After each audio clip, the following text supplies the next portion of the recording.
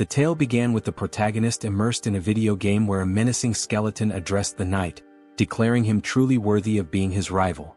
The skeleton remarked that indeed the rumors were true and that the title Nightmare of the Continent suited him perfectly. Yet, he added, as long as the forces of light stood by their side, they would never surrender. Sunghyun thought to himself that this was both a terrifying immortal king and a noble knight of light. He sipped on his soda, wondering aloud if their dramatic clash was a bit overdone. Still, he acknowledged it was just a performance. But how had things ended up this way? Even this unlucky guy stuck in his closet watching it all unfold, wasn't that also him? Before long there was a knock at the protagonist's door. A staff member, holding a pen and a piece of paper, introduced himself as being from the Special Ability Control Bureau Relocation and Investigation Department. He asked if Sunghyun was present. The protagonist confirmed with an eager expression. The employee explained that his identity had been verified and requested that, should he awaken, he report it immediately to the Special Abilities Control Bureau. Sunghyun reflected that it was the first time he had spoken to a stranger in half a year. Now that the conversation was over, he figured he wouldn't need to open the door for another 6 months. It had been 2 years since he last stepped outside. Some might call him pathetic. Others might accuse him of lacking willpower. But in truth he saw himself as a casualty of a twisted world. Suddenly the TV news caught his attention. A reporter announced that firefighters were battling a blaze at a shopping mall. The arsonist, it was said, was an awakened individual who had started the fire before transitioning to another world. Sunghyun stared at the screen in shock, thinking, an awakened person. Not long ago, people all over the world had begun awakening one by one, developing mysterious abilities referred to as special powers. After awakening, individuals were forced into another world within 24 hours, returning only after meeting specific conditions. However, very few ever came back alive. Desperate and hopeless, many of the awakened resorted to committing senseless crimes before their inevitable departure. 2 years ago, a reckless prank by one such awakened person had cost Sunghyun both his family and his leg. Though he had tried to muster the resolve to start anew, the effort seemed futile. At one point he sat on a specialized exercise machine attempting to work his legs. He slumped down, exhausted, asking himself what the point of all this was. Why was he so afraid of stepping outside? Perhaps with just a little more determination something might change. Maybe he could leave this place and go somewhere, anywhere. Suddenly, a translucent system window materialized above his head. It displayed a message, dimensional distortion detected. Connection to the Akasha system in progress. Awakening of a unique skill. The unique skilled avatar had been awakened, and a countdown began. 24 hours remained before transitioning to another world. Sunghyun cried out in terror, exclaiming that this must be some kind of joke. How could it all happen so abruptly? The system window displayed a warning. Failure to enter the travel portal within the allotted time would result in a forced transition. With a panicked expression, Sunghyun flung open his closet. He recalled hearing that returning to Earth took about a year, and with time in the other world flowing 10 times slower, this meant he'd have to endure 10 long years there to get back. Eventually, the protagonist, now clad in full gear, stood nervously before the glowing portal. The system window informed him that 3 minutes remained until the transition. Gripping his head in distress, Sunghyun thought, I can't even step outside normally, and now there's a portal in front of me. I have no strength, no skills. How am I supposed to survive in another world? Suddenly he remembered his unique skill. Sunghyun shouted, determined, activate the avatar skill. At that moment, a clone materialized before him. He stumbled back in shock, gasping, that's me? Staring at the figure, he realized he was looking at a perfect copy of his own face. The clone saw everything he did as though they shared the same vision. This is dizzying, Sunghyun muttered, trying to move and control the avatar. The realization hit him. It was impossible to act simultaneously with the clone. Then the system window chimed again. 1 minute remained until the transition. Failure to step into the portal would trigger a forced move. In desperation, Sunghyun slumped against the clone's chest. This avatar is useless, he groaned. Just like me.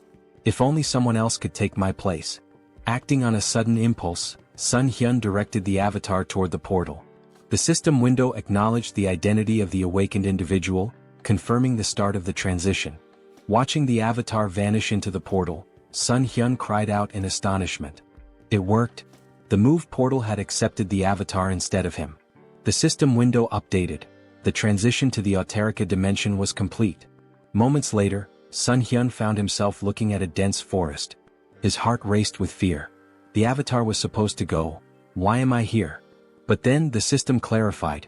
He could return to Earth via the return option in the karma store. However, karma needed to be earned through adventures and his current karma was at 0. Sunghyun's vision suddenly blurred. Realizing he wasn't physically in the forest but instead seeing through the avatar's eyes, he shouted, "I'm going to be sick." The nausea overwhelmed him and he abruptly woke up at home, sprinting to the sink to throw up. A few moments later, he sighed in relief. "At least I survived the move," he muttered. Gathering himself, Sunghyun added with determination, "Summon the avatar here." A double appeared before him, and as it approached, the protagonist asked in frustration what he was supposed to do with such a useless ability. Suddenly, a system window appeared, announcing that he had achieved something remarkable, returning to Earth without using the karma store. As a bonus, he was granted the ability to teleport back once daily to his previous location using a portal. Additionally, his karma had increased. Sunghyun was stunned, realizing that he had become the first awakened individual to return to Earth so quickly. The system window displayed his balance: 1,910,213 karma points. His jaw dropped in shock. Could this much really be awarded just for sending the avatar? In one move, he had earned points equivalent to 10 years' worth of effort. The system explained that karma is granted based on a person's impact in another world, whether through good deeds, misdeeds, murders, or honest labor. It made no distinction. Accumulated karma could be spent on improving abilities or returning to Earth. Sunghyun wondered if there had been some kind of mistake. What if he was still required to travel back to another world? Then, with a wry smile, he said, "Well, I didn't expect this to work, but who cares?" Turning to the system window, he noted that returning to Earth seemed pointless since he was already here. The system offered a suggestion: improving his unique skill for 300,000 karma or exploring other status enhancements. Intrigued, Sunghyun asked to see the details of the status upgrade section. Opening the tab, he saw an option to enhance regeneration for 10,000 karma. What is regeneration? He wondered aloud. Curious, he pressed the button. Instantly, a strange sensation coursed through his legs. Sunghyun looked down in amazement. His legs had been fully healed. The injuries that had defined his life, the source of his pain and isolation, were gone. This wound had been more than an inconvenience. It symbolized his tragic farewell to his family and his retreat from the world. Now it was as if none of it had ever happened. The system updated his status, informing him that his regeneration ability had surpassed the standard level 1 threshold. He had gained a new skill, super regeneration, which significantly enhanced his recovery powers. Later, Sunghyun smiled as he exercised his legs on the simulator. Reflecting on his progress, he marveled at how the karma he had earned not only restored his legs but allowed him to grow stronger. Watching his productive training session, he admired how much power his legs now had. With plenty of karma still left, he pondered where to invest it next. Spotting the option to enhance his unique skill, he eagerly clicked on it.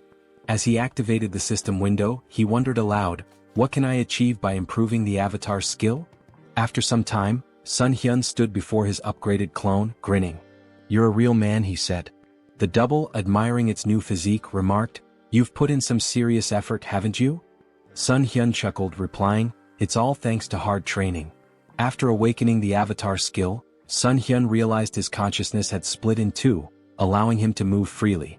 Along with this, he gained a new ability to enhance his weapon skills. The system window explained that, with the mind center, he could choose what information to receive. Sunghyun thought, this means I'll no longer experience disorientation, and even if the avatar gets hurt, I won't feel any pain. Grinning, he grabbed a gamepad and remarked that he could now explore another world while comfortably sitting at home wrapped in a blanket. As he considered his newfound control over the avatar, Sunghyun noted that it felt just like playing a video game. But this wasn't the only change. Now he had 3 avatars. Pondering aloud, he wondered if their numbers would continue to grow as he developed the skill. This could get confusing, he muttered. I can't just keep calling them avatars. I need names. Looking around for inspiration, his gaze landed on a ketchup packet on the table. The first clone, he declared, will be called Hans. The system window updated, showing Hans's abilities: general skills, mind center, super regeneration, individual skills, mana attraction. Note: first avatar is Sunghyun. Turning to the second clone, Sunghyun named him Heinz. The system displayed Heinz's abilities: general skills, Mind Center, Super Regeneration. Individual Skills, Survivability. Note, second avatar is Sunghyun. Sunghyun couldn't help but comment, mana attraction and survivability? What kind of bizarre combination is this? Then with a grin he added, well, it's time to complete my long-awaited quest. Settling on the couch, Sunghyun began controlling his clones. He sent Hans to teleport to another world, while Heinz took a bag of garbage and stepped outside. As Sunghyun switched his attention to Heinz, he saw sunlight streaming down and marveled that he felt no anxiety. The mind center is working perfectly, he thought. Hans must already be in another world by now. Switching control to Hans, Sunghyun observed that it was nighttime in a seemingly tranquil forest. It's so quiet, he murmured. Just then, a black panther emerged from the dense foliage. Startled, he exclaimed, how did that thing show up out of nowhere? The panther lunged, but Hans quickly unsheathed his sword and drove it into the beast's mouth. Sunghyun noted with satisfaction, exactly as I expected. No fear or pain. Just like a game. Hans withdrew the sword and finished off the panther. Sitting beside the panther's lifeless body, Hans muttered, is it this hard because I haven't leveled up yet? I'll be in big trouble if I run into another monster. Scanning the area, he spotted a small settlement in the distance. A short while later, Hans arrived at the village, where he was greeted by a villager named Glokali. Smiling warmly, Glokali welcomed him, praising his courage for navigating the monster-filled forest at such a late hour. Hans grinned, gesturing to his injured body. I've got wounds all over me. Elder, do you think I could stay in the village for the night? Glokali nodded with a kind smile. Of course, he said. We should always help each other. Hans exhaled with relief and gratefully thanked the elder. A short time later they were walking through the village, passing by the houses. The elder commented that it was the first time he had seen such clothing and equipment, asking if Hans had come from far away. Hans chuckled. I got a little lost. Kept walking and somehow ended up here. The elder smiled warmly. It's nice to meet someone new after such a long time. How about we share a drink at the tavern? Later that night, Hans lay on a bed, smiling to himself. They even gave me a room here, he mused. The longer he stayed, the more he thought about how kind the villagers were. How long has it been since I felt so happy talking to people? Today really was a good day. Meanwhile, the protagonist sat on his couch, holding a mug of alcohol. This is great, he said aloud, savoring the feeling. Eating chicken after a shower, pure bliss. Traveling around the world like this is amazing. Feeling a pang of guilt, he added, I'm embarrassed though. Hans is working so hard out there. He reflected that Hans was practicing his survivability. I don't know when I'll have to send him away again, so it's good he's preparing. With a smile, Sunghyun concluded, this is fantastic.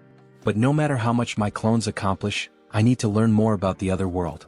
What kind of place is it really? He opened his laptop, smiling as he thought, I'll be a great leader. Suddenly, a system window appeared, declaring, Avatar is dead.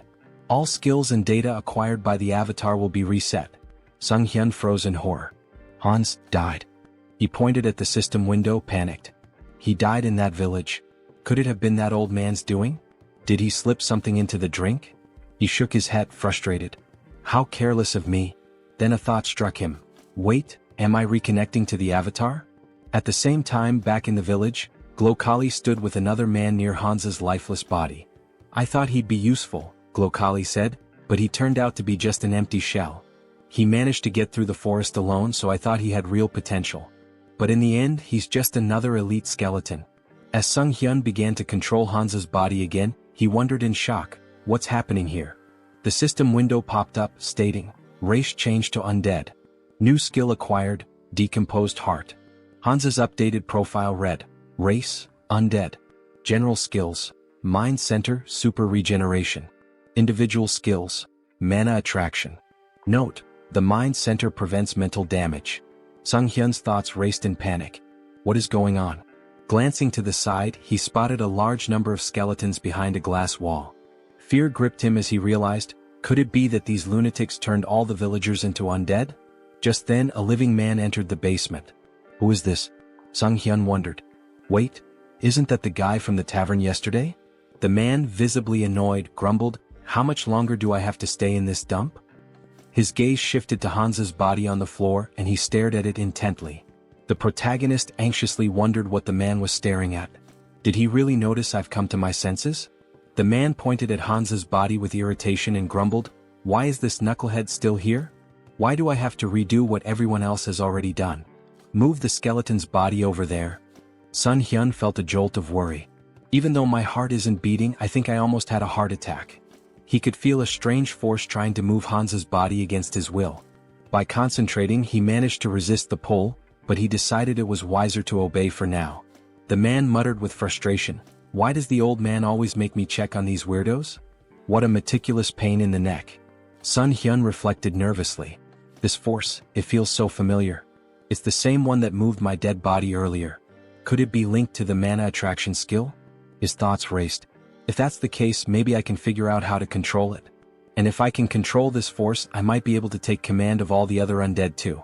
1 week later. In the dim basement, Hans's undead body sat on a stack of wooden boxes, his skeletal fingers twitching with faint magical energy. Across from him, a skeleton lay crumpled on the floor. With a flick of Sunghyun's will, the skeleton stood up stiffly, moving as though animated by invisible strings. Sunghyun grinned. "I finally did it. I can control others now. Although it's not exactly what I imagined. I can only influence one undead at a time, not a whole crowd. Guess an elite skeleton like me isn't capable of much more yet." Suddenly, the sharp hiss of a rat caught his attention. He snapped forward, grabbing the small creature in his bony hands. "So, it was this little pest gnawing at my heels all week? You're a fast and nimble one, aren't you?" A tiny nasty thing. An idea struck him. "What if I use my magic on something small and fast like this rat instead of a person?" He focused his mana, and the rat's eyes glowed an eerie red. Sunghyun carefully set it down, grinning. "Operation Night Watch begins," he said to himself. "Let's see what secrets I can uncover with this little spy." Outside the warehouse, through the rat's glowing eyes, Sunghyun observed a man pacing outside. "Why is this guy whining so much?" he thought, amused. Then the man opened a heavy wooden door, revealing a second, dimly lit warehouse. The rat scurried forward, darting toward the open passage. Suddenly, a surge of energy pulsed through the air, halting its progress. Sunghyun recoiled instinctively, even with the emotional dampening of the mind center active. "That energy, it's overwhelming. I can't risk getting closer." From within the warehouse, he overheard a conversation. Jeffrey, a sharp-featured man, asked impatiently, "When will the maturation process be done? That fragment of the immortal king, it feels like it's sucking part of my soul every time I go in there." "It'll be soon, right? The teacher's been stuck in there for days." Another man replied, his tone cautious, "It should be soon. But isn't it funny? We're guarding this place so tightly with traps set all over the village and even here. Not even a mouse could sneak through." Sunghyun's thoughts swirled. A fragment of the immortal king? That must be what they're guarding. But where else can I gather information? And where did that old man disappear to? Moments later, a sudden flash of magical energy pierced the rat's body, shattering the connection. The elder approached, his expression calm and his tone almost amused. "A simple mouse," he said, brushing his robes as he inspected the remains. Sunghyun seethed from his safe distance. This old idiot. He noticed even a tiny spy. This is going to be more difficult than I thought. The protagonist's thoughts raced as he wondered, did they really figure me out? The old man stepped closer, inspecting the rat's lifeless body. "An undead?" he muttered, puzzled. "I don't sense black magic, but its body is brimming with dark mana. Could mana influence alone have turned this rat into an undead? There's only one place filled with such dark mana." He turned to the man nearby and asked sharply, "Jeffrey, you're in charge of the warehouse today, aren't you?" Sunghyun, observing from afar, felt a pang of guilt. "I'm sorry, little rat. You've done well. I'll avenge your death, I promise. Watch over me from wherever you are." Some time later, Jeffrey stormed into the basement, his face twisted in rage. "A rat? All this fuss over a damn rodent? That stupid old man?" He seethed, pacing wildly. Then, glaring at Hans's undead form, he barked, "Hey, why the hell are you standing there like that? Follow my order and stand up straight."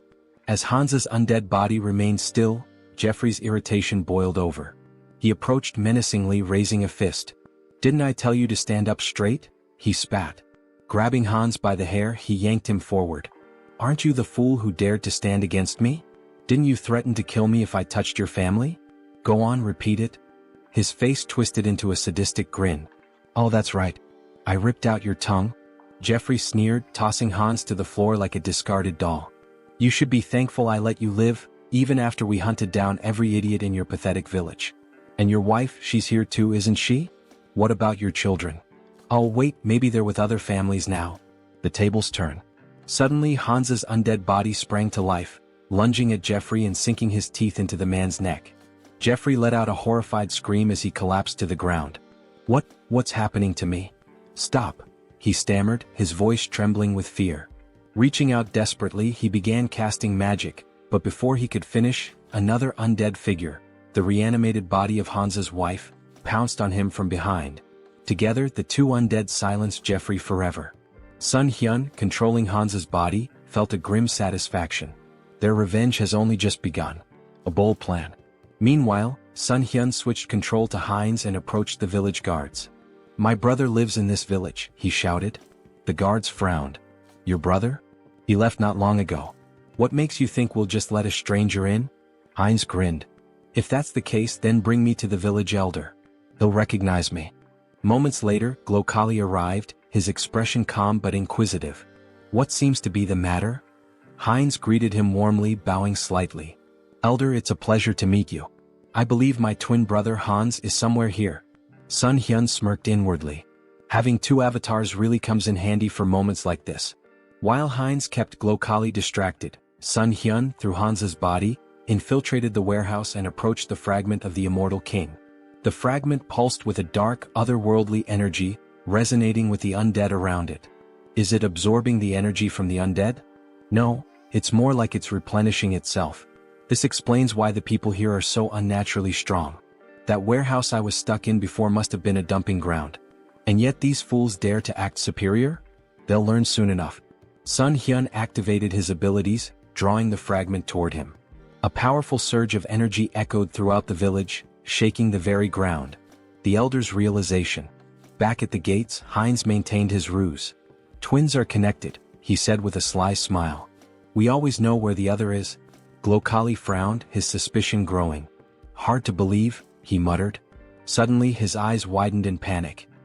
He sensed a disturbance and shouted, something's wrong with the fragment. Kill this fool immediately.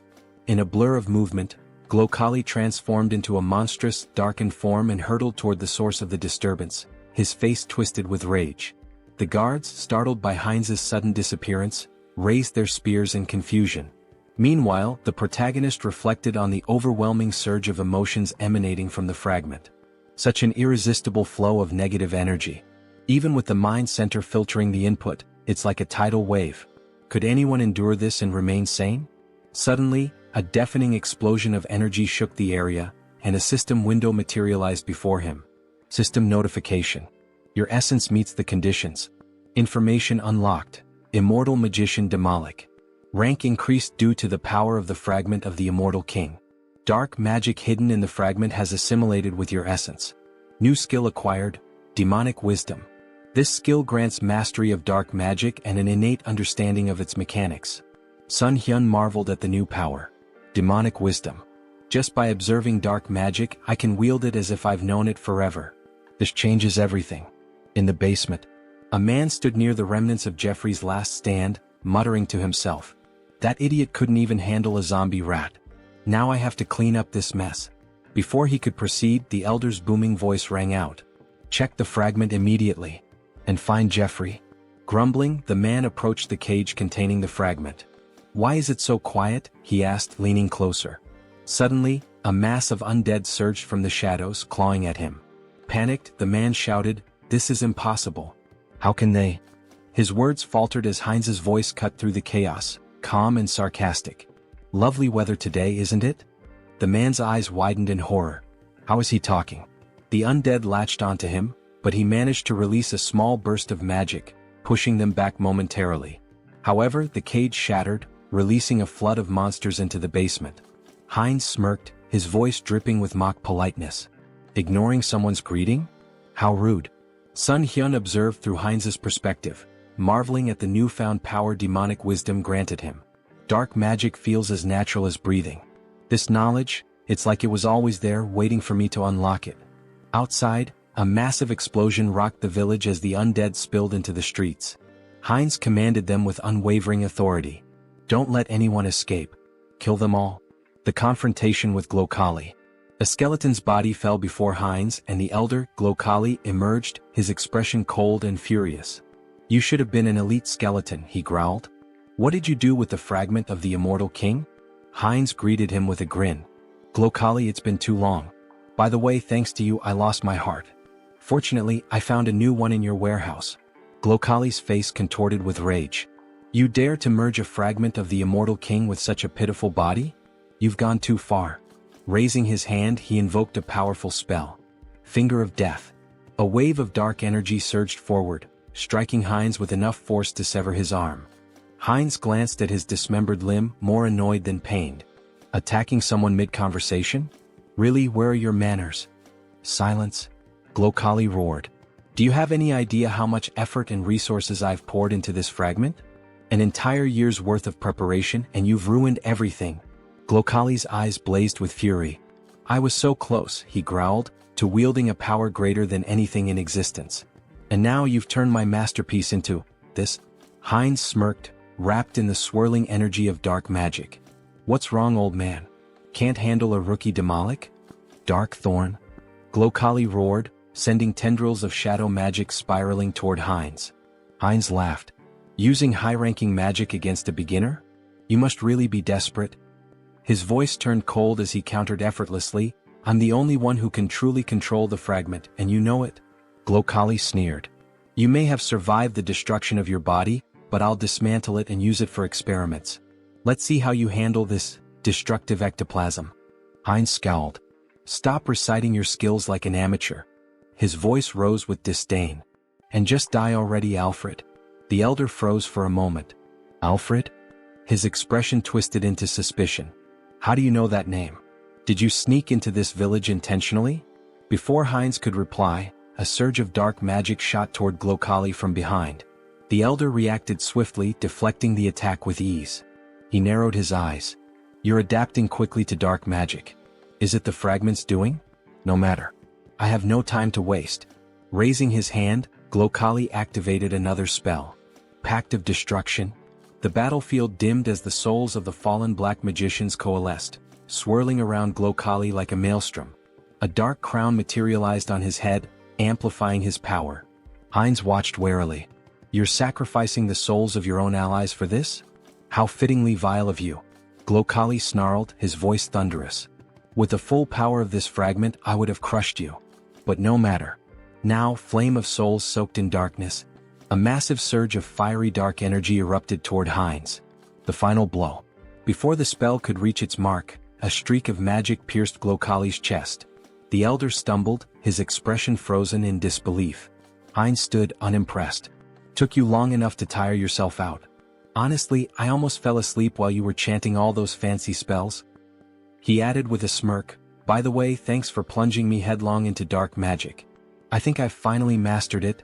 Blood trickled from Glokali's lips as he collapsed to his knees. "How could I die like this?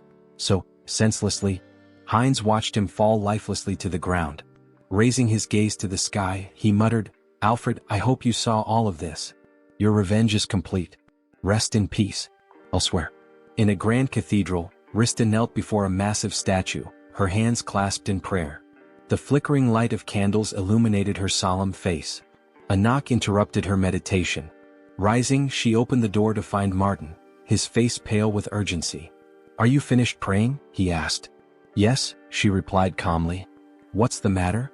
Martin hesitated, then blurted, "The ghost of the immortal king's resurrection has been detected in the west." Rista's eyes widened slightly, though she maintained her composure. "The immortal king?" Martin nodded grimly. "I'll summon the council immediately." As he left, Rista turned back toward the statue, her expression hardening. "The one who brought terror to this continent hundreds of years ago. I won't let it happen again." On the battlefield, Heinz surveyed the wreckage, the remnants of the battle littered around him. "Devastation," he muttered.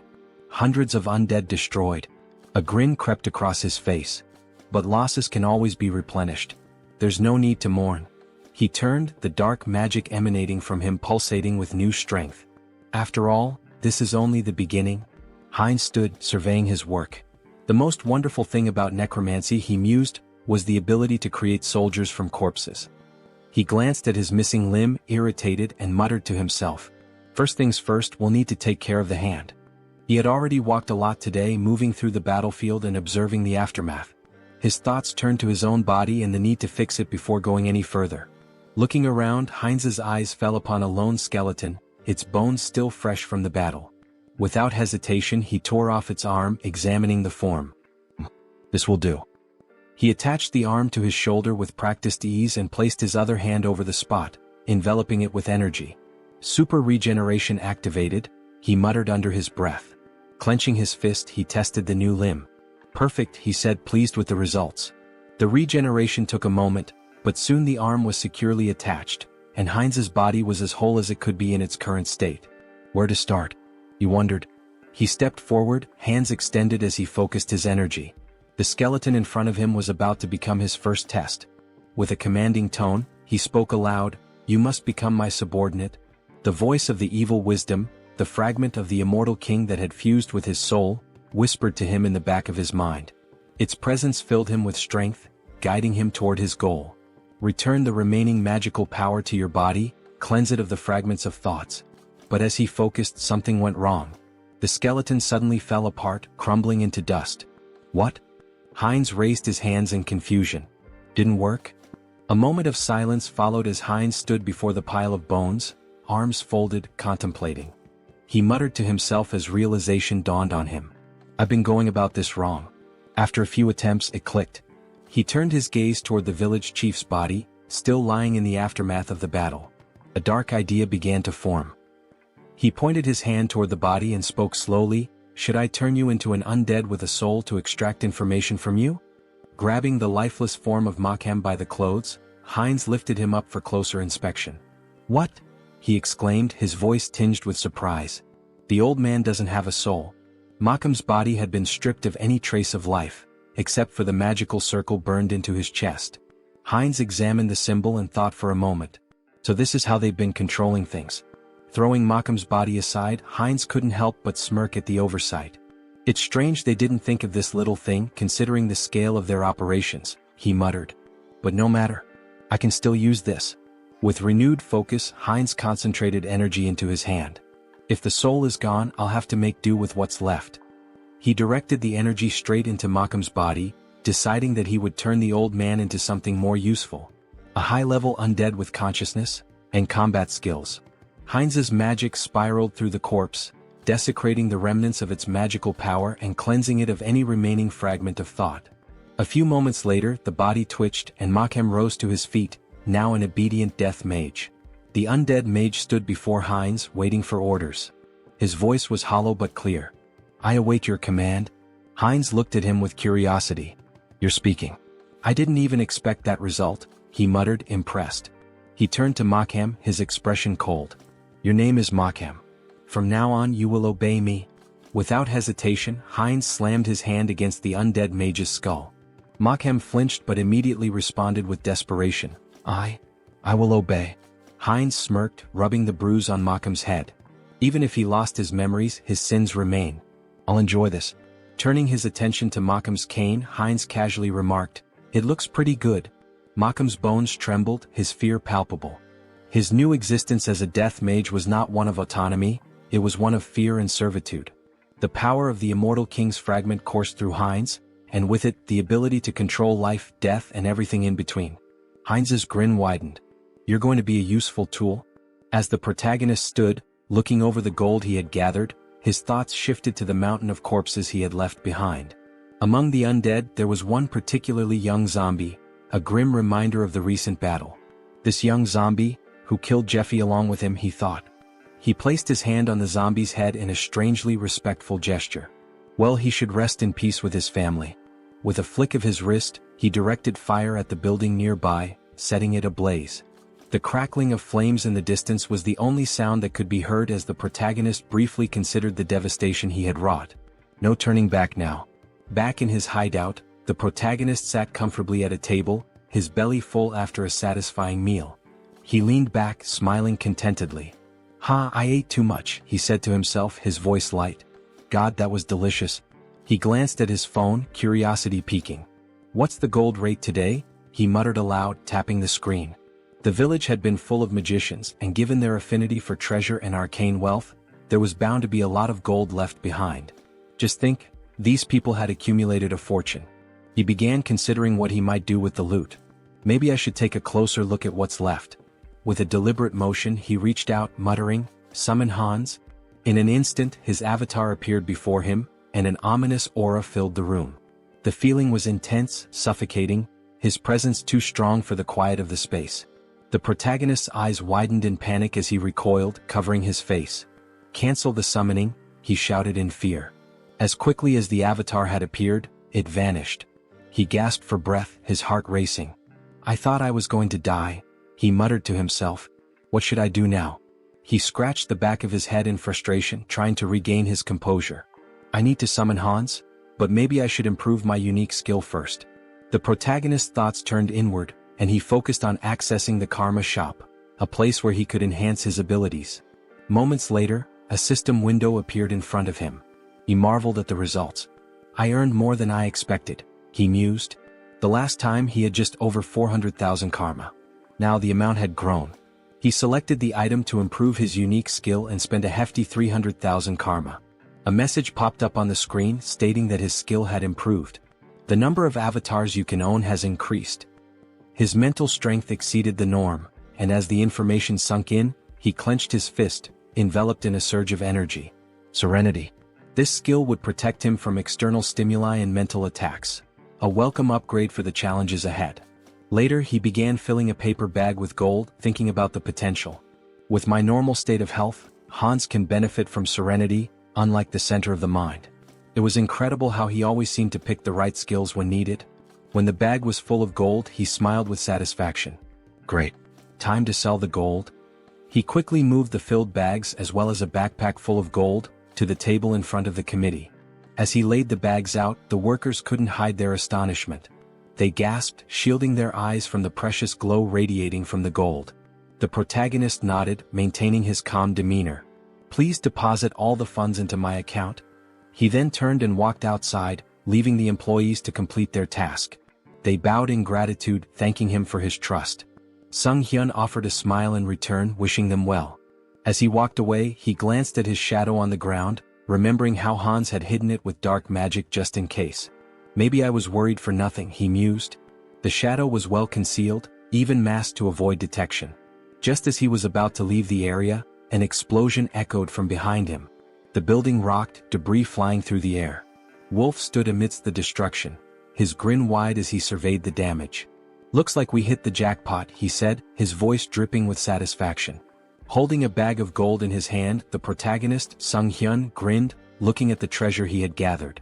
Who would have thought there'd be so much gold in such a remote place? He mused, clearly pleased with the haul. His grin was wide, but it was quickly interrupted as a bandit beside him urged, "Stop chatting, it's time for us to run." Without wasting time they made their way forward, running swiftly through the streets. "I know," Wolf shouted, his confidence undeterred as they sprinted. Ahead of them they spotted Sunghyun, who looked at them in fear and shouted, "Villains! Someone needs to report them. These criminals using their awakened powers for evil, and the ones who protect citizens from them are..." His words were cut off as a powerful blow struck his cheek. Wolf, dealing the blow, shouted, "Shut up." His voice was a harsh command, shutting down Sunghyun's words before they could gain any traction. The protagonist touched his bruised cheek and thought to himself, "The guards will probably track them down. I can't do anything." Meanwhile, Wolf ran confidently forward, saying, "Great. Everything is going according to plan." The bandit hanging from his back added, "We've got plenty of time. The guards will be here in about 3 minutes. We just need to reach the portal." "Is she here?" As they neared their destination they saw something that made them stop in their tracks. A girl lying unconscious on the ground. The wolf stopped and shouted, "Portal? What happened to her? She needs to wake up." His voice was laced with urgency. The bandit, looking around nervously, turned to the wolf and said, "Look over there." His voice trembled as he pointed, and the wolf looked to see a figure standing in front of them, masked and glowing ominously in the distance. "Hans?" the wolf muttered, trying to make sense of the situation. He couldn't help but ask, "Who's that?" "The guards?" The bandit, shaking his head, whispered, "That idiot isn't one of them." As Hans moved closer, he reached up to remove his mask. Sunghyun won't be able to do anything, Hans thought, but he knew that his avatar, was a different matter entirely. The bandits looked on in fear, raising their hands in surrender. Time passed and soon the guards of the South Korean Returned Association arrived at the scene, their boots pounding the ground as they ran. The lead guard shouted confidently, "Here?" He looked back at his colleagues, urging them forward. "Are we going to miss him again?" When they arrived, they froze in surprise. "What happened here?" the guard asked. He surveyed the area where the bandits lay defeated on the ground. The wolf, still dazed, had lost his mask in the scuffle. The lead guard assumed that someone had dealt with the villains but that they couldn't have gotten far. He turned to his colleagues, gesturing around the area. Searched the surroundings carefully. Meanwhile, Hans, like a shadow, moved swiftly through the area. He flew past the guards, heading straight toward Sunghyun. As they reunited, Sunghyun couldn't help but smile. "I see you've warmed up well," he remarked, pleased with the success of their plan. The tension hung in the air as the scene shifted to what would come next, the consequences of their actions and the looming threat of the guards' arrival. Heinz strolled around the parking lot with his hands in his pockets, feeling a sense of satisfaction as he reflected on how relieving stress like this could sometimes be a good idea. His mind was clear for the moment, and the mundane surroundings seemed to offer a rare calm. Meanwhile, Hans, his second avatar who possessed the unique skill Vitality, stood at the entrance to a city on the east side. With a smile on his face, he shielded his eyes from the sun as he looked out at the unfamiliar skyline. "I finally made it here," he said, a hint of excitement in his voice. He remembered Malcolm's words about this city, and after seeing it for himself, he concluded that the old man hadn't lied after all. Stepping into the city, Hans mused aloud, "This is my debut in another world." But even as he admired the bustling surroundings, something didn't feel right. "Although there's still everything ahead," he added, scanning the area. However, as he walked deeper into the city, he realized something. Why was the city so empty? It seemed that the locals weren't paying much attention to newcomers. People went about their business as if strangers were a normal occurrence, not even sparing Hans a glance. Just then, in a nearby alley, a robber turned to his companion Diana and exclaimed, "Was this a joke?" He pointed an accusing finger at her, his expression dark. "I warned you." Diana, trembling, folded her hands in a prayer pose and apologized, pleading for a little more time. The robber's tone grew harsher. "I want 2 silver coins from both of you," he demanded. "And you have 3 days. No money? Then there's no other choice." Hans, who had been casually observing the scene from the corner of his eye, thought to himself, local thugs, and a young girl being manipulated. How cliché. He was about to continue walking, uninterested in getting involved, but fate had other plans. As Diana turned and tried to flee from the robbers, she collided with Hans. She stumbled back, immediately lowering her head in apology. "Sorry," she muttered, not knowing who he was. "Let's talk," Hans said, his tone calm as he sized her up. "How well do you know this city?" It was clear to him that he would need a guide. "Who are you, uncle?" she asked, surprised by the stranger's sudden question. Hans grinned, holding up 2 silver coins in his hand. "I'm a potential employer," he said, his smile widening. "Maybe we can discuss the terms?" Diana's eyes widened as she stared at the silver coins, the promise of money catching her attention. She quickly agreed, and the two of them made their way through the streets toward an inn. When they arrived, Diana pointed to the building. "This inn is one of the best places you'll find here," she said, clearly proud of her choice. "What do you think?" Hans, now understanding a bit more about her situation, nodded thoughtfully. He could tell from the way she spoke that life hadn't been easy for her. Diana had barely been making ends meet, struggling to care for her sick brother after the loss of her parents. She also mentioned how she couldn't pay the local tax. In response, Hans handed her a silver coin, and Diana's eyes sparkled with gratitude. "Okay," Hans said with a smile. "You'll come to me tomorrow as soon as you wake up. We can discuss your pay then." Diana agreed quickly, and with that she became his guide, earning 2 silver coins a day. That night, Hans lay down on the bed at the inn, his hands tucked under his head as he made himself comfortable. "Well," he thought, "I'll pretend I'm doing a good deed even if she just wants to rob me." He chuckled to himself and settled in for the night, his thoughts drifting off as he prepared for whatever the next day might bring. Heinz sat up in bed, scratching his head in frustration. The bed was terribly uncomfortable, and despite his best efforts, he couldn't seem to fall asleep. He tossed and turned for a while, but then a sudden sneeze from outside caught his attention. Curiosity piqued, he got up and walked to the window, pressing his hand to the glass. His eyes widened in surprise as he spotted Diana sitting on the ground outside, leaning her back against a box. "Hey, is that her?" he muttered to himself. Diana looked up at him, her eyes widening, and then smiled, waving in greeting. "Hello," she called up to him. Heinz was indignant. "What are you doing there?" he shouted down, clearly irritated. "Why are you waiting for me?" After a moment they were sitting together at the table eating breakfast. Heinz frowned as he took a bite, his frustration still simmering. "You shouldn't do that again," he said, trying to sound stern. "Next time, wait until closer to lunch." Diana, chewing a piece of food, nodded absent-mindedly. "Yes, uncle," she said. Heinz shot her a glare. "I've already told you not to call me that," he replied, annoyance creeping into his voice. She looked at him, then glanced at the piece of bread on his plate. "Are you full?" she asked. "Yeah, I'm fine," Heinz replied. "You can take it if you're hungry." With a smile, Diana took the bread and slipped it into her bag. "Thank you," she said, grateful.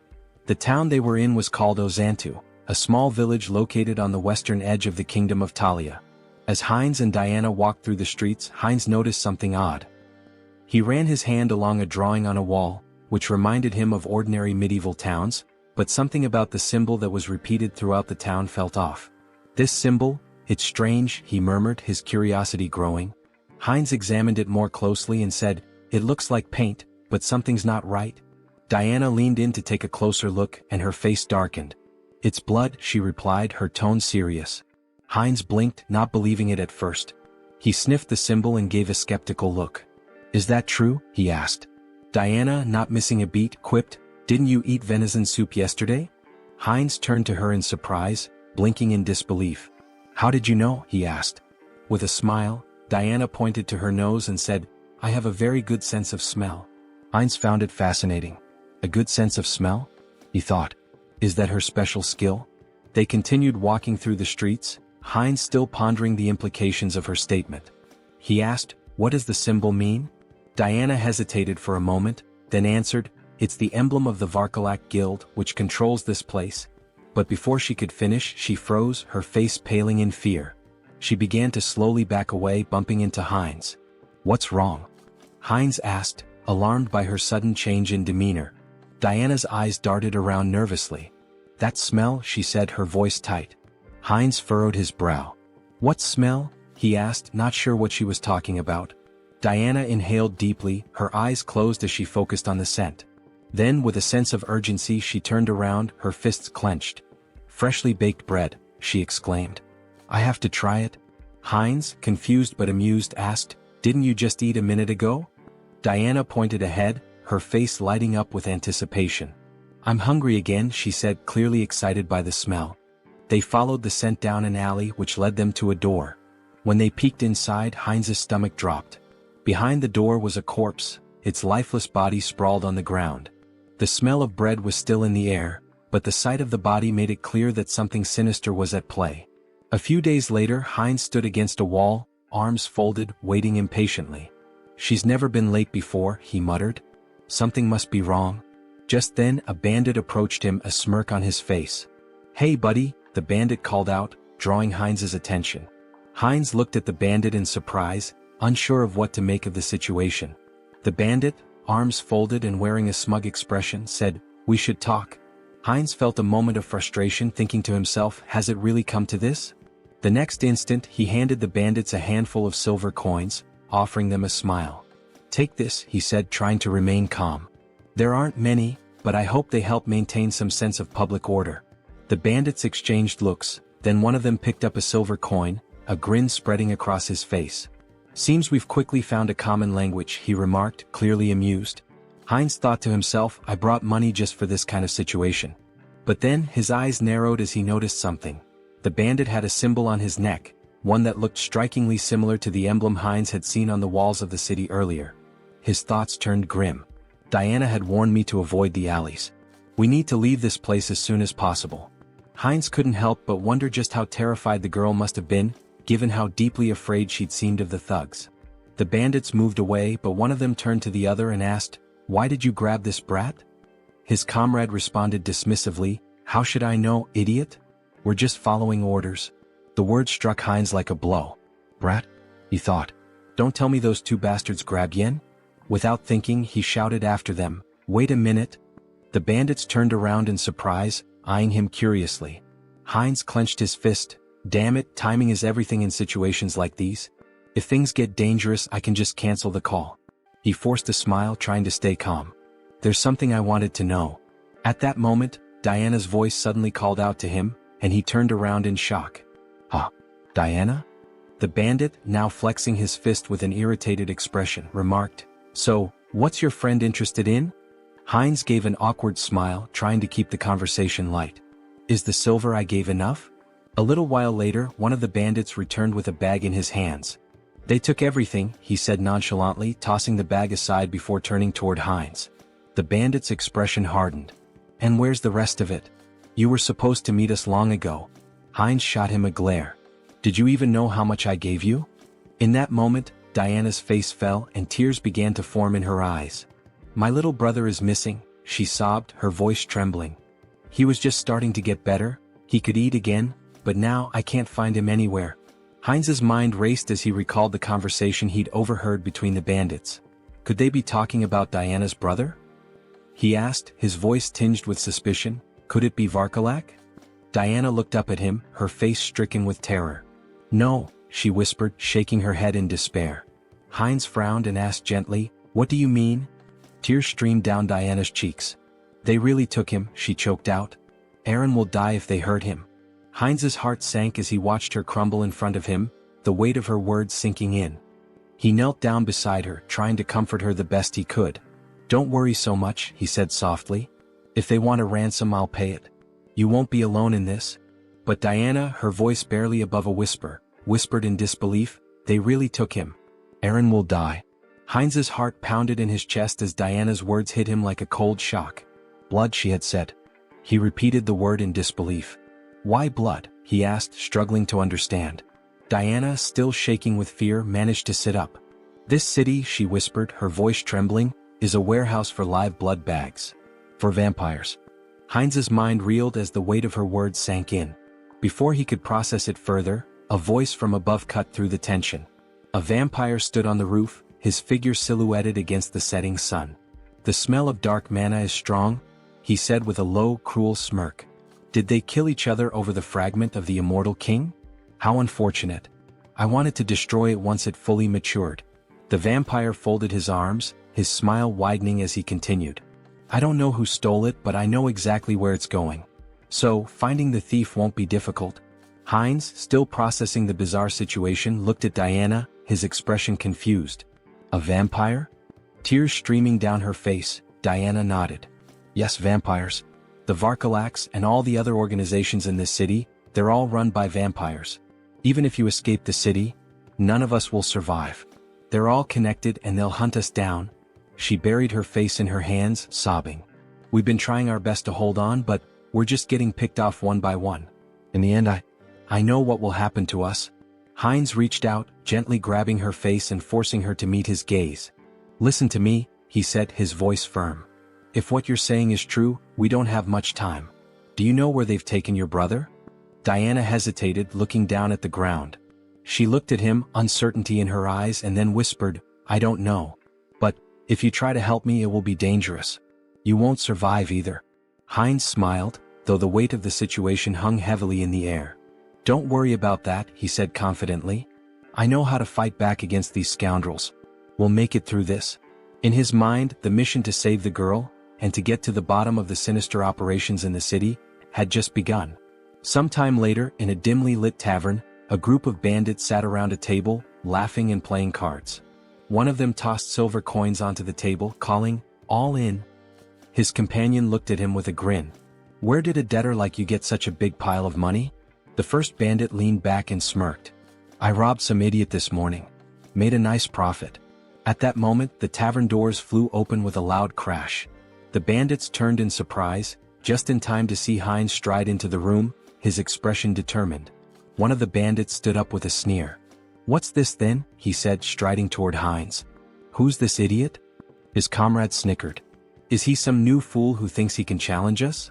The bandit raised his hand to stop his friend, looking Heinz up and down before saying, "So, you're the idiot we robbed. Came to give us more money, did you?" Heinz didn't flinch. He held his ground, his eyes steely with resolve. Meanwhile, near the entrance of the tavern against the wall with the vampire symbol, blood dripped slowly from a wound. A guard lay slumped, his broken body leaning against the wall. The bandit sneered at the scene. "What happened to the guards?" he asked. "Did you give him a coin or something?" Heinz's expression darkened as he met the bandit's gaze. "I won't ask again," he said quietly but with a deadly edge in his voice. "Where did you take the child?" The bandit's face twisted in disbelief. "What?" he spat, raising his finger toward Heinz. "Are you out of your mind? Do you know who you're dealing with?" In the blink of an eye, Heinz drew a knife from his belt and drove it straight into the bandit's throat. The man gasped, his eyes wide with shock as the blood began to spill. "I know exactly who you are," Heinz said coldly, watching the life drain from the bandit. "You're scum. You prey on families to satisfy your own selfish desires." As the bandit crumpled to the floor, the others in the tavern fell silent, eyes wide with fear. Heinz stood over the fallen body, his knife gleaming in the dim light, ready to face whatever came next. The mission was far from over. Heinz stood in the midst of the fallen bandits, his breathing heavy as the weight of the fight settled in. His knife was lodged deep into his shoulder, but he didn't flinch. Blood seeped from the wound, but he didn't have time to focus on it. There were still too many enemies around. "Why are there so many?" he muttered to himself. He had lost count of how many bandits he'd taken down in the chaos. Each one had been dispatched swiftly, his skills in combat and the magical tools he'd brought with him giving him a significant edge. But now more were coming down the stairs. He wrenched the knife out of his shoulder with a grimace, his gaze scanning the room. A couple of new bandits appeared at the top of the stairs, looking down at the carnage below. One of them shouted, "What's all the commotion about? Who the hell is this guy?" Heinz paused for a moment, annoyed at his own carelessness. Damn it, he thought. His mouth had gotten him into trouble again. This wasn't the time for reckless talk. There were more screams from the building, growing louder as the fight escalated. The bandits kept coming one after another. 6, 7, 8. It felt endless. Eventually, Heinz stood alone in the middle of the fallen bodies, breathing hard, sweat dripping down his forehead. His shoulder throbbed where the knife had struck, but he had no time to think about it now. His focus was on the bandit still alive, groaning beneath him. He stepped over to the bandit, placing his foot firmly on his head. "Hey big guy," he said with a sneer, "where's the boy you captured today?" The bandit, still dazed and groaning in pain, glared up at him. "You think I'm just gonna tell you everything?" he snarled. "You're an outsider, aren't you? You don't even know who's behind this. You're gonna regret this." Heinz's expression darkened, his eyes cold as steel. "I don't care who's behind this," he said, his voice low but steady. "I'll find the boy and I'll make sure your little game ends here." The bandit struggled under Heinz's foot, but Heinz wasn't about to give him any leeway. He leaned in closer, whispering, "Tell me where he is and I'll make it quick. Otherwise, we'll see how long you can last." The bandit growled through gritted teeth, but Heinz could see the fear in his eyes. Despite his bravado, the man was terrified. I don't know where they took him," the bandit spat, "but the leader, he's the one with all the answers. He's got a place near the old mill. Go there if you want to find the kid." Heinz's eyes narrowed. This was the break he needed. The mill. Got it? He stepped off the bandit's head and turned, heading for the door. As he did, he thought to himself, this isn't over yet. They've taken too much from this town and I'm going to put an end to it. He left the tavern, the weight of the mission heavy on his shoulders. There was no turning back now. After some time, Heinz opened the door to the room. Seeing the boy sitting on the floor, he asked, "Is this Aaron?" Trembling with fear, Aaron held his head and begged for mercy. The avatar knelt down, extended a hand toward him and reassured him, "Don't be afraid." Aaron's sister had pleaded for his rescue. Confused, Aaron asked, "Do you know my sister?" At that moment, a vampire in bat form flew into the scene. Heinz turned to Aaron, confirming, "It's true. I'll explain everything once we're out of here. But first we need to leave." The vampire landed on the window and shifted into his human form. Glaring at Heinz, he sneered, "Who are you? How dare you touch my food in my restaurant?" Heinz froze, feeling a sinister presence behind him. The vampire taunted him, saying, "Are you from an oath of disobedience?" Taking Aaron by the shoulder, Heinz thought, "A vampire." The vampire continued, "Or perhaps you're this boy's brother. Do you know what happens to those who defy us?" Smirking, the avatar replied, "Me? Just an outsider, robbed by your rabble." Shielding Aaron, he added, "It's pure coincidence I helped this boy. The vampire extended a hand and scoffed, "Really? How dull. I prefer my meals lively. Both of you will die here." As the vampire fired a magical projectile that shattered the surroundings, Heinz shielded Eren with his body, yelling, "Run!" The avatar, now lying on the ground amidst spilled alcohol, gasped heavily. He sat up, noticing the smell of liquor, and muttered, "Alcohol? Is that a barrel?" He patted Eren's head, asking, "Are you okay? This is it, you need to hurry and get outside." Just then the vampire landed nearby, sneering, "Dodged? You're faster than I expected. A good warm-up before dinner." The vampire lunged with claws extended, but the avatar shoved Eren toward the door, shouting, "Run and don't look back." Wielding his sword, he blocked the attack but noticed the vampire's claws growing longer. They pierced his body as the vampire mockingly praised his regeneration abilities.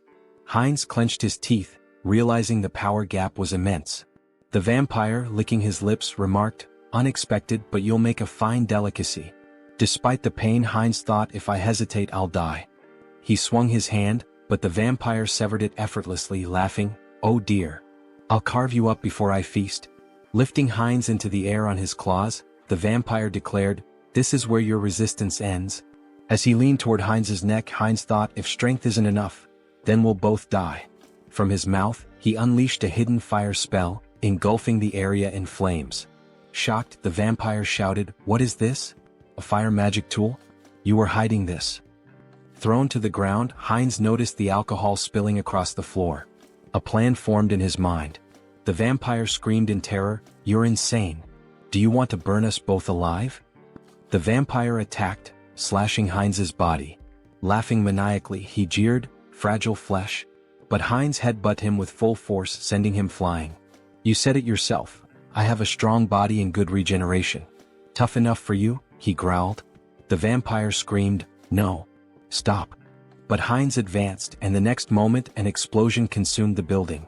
Amidst the flames, Heinz lay on the floor, murmuring, "Impressive. I survived. Being strong has its challenges." A notification appeared before him. "Mission complete. Help the unlucky girl." Outside the burning building, Diana clung to her brother, staring at the inferno. "Uncle," she cried. Meanwhile, a system window announced, "Avatar Heinz has died. The avatar will respawn in 7 days." Diana stood there, exhausted from her work, wiping the sweat from her brow as she watched the man walk away. She had been cleaning his shoes for what felt like hours, and now that the job was finished, she could finally take a moment to catch her breath. The money left on the table was a small consolation, but it would be enough to help with the next day's bills. Her thoughts drifted to the events that had unfolded not long ago. The building that had once been the scene of chaos was now nothing but a smoldering wreck.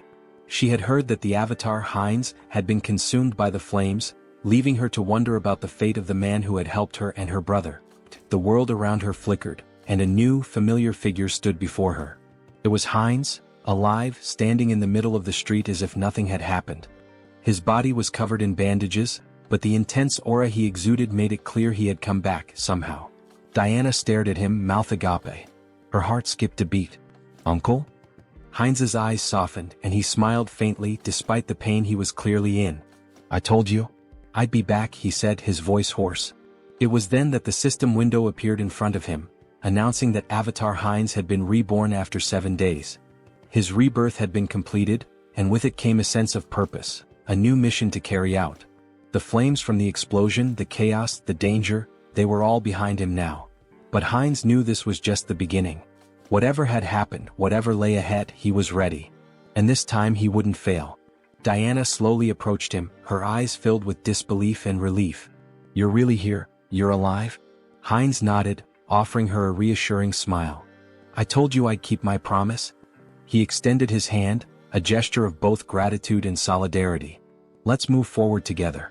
And with that, they began to walk side by side, ready to face whatever challenge. After some time, Heinz sat on the edge of the bed, staring at the system window deep in thought. It displayed that the interdimensional transfer would take 10 days to complete. "Longer than I expected," he muttered, "but that's fine." Suddenly the wall burst apart and Virik stormed in, grabbing Heinz by the neck.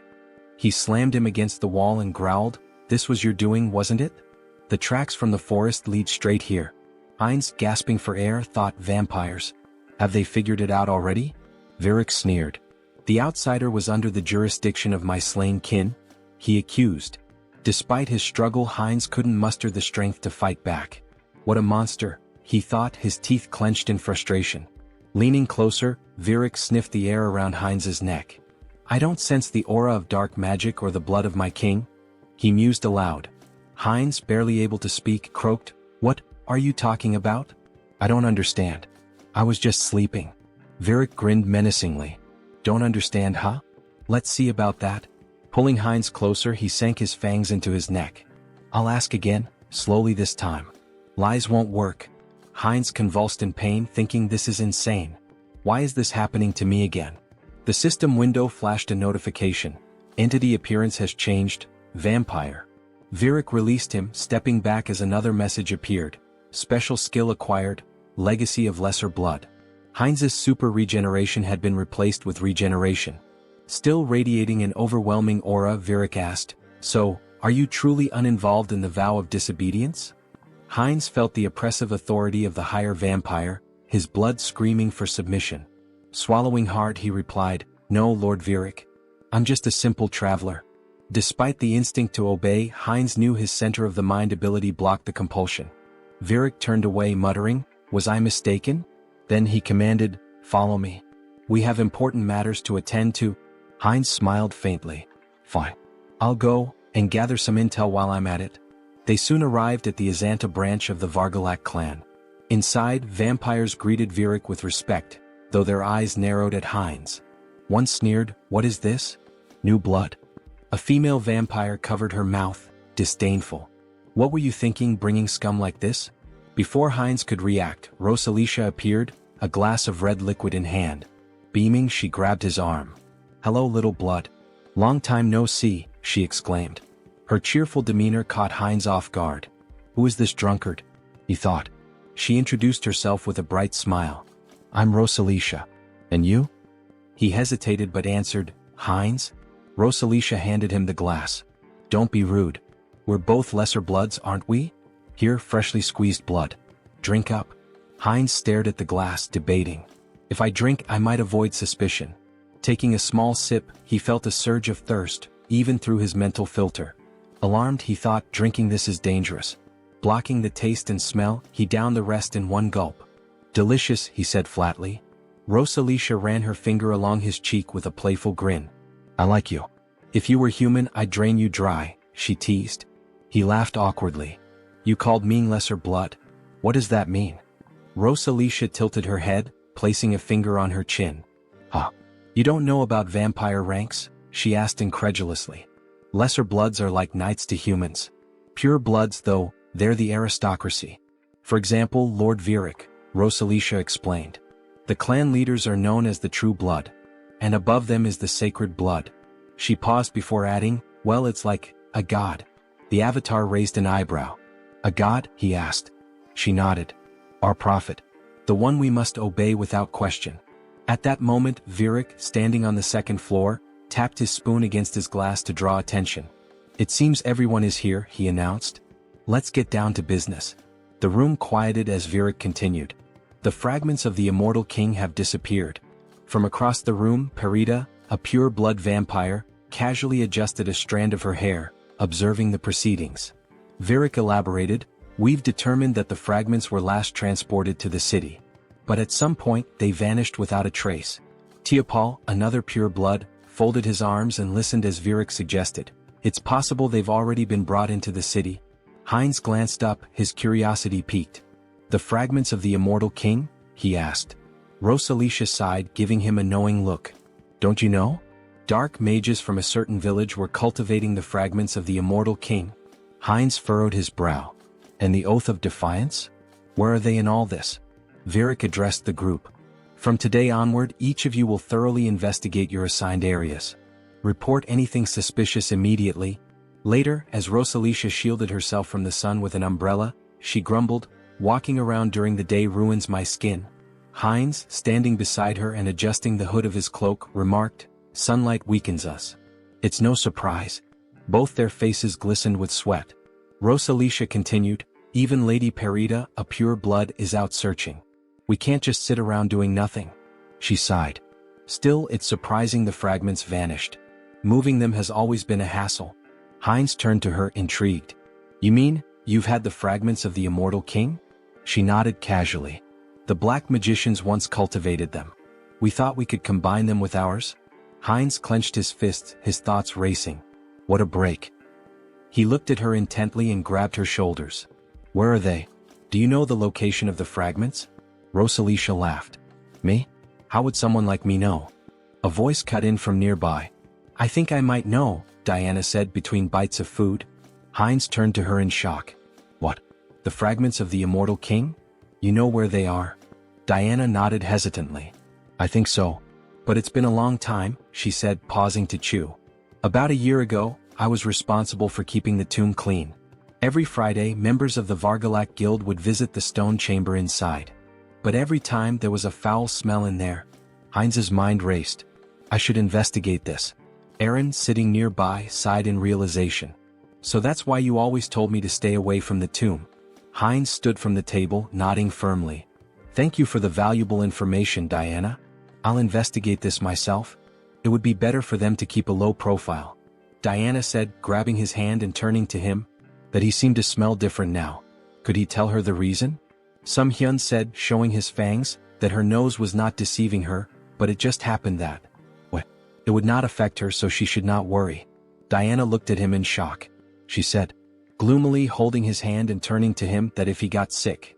Diana screamed, exposing her neck, that it was okay with her so he could drink some of her blood.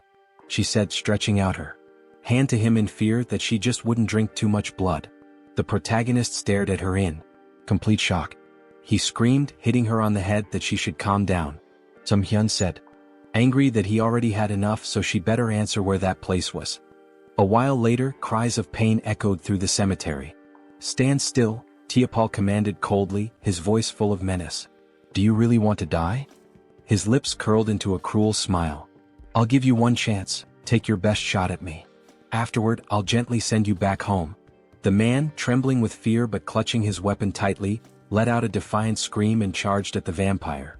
Tiapal, unfazed, smirked and activated his ability. How cruel of me, he said mockingly as blood-red threads materialized and bound the man's body. The man struggled, wide-eyed, and pleaded, you don't need to do this. But as his blood was drained, his cries turned to screams. Stop. Please stop. Tiapal sighed, sounding almost bored. This is so dull. He glanced at a nearby servant and barked, clean up this trash and bring me someone stronger for the next sacrifice. Yes, master, the servant replied politely, cradling the man's lifeless remains. Suddenly he paused, staring at the ground in shock. Wait, what is that? Without warning, a swarm of skeletons attacked the servant, tearing him apart. Tiapal roared in fury. How did these filthy corpses get here?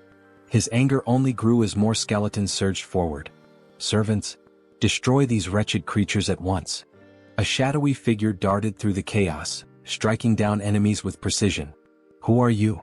Tiapal demanded, glaring at the figure. Are you a necromancer from the Oath of Defiance? How do you know about this place? The shadow revealed itself as Sunghyun, controlling Hansa's body, wielding dark magic with ease. Tiapal's annoyance deepened. You're not going to talk willingly, are you? He sneered. Fine. I'll just rip your head off and ask my questions later. He unleashed a barrage of blood-based attacks, tearing through the skeleton army. Sunghyun smirked, manipulating the skeleton remnants into makeshift weapons with his magic. So, you'll just leave my head? He muttered, amused. Let's see how that plan works out for you. Tiapal gritted his teeth. The spell is too fast. I can't dodge it.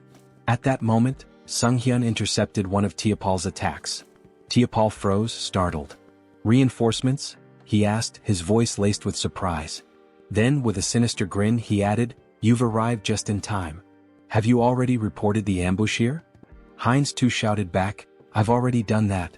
Lord Viric's followers are gathered outside. I came here first to help you. Tiapal's expression twisted with anger. Great news, he snarled sarcastically. Then you'd better make yourself useful. This Demolic is strong enough to hold us off. We need to buy time for reinforcements. Suddenly, the younger vampire, representing the protagonist, sank his fangs into Tiapal's neck. Tiapal whipped around, shocked. What blood? He shouted. Have you gone insane, you fool? The protagonist, through Heinz, cast dark magic. Dark magic. Teopal gasped, wide-eyed. You've conspired against me? How could this happen? His voice turned desperate. Stop this madness immediately. Teopal screamed in horror as his strength faded. How could you drink the blood of your own kind? It's a grave sin. It clouds your mind, corrupts your soul. His voice faltered as he collapsed to the ground. This can't happen. Heinz too wiped blood from his lips and smirked. Clouds the mind, huh? Well, it seems to be working just fine for me. A system window materialized, displaying skill acquired, blood magic. Heinz too grinned. This is fantastic. With this new power, breaking the blood barrier will be a breeze. Heinz interjected, we don't have time for that. Then I'll smash through it. Heinz too replied with a sly smile. A deafening explosion shattered the tomb's roof. Sunghyun, standing amidst the rubble, smiled confidently. We found it. Heinz nodded, his eyes narrowing. This is what we came here for. Heinz too, gesturing to the glowing object before them, said, the second fragment of the immortal king. Heinz reached for it, his voice filled with awe. Another fragment. Amazing. As the fragment's power surged through him, he thought, even with the mind center filtering the negative thoughts, this fragment holds too many. He focused the mental power of all the clones on his core personality. Suddenly, a massive pillar of dark energy erupted skyward. Virik, observing from a distance, looked up in astonishment. What is this fog? Are we too late? He froze as his gaze locked on the floating skeleton radiating dark energy. That silhouette, it seems familiar. Virik barked orders to his subordinates. Attack it. The vampires unleashed a barrage of blood arrows, aiming for the figure. Heinz retaliated with dark magic, striking down one of the attackers with devastating force. A system window appeared. Skill evolution, regeneration, immortality. Skill acquired, forbidden knowledge. Personality status, Heinz Archlich. Meanwhile, the holy paladins arrived at the cemetery's outskirts. What is this? One asked, shielding his face. Smoke? Fire? It seems to be coming from Azanthu. He coughed, overwhelmed by the dark energy. Tuscan dismounted, his face grim as he examined the ashen residue. We're turning back. This isn't ordinary ash. What do we tell the saint? Another asked nervously. Tuscan looked up at the ominous energy pillar. Everything. This changes everything. The ominous energy surged in the air, thick with power and foreboding. System notification. The rebirth of the immortal king is imminent. Heinz stood motionless, overwhelmed by the rush of newfound strength. This is incredible, he thought, his mind racing. I've become 10 times stronger than before. A system window materialized before him, detailing his transformation. New skills acquired. Power of the immortal king fragment. Rapid rank advancement, plus 2/3 rank. Secret dark magic energy amplification. Traits gained. Evil wisdom. Unlocks insight into forbidden knowledge. Unconditional understanding of dark magic. All secrets revealed. As long as my source remains intact, I'll endlessly revive. An unkillable existence, he mused. The dark energy coursed through his body like a tidal wave, and Heinz unleashed it in an explosive attack. Tendrils of shadow surged toward the vampires surrounding him. Virik's eyes widened in alarm. What is this smoke? Is this a trap? What is your plan? A subordinate rushed to his side. My lord, we must retreat and recover our strength. Before the words could settle, the dark energy swallowed the subordinate whole, obliterating him in an instant. Virik froze, staring in horror at the remains of his servant. This is an attack spell? Dark thorns erupted from the shadows, piercing through Virik's chest. He screamed in agony, his strength waning rapidly.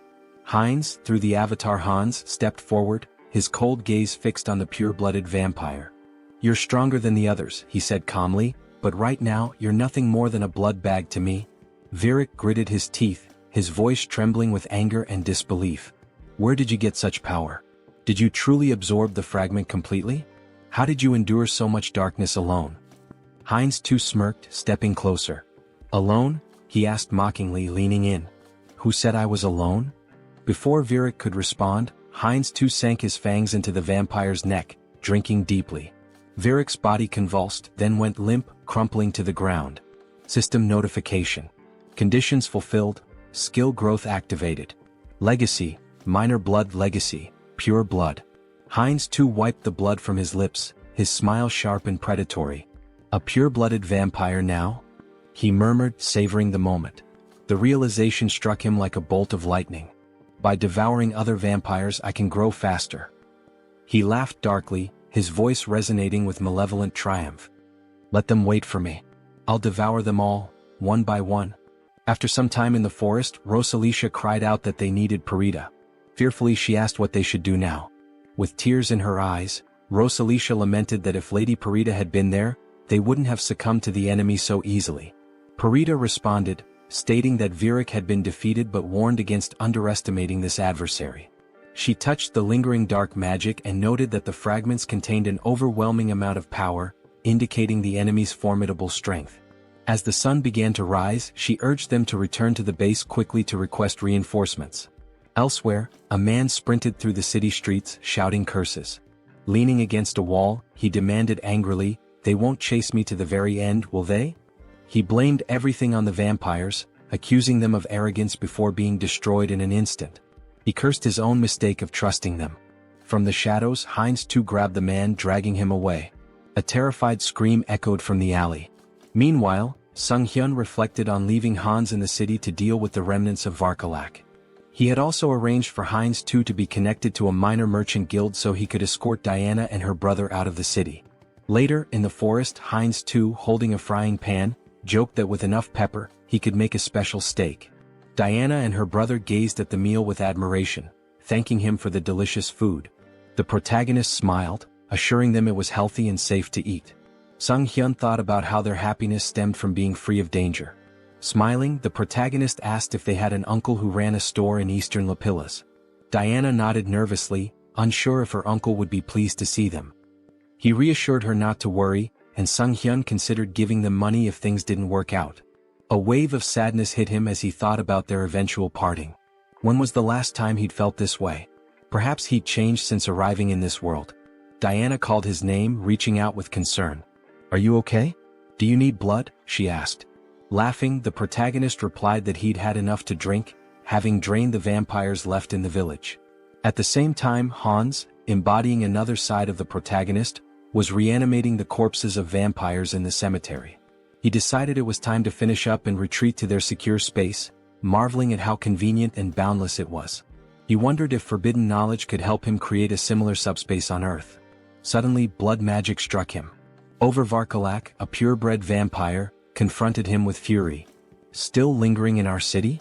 Do you underestimate us so much?" she demanded, using blood magic to challenge his membership in the Oath of Defiance.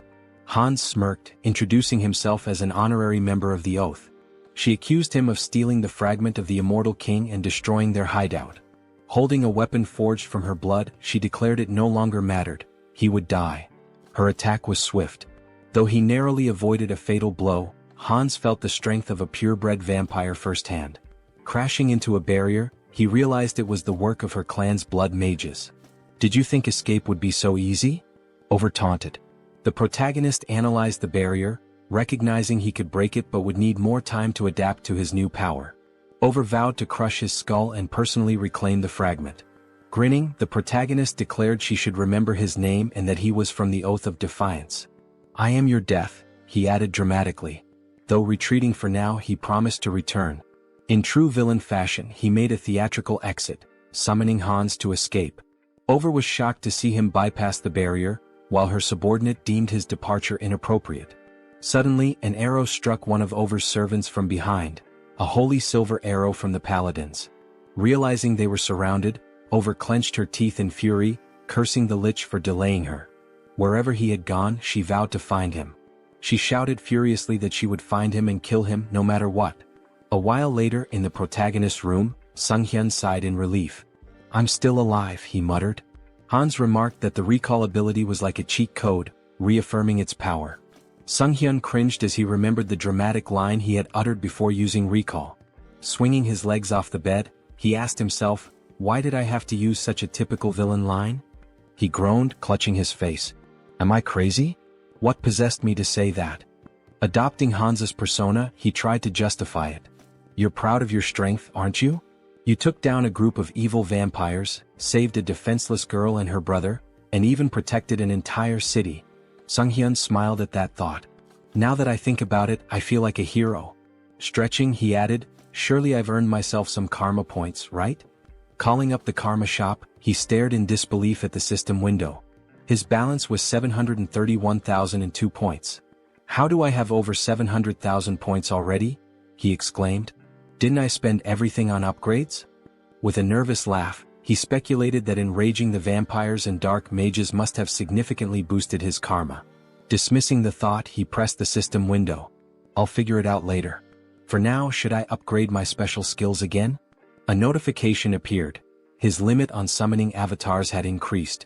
Smiling, he noted that his avatar count had gone up. But were there any new skills? The system revealed that he had acquired a special skill, Persona. Sunghyun beamed. This is exactly what I needed. Is Persona similar to Mind Center? I should check it out. After reading the description, he realized the skill allowed avatars to act as vessels for emotions, adapting and growing based on his needs. The system had clearly determined this skill was essential for him. I get it now, he thought. I've been forming connections, defeating powerful enemies and making a difference. But in reality, I've spent 2 years locked in this room. What happens there feels like a game, but the truth I've been avoiding is still here, right in front of me. He reflected on the loneliness, sadness, and anger he had suppressed, emotions that had accumulated over time. Turning to Hans, he said, I need to transfer these terrible feelings into a vessel. As he did, he felt a strange relief as though his emotions were neatly boxed away. Curious, he wondered how Hans, now burdened with those emotions, was handling it. Hans reassured him. Don't worry about me. Pain and despair have always been my companions. They don't bother me. Yet, Sunghyun noticed a subtle change in Hans's tone. Laughing, Hans confirmed, You noticed, huh? It dawned on Sunghyun that an avatar filled with emotions could develop its own personality. Before he could say more, a loud noise erupted outside. Was that an explosion? He asked, rushing to the window. Is there another villain? Here in the city? He groaned, holding his face. Let the guardians handle it. It's not directly in front of me like last time. It's none of my business. Hans interrupted. Do you need a reason to eradicate evil? Sunghyun met his gaze and realized the truth. Since transferring his negative emotions to Hans, things had become clearer. Avoidance had always been his habit. Despite his desire to defeat evil, he had lacked the courage to act. Hans, now exuding determination, declared, The world order is in chaos. Criminals are everywhere. It's time for me to become their law. Using his power and donning a mask, he left to confront the chaos. At the explosion site, residents gathered, expressing their frustration. How many times has this happened? Why haven't they called for reinforcements? Meanwhile, Hans observed the scene. He deduced that the villains had formed an organization, and their time was running out. He wouldn't leave empty-handed. Using dark magic, he created the Eye of Darkness, his new network of spies. You will be my eyes and ears in the shadows, he thought, ready to hunt down hidden sinners. In an alley nearby, a group of schoolchildren bullied a classmate. Bring him an ashtray, one taunted. They laughed as one boy held a cigarette to another, mocking him as the best ashtray ever. The schoolboy being held down screamed, begging them to stop. At that moment, a woman clutched her child tightly and asked where they could possibly run. A man, drunk and swinging his belt, shouted accusingly that she was lying to him. Meanwhile, a masked robber shattered a store window, climbed inside and declared, while opening the cash register, that this was all he needed. Hans observed it all, his thoughts dark and resolute. These villains were no better than trash, and he resolved to punish them. Their punishment would be a trauma so profound it would scar their souls. They would remember this day, and if evil ever sprouted within them again, darkness would come for them once more. Screams of terror echoed throughout the city. Hans felt himself growing more accustomed to his powers, but it wasn't enough, not nearly enough. There was still so much filth to cleanse. He needed to purify the entire city of evil. By the end of the night, Hans stretched and remarked how satisfying it was to rid the shadows of hidden garbage. While the Eye of Darkness had proven useful, its limitations were evident. In the presence of light, its power weakened and eventually vanished. He needed a more reliable method for detecting enemies. However, he couldn't unleash undead creatures into the city. What alternative did he have? The protagonist grumbled angrily about birds ruining his clothes, joking that he should just kill them all and make them his minions. Then, gazing at the birds in flight, he paused. Hans pointed out that an invisible, mobile eye capable of surveilling the city was an excellent idea. After some thought, the protagonist realized that familiars were a form of enslavement magic dark mages used to control animals. Hans, surrounded by birds, questioned why the magic didn't work for him. Sunghyun decided to experiment with various methods to create a familiar, though his attempts had failed so far. Hans mused that it would be ideal if the familiars appeared normal yet remained infectious. However, simplifying their appearance by reducing magic power would weaken their infectious ability. Sunghyun finally understood the complexities of the task. He likened it to debugging, where programmers grind their teeth in frustration. His latest attempt, a revised version of his contagious enslavement magic, was ready to test. Will it work this time? He wondered. A mutated cat leapt from a cage, leaving him disappointed yet again. After 3 weeks of research, significant progress still eluded him. Clicking his tongue, he eyed the last bird in the cage and muttered, "This one better work." As he carefully adjusted the amount of magic power, he grasped the bird and cast the spell again. Sighing in relief, he said he was finally done. But as the bird flew from his hands, he asked in surprise, "What does this mean?" Observing it closely, he realized it appeared normal now. The next step was testing its infectious ability. The bird landed among others, releasing dark energy. Sunghyun's eyes lit up. "This is a success," he declared. The infected creatures would serve as his eyes and ears in the city. Stretching out his hand, he commanded, "Fly and find the enemies for me." Meanwhile, in a forest nearby, Lucius knelt and touched the ground, recalling Hans's words when he used the recall skill. Tuscan approached, informing him that his knights had arrived. Irritated, Tuscan added that after interrogating the remaining vampires, they learned these captives weren't allies of the Immortal King's descendants. Lucius replied that more evidence was needed. The Immortal King was regaining strength, though they hadn't yet confronted him. Using the magic within his cross to communicate, he asked respectfully if there was any news. A saint responded via magical transmission, reporting that traces of the Immortal King's presence had been detected in a cave northwest of their location. Holding the cross tightly, Lucius expressed his gratitude and promised to meet their expectations. At the cave, Sunghyun thought about how he had successfully trained his familiars to report encounters with monsters. Now he had to confirm that the information was accurate. But something felt off. The ground familiars weren't behaving as usual. Instead, they seemed to be fleeing. Were they frightened? If they had found a monster, they would have reported it immediately. This behavior could only mean one thing: humans? Why are people in such a remote area? He wondered. Could this be an ambush? But that seemed impossible. How could such a large group remain unnoticed while hiding their presence? Suddenly, one of his familiars was struck down. Tuscan stepped forward and declared, "You are a participant in the oath of disobedience. Your pathetic tricks won't work on us," Tuscan declared. "No evil can escape the saint's sight. You won't leave here alive." Drawing his weapon, he demanded surrender and promised divine justice. The protagonist recognized them immediately: Holy Knights. He had seen their emblem during his training in Brokislak. Divine power directly countered dark magic, which meant this would be a challenging fight. Hans, unshaken, asked how the servants of the church had managed to find him here. Tuscan struck him sharply with his weapon, silencing him. "You have no right to speak," he snapped. "Don't think you can fool me with your words." The protagonist muttered to himself that his opponent was far too stubborn. Should he deceive them and flee instead? Tuscan seemed to read his mind. "Cheap tricks won't work against us," he said, wielding light magic. "You cannot deceive the servants of the saint." A weapon infused with light pierced the protagonist, and he winced in pain. "Do you truly consider punishing villains a crime?" he asked. "Silence," Tuscan barked, his light magic intensifying. "From the moment you embraced forbidden power, you became one of them. A villain." Sunghyun activated his dark magic and retorted, "Where's the logic in that?" He felt an unusual weakness. Something had been interfering with his magic recently. The Holy Knight's anthem began to play, sapping his strength. Tuscan ordered the singers to keep going. The hymn was draining Sunghyun's energy, but he couldn't bring himself to harm innocents, even if it meant stopping the song. He groaned in frustration as a weapon stabbed him from behind. "Now's our chance," Tuscan declared. "Restrain him." Sunghyun realized his mistake.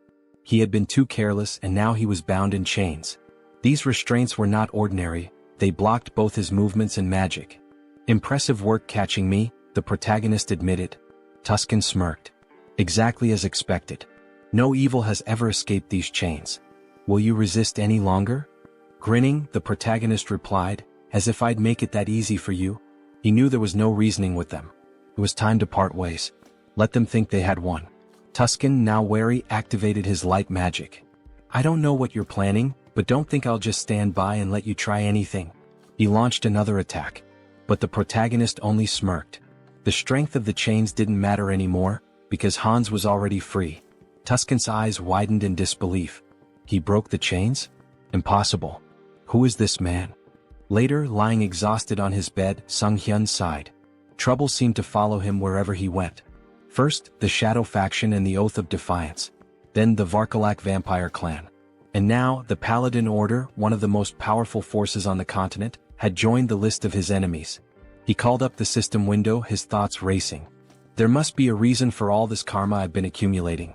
Is it because I keep attracting villains from across the continent? He groaned and decided to focus on his original plan for now. Sometime later, in the city, the protagonist prepared to test the fruits of his research. Controlling the essence of black magic was simple in principle. His familiars could serve as his eyes and ears, even covering a massive area like Seoul with ease. His thoughts were interrupted by a terrified scream. A girl, tears streaming down her face, begged for mercy. Please, I'll do anything. Just let me go. She spotted a figure in the window and pleaded, help me. I'm being held here against my will. Don't just leave me. The man holding her sneered, gripping her hair tightly. Scream all you want, he said. No one will hear you except me. He explained that his ability rendered them invisible to others. Go on, scream louder, he taunted. You've got such a cute voice. As he raised his weapon to strike her, he boasted, you'll be among the top 3 in my collection. At that moment, Hans burst through the ceiling, wielding dark magic.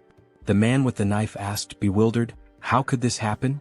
My ability is sound suppression and invisibility, isn't it? The protagonist glared at him, his voice cold. That won't work on me. Your vile deeds end today. Angered, the man demanded, who are you? A guardian? How did you even get here? Holding the weapon to the woman's throat, he threatened, don't come any closer or she dies. Sunghyun activated his dark magic. Is that so?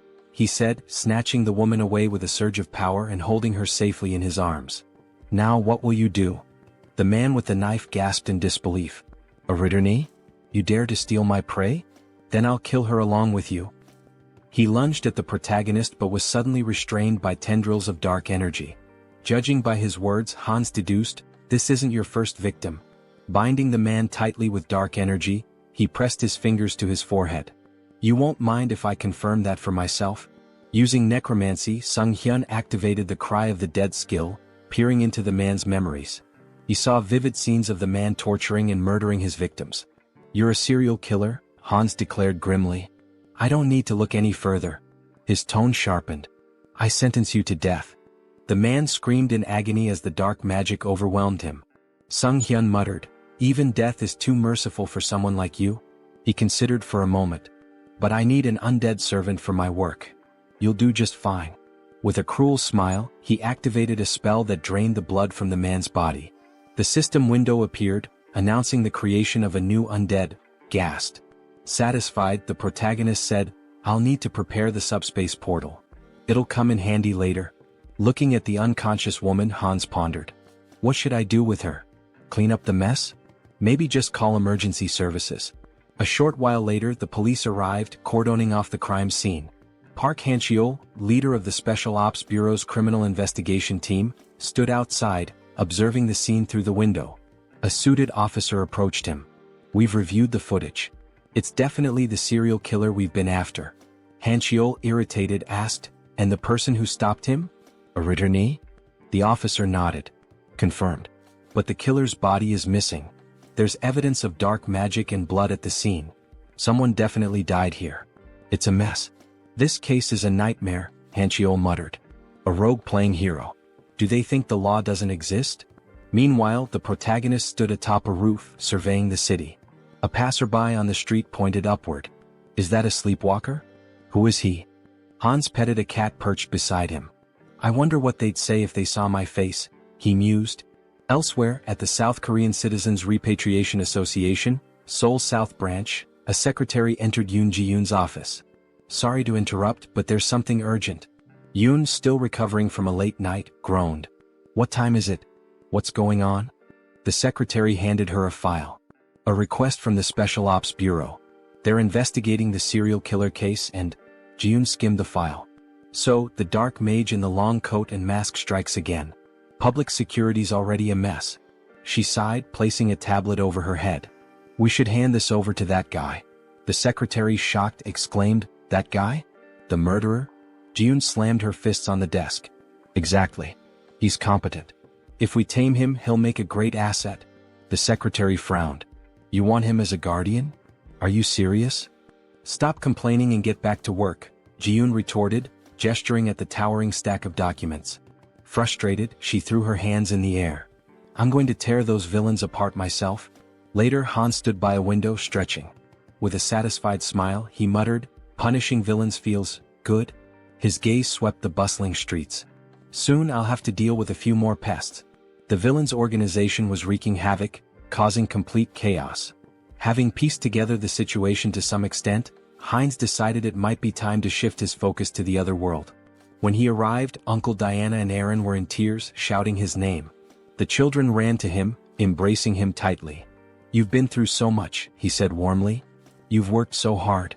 We're fine, the children exclaimed, their faces glowing with relief and joy. Heinz watched the scene with a smile, thinking how happy he was to see them reunited. He seemed like a genuinely kind person, one whose actions didn't raise suspicion. If he had acted otherwise, Heinz might have resorted to threats, but it didn't seem necessary. Their uncle took Heinz's hand, thanking him profusely for bringing the children back safely. Heinz waved his hand dismissively.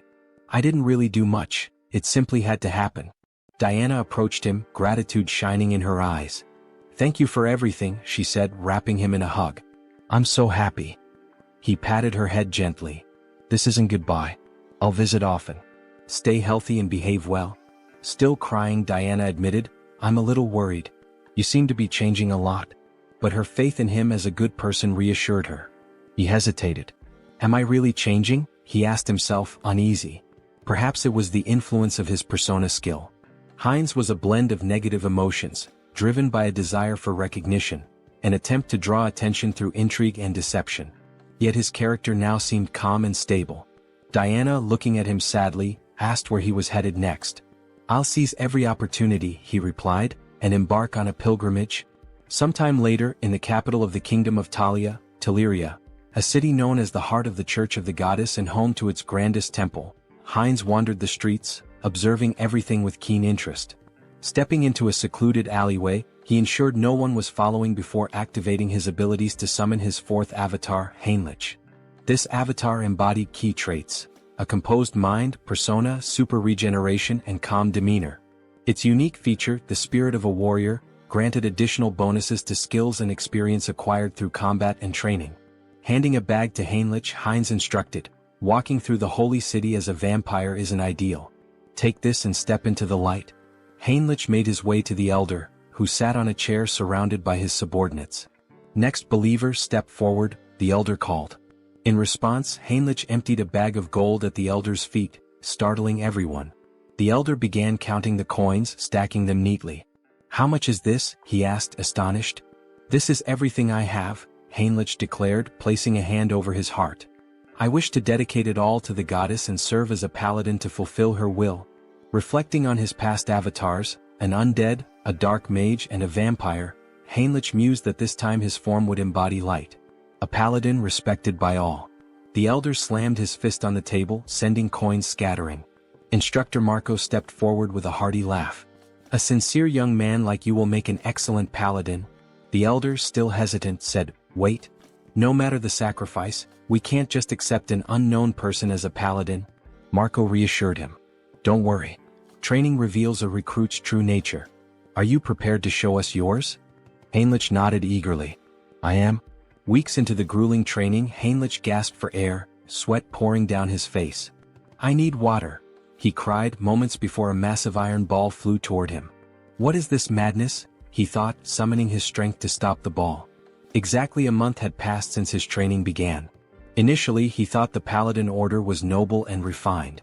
Instead, it was filled with relentless macho warriors. The room echoed with shouts of encouragement as paladins trained intensely.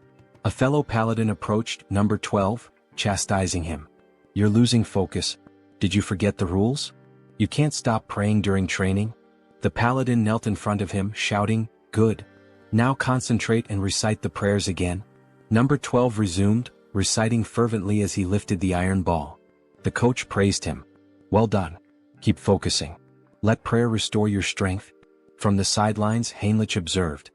He admitted that the repeated prayers, despite being grueling, effectively strengthened faith and divine power. Nearby, two paladins were hitting a third with sledgehammers, who shouted gleefully, "My back feels great today." Heinrich couldn't help but think, this is absolute madness. Let them hit him even harder. Another paladin stood tall, attempting to crush a spiked iron ball with his bicep. Around him, the group shouted praises to the goddess, proclaiming their ever-growing faith. Watching from the sidelines, Heinrich couldn't help but think, do they really need to train like this? On the second floor, the trainer approached Marco, questioning him about the new recruit. Is he just a simpleton? Marco smirked. And if he is, what of it? The trainer chuckled. Well, even before baptism, he's managing to lift such massive weights. His shoulders and lower body are already unnaturally strong. I can't wait to see how baptism will transform him. Hearing this, Heinrich felt a wave of discomfort. Why are they drooling over my body? He thought, trying to suppress his unease. He didn't want to attract attention from this group of apparent muscle fanatics. Time passed, and Heinrich continued to endure the relentless training. During one particularly grueling session, he paused, gasping for breath. It had been 3 months since he began. Without his wind instrument and super regeneration skills, he would have collapsed long ago. His body and endurance had improved significantly, but the endless perversions of the group were the real challenge. Marco approached him, placing a firm hand on his shoulder. Finished with lower body training? How about we hit some chest exercises together? Marco removed his shirt, flexing dramatically in front of Heinrich. Panicking, Heinrich let out a distressed scream. The trainer joined in, striking a dramatic pose. What a beautiful day. Don't you agree we should do some solid back training? Heinrich's discomfort grew unbearable as he tried to suppress a shudder. Why are these muscle perverts targeting me? Later, Heinrich sat near a building with another paladin, stretching his neck. I think I'm starting to lose my mind, he muttered. Not a single day goes by without someone inviting me to train with them. The other paladin laughed. That's because the elders have low expectations for themselves. As they spoke, a group of smiling paladins passed by, laughing among themselves. Suddenly, two figures emerged from the building, Archbishop Lucius and Tuscan. They waved at the paladins, their presence commanding attention. One of the senior members announced, "We've received orders for an expedition with a full contingent of crusaders. When do we depart?" Heinrich noticed one of the paladins and thought, isn't that the guy who pointed his sword at Hans? The returning group must have been searching for Hans. Could they really have been hunting him all this time? Shortly afterward, the recruits gathered in a grand hall. An elder stood at the altar, addressing the group. We are here today for the baptism ceremony of the most promising recruits. Due to special circumstances, the ceremony has been moved forward. We hope for your understanding. One recruit whispered, why are they holding an event that usually happens only once every 6 months? Why now? Heinrich had his suspicions. They're desperate for reinforcements to pursue the heir to the immortal king. But this is a perfect opportunity for me to test my plan. The elder called out, Max Veroin? Max stepped forward, and the elder asked, are you ready to dedicate your life to the goddess and serve as her paladin? I am, Max declared confidently. Heinrich observed quietly, reflecting on the process. Those who undergo baptism transfer all their mana to the deity, losing the ability to use magic. In return, the deity grants a sacred blessing of immense power. The strength of the blessing depends entirely on the recruit's faith. The purer and more unwavering the faith, the stronger the paladin becomes. The elder called the next name, Heinrich. Smiling, Heinrich stepped forward, thinking, I'm fortunate to have devised such a brilliant plan. Until now, he had used his center of the mind skill primarily to suppress external stimuli and control emotions. But he had realized it could be reversed. By combining this with the persona skill, he could project the illusion of absolute faith in the goddess. As the high priest extracted his mana, Heinrich would filter out any mistrust or doubt, leaving only pure, unblemished energy. When the high priest initiated the ritual, the room began to glow with an intense sacred light. Gasps and whispers filled the air. "This is unprecedented," someone exclaimed. "The sacred power is reaching the very head of the goddess's statue." The high priest, astonished, placed a hand on Heinrich's shoulder. "You've just undergone baptism, yet your sacred power rivals that of a priestess. Such unwavering faith. I'm truly impressed." Heinrich's plan had worked perfectly, and he smiled inwardly. Heinrich continued to train diligently, a smile forming on his face as he thanked those around him. Suddenly, a system window appeared before him, informing him that he had acquired the holy baptism skill. This skill allowed him to distribute spiritual power more effectively among his avatars. As he examined his hand, he pondered, "Is this the limit of holy power?" The thought brought him some relief. He had been skeptical that a false faith built on illusion could yield any results. Still, it seemed the skill hadn't worked to its full potential. He reflected further, the church's deity appears closer to the system, a personal god tied to the individual. When he opened his mind earlier, he felt a peculiar sensation. If he had to describe it, it was akin to curiosity, a distant, watchful presence. Is this what it means to be monitored? He wondered. Such power, he decided, should only ever be used for good. Later, in one of the meeting rooms, Lucius and Tuscan stood before a tactical map, moving pieces around as they discussed their strategy. "This is a mess," Tuscan said grimly. "We've been searching for a month and haven't found even a single village connected to the heir of the immortal king." Lucius sighed. "I have nothing to present to the deity." He glanced at Tuscan and added, "And beyond that, I sense the kingdom of Talia's support is waning. The vampire organization hidden within their borders is likely involved." Tuscan moved a few pieces on the board and replied, "During the pursuit of Hans, the misunderstandings surrounding the vampire slope and the oath of disobedience have grown too large to ignore." He picked up one of the game pieces, continuing, "The assassination squad has failed to achieve any meaningful results. Political pressure from the state is mounting, and they're leveraging this situation against us." Slamming his hand against his head in frustration, Lucius declared, "The assassination squad will be disbanded. My subordinates will return everyone to the capital." Tuscan nodded in acknowledgement and left to carry out the orders. As he walked away, he thought about the precarious situation they were in. "We're surrounded on all sides, and the paladins' numbers are no longer sufficient. What should I do with this knowledge?" Looking out onto the training yard, he observed the recruits sparring. "Are these the ones baptized today?" he wondered. Suddenly, something caught his attention, a recruit striking Heinrich with a weapon. Heinrich reacted instantly, countering with an elbow to the face that sent his opponent sprawling to the ground, disarmed. The trainer shouted, "Heinrich wins this battle." A system window appeared before Heinrich, announcing that his avatar had achieved enlightenment through repeated training. He had unlocked the Crusader fighting technique skill. As he stood there, Heinrich noticed a wound on his body healing rapidly. With his super regeneration and newfound sacred power, the injury disappeared entirely. The defeated recruit, wiping sweat from his face, asked, "Did you let me hit you on purpose?" Heinrich extended a hand to help him up. "The effort was worth it," he said with a smile. "Tactics are my style." Yet inwardly he thought, this still isn't enough. To grow further, I need to evolve my abilities. At that moment, Tuscan approached, his expression serious. "Your sacred power is remarkable," he said. "You're already at the level of a trainer or a high-ranking paladin." The defeated recruit looked shocked by Tuscan's words. Tuscan continued, "But you're not experienced enough to be a full paladin just yet." Heinrich tilted his head, curious. "What do you mean?" Tuscan smiled knowingly. "You've likely felt it, more than others." He extended his hand to Heinrich. "I can make you much stronger. Will you come with me to the Rosalia Temple?" The protagonist inquired about his purpose in the Grand Temple, to which the response came as a question. Did he have any particular issue? Heinrich extended his hand reassuringly, stating that there was no problem and affirming his desire to accompany him. Tuscan, with a dissatisfied expression, began walking away, remarking that if he wanted to follow, he should do so immediately. The protagonist hurried after the paladin, requesting time to gather his belongings, but Tuscan advised him to entrust that task to someone else.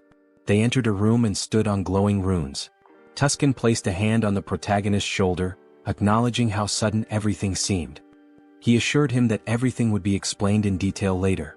The protagonist nodded, indicating his understanding. Soon they arrived at the renowned Great Temple of Rosalia, the largest sanctuary of the church, positioned at the continent's center. This sacred site was where both the father and the goddess had once dwelled, marking the heart of the faith. Inside, Rister greeted them warmly, expressing her hope that their long journey hadn't been too exhausting. They knelt before her, expressing their gratitude. The protagonist reflected on entering this sacred space, where the goddess resided, as an opportunity for immense growth. He believed it to be the ideal place to develop his skills and gain recognition as a paladin. Determined, he resolved to hone his abilities while handling covert tasks with Hans's assistance. Meanwhile, Hans sat atop a rooftop surrounded by corpses, scrolling through news about the saint on his phone. Acknowledging his newfound fame, he noted that remnants of a human trafficking ring had been eliminated. However, something peculiar caught his attention: mentions of a divine retribution society by the defeated villains. They had cursed him repeatedly, claiming the society would not forgive anyone who failed to act against him. Hans suspected this society was linked to multiple organizations. Stretching as he stood, he resolved to investigate further and continue dismantling their operations. He mused about dividing his profits, now contemplating how best to manage his newfound wealth. Later, Hans walked down the street wearing a mask, considering the risks of trading large quantities of valuable, mysterious items under the guise of the Haho mask persona. Any sudden activity might make him a prime suspect. Entering a discreet establishment, he handed a bag of money to an employee and expressed his intent to sell. The employee scoffed, questioning if Hans mistook the place for a pawn shop. However, Hans emptied the bag's contents, revealing its valuable items. The employee, visibly stunned, quickly began examining the goods. He realized the badges belonged to a group involved in human trafficking, a trading syndicate. He had heard rumors that this syndicate had been dismantled by a masked man. The protagonist turned to the person before him and asked if he was interested in the deal. The man grew visibly nervous and instructed him to use the back door, warning him not to try leaving any other way. Following the instructions, the protagonist eventually arrived at the correct location. A masked man greeted him, asking if he was there to sell something. Hans confirmed, then inquired if payment could be made in a form other than cash. Hans handed over a bag and the masked man began examining its contents. He asked if Hans was looking for material goods and, if so, what exactly he needed. Hans pointed out that he required a lottery ticket for a grand prize, preferably one that could be used immediately. Cash, he explained, was useless to him unless it could be spent. What he needed were legal funds for his real identity, Sunghyun, and a lottery ticket would provide clean, untraceable money. The masked man confirmed that a lottery ticket was possible but mentioned the commission would be steep. Hans assured him it wasn't a problem and asked how much it could sell for. The masked man replied that it would be 6-1, with a redemption period of 4 months. Hans requested 2 tickets, but the masked man stated that the payment provided wouldn't cover that. Unfazed, Hans assured him there was no need to worry and retrieved gold bars from his subspace storage. He asked if those would suffice. The masked man, stunned, felt the bars and asked incredulously, "A subspace storage tool? Who are you? These are extraordinary materials. Where did you get them?" Hans, annoyed at the man's curiosity, complained about being touched and stated he wasn't there to chat. He urged the masked man to finish the deal quickly. Apologizing, the masked man agreed to proceed. As the transaction concluded, Hans used his heightened senses and noted the faint scent of blood lingering in the air. It wasn't his imagination after all. Moving closer, he remarked that this wouldn't be their last deal and predicted they'd see each other often in the future. Later, Hans stepped outside, smiling as he inspected the checks in his hands. He mused aloud about how he'd used his dreams to win the lottery. Now he pondered what to purchase. Subordinates would make such errands easier, as constantly running back and forth was inefficient. Taking a moment to enjoy the cool night air, he observed the bustling streets. Only a few months ago, they had been eerily empty due to the human trafficking syndicate's presence. Now life had returned and the streets were alive once again. Perhaps it was all the rumors he had heard, but he felt relieved to know that he was somehow involved in promoting peace. Out of nowhere, Gamma approached from behind and whispered in his ear, asking where he was from. Startled, the protagonist turned around, alarmed. He thought, who is this? How did he sneak up on me unnoticed? Gamma, noticing his reaction, tried to calm him down, assuring him there was no reason to worry. He simply wanted to have a conversation. The protagonist, still uneasy, asked what exactly Gamma was talking about. He had snuck up behind him and even sniffed him. What was going on? Gamma asked if he was a vampire. The protagonist froze. That's right, Gamma confirmed. He was at level 6, born from Demir's transformation. Gamma pressed further. What's your name? When did you return to Earth? The protagonist, thinking that yet another vampire traveler from another dimension had appeared, realized he needed to come up with something quick to get out of this situation. However, without realizing it, he began answering questions he hadn't planned on, his mind seemingly under some sort of hypnosis. He found himself saying, "My name is Heinz and I haven't been on Earth for a long time." He thought to himself, why am I answering so easily? Is this all his mind control at work? Gamma smiled. Very good, he said. So you're a newcomer who's just returned to Earth. Let me introduce myself properly. He handed the protagonist a business card. I'm with the Blood Pack organization, which encompasses all the vampires on Earth. My job is to track down those who have recently returned. The protagonist took the card, still processing the information, and asked, is such an organization real? Gamma sighed and explained that if the protagonist wanted to survive, they'd better stick together. There wasn't much choice in the matter. The protagonist looked at him in disbelief and asked, by the way, what did you mean by level? Gamma, noticing his growing curiosity, suggested they continue the conversation elsewhere. If you're starting to show interest, let's go somewhere more private. He pulled out his car keys and asked if the protagonist wanted to visit the organization. Seeing the sleek car, the protagonist agreed to go with him. Meanwhile, Jean Soren had been quietly observing the entire interaction from a distance. She relayed the update to headquarters through her earpiece. The target is moving according to plan. We are following him. After some time they arrived at the location. Gamma encouraged him not to hesitate and to step inside. The protagonist, curious, asked what kind of place this was. Gamma explained that every vampire has a unique vampire factor that determines their strength level. They measure and rank these factors by level, and with the help of a magic circle, they can assess a vampire's level precisely. Gamma led him into a room filled with vampires and runes. Heinz was astonished by what he saw, wondering if this was truly a magic circle. The scene struck him as highly suspicious. Gamma gestured toward the circle, urging him to enter it without delay. The protagonist hesitated, thinking he could cancel his participation if it turned out to be dangerous. However, the presence of a skull emanating dark magic caught his attention. Examining it more closely, he realized this was no ordinary dark magic. It involved shamanism, curses, alchemy, and various other mystical practices, all fused together. He wondered how such a thing could even exist. Since the returnees began appearing about 20 years ago, magical tools remained rare, and magical technology had not advanced significantly. This was due to the differences in energy laws between abilities and dimensions. Yet, here was an organization capable of merging such disparate powers. The Blood Pack, it seemed, was far more impressive than he had anticipated. One of the vampires asked him to extend his hand. The vampire made a small cut on Heinz's palm, warning him it might sting briefly. To Heinz's surprise, his blood began to levitate, forming 5 orbs. A vampire noted that this indicated he was at level 5. Observing the tight connection between the orbs, they commented on his strong regenerative abilities. The protagonist thought about purebreds from Alterica, estimating their levels to be around 5 or 6. Gamma smiled knowingly, remarking that he was already nervous. Coming from a dimension no one had heard of, Heinz had only reached level 5, a mere waste of time. At this level, amputating limbs wasn't necessary. The vampires in the room all agreed and activated their abilities. Alarmed, Heinz realized there was another motive behind this ritual. It was far too elaborate for a simple level assessment. He urgently needed to summon help. At that moment, a knock at the door startled everyone, making Gamma visibly tense. The door burst open as Rand stormed in, commanding everyone to freeze. She declared her intent to apprehend Gamma, a level 6 vampire from the Blood Pack, for kidnapping and killing other vampires. Gamma appeared unfazed, questioning her rude intrusion. The protagonist found Rand familiar but couldn't place where he had seen her before. Rand pointed out that when she first heard rumors of vampires being abducted, she doubted their truth, but now the evidence was undeniable. She demanded that Gamma release the vampires and surrender. Gamma mocked her, calling her a naive servant of the Blood Pack. He questioned why vampires needed to live in subjugation, follow human rules, and hide underground. Rand, enraged, argued that it was the actions of warlike vampires like him that forced their kind into hiding. Gamma dismissed her argument and asked whether her comrades shared her perspective. This caused doubt to spread among the vampires behind her. Shocked, Rand questioned their loyalty.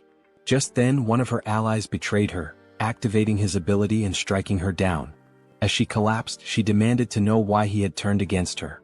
The traitor explained that in his dimension he was a powerful lord. Now, trapped in this reality, he was reduced to working as a bouncer in a club. Not all vampires could adapt to her way of life.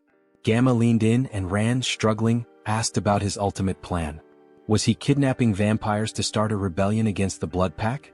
Gamma smirked and dismissed her as foolish. Such an endeavor would take centuries. Instead, he revealed that they had discovered a way to grow stronger quickly. He demonstrated this by lifting the body of a vampire and alluded to breaking a taboo. Shocked, Rand accused him of creating mad vampires again. Hines, observing, realized she was referring to cannibalism among vampires.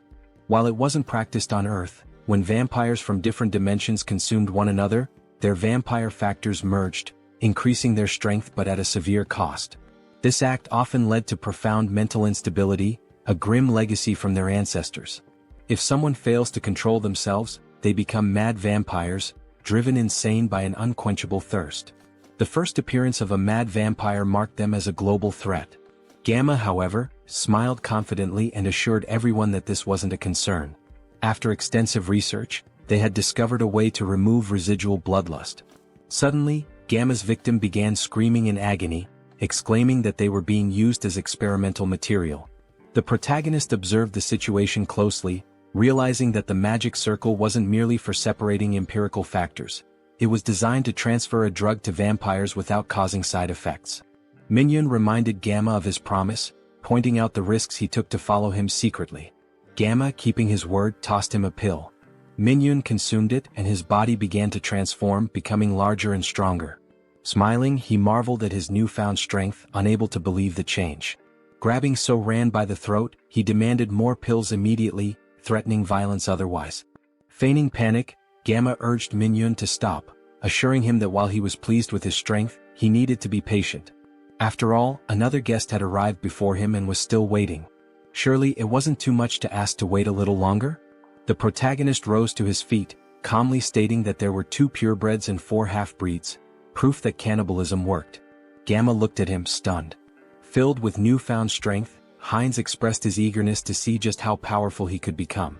As he prepared to absorb the others, chaos erupted. The vampires screamed in confusion and fear. Suddenly, Hines and his army burst into the room.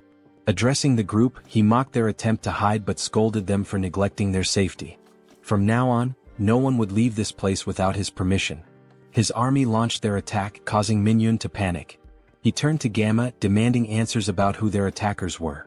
Gamma roared for everyone to stay together, warning that separation would mean death. Using his abilities, he charged into battle, targeting Hines directly.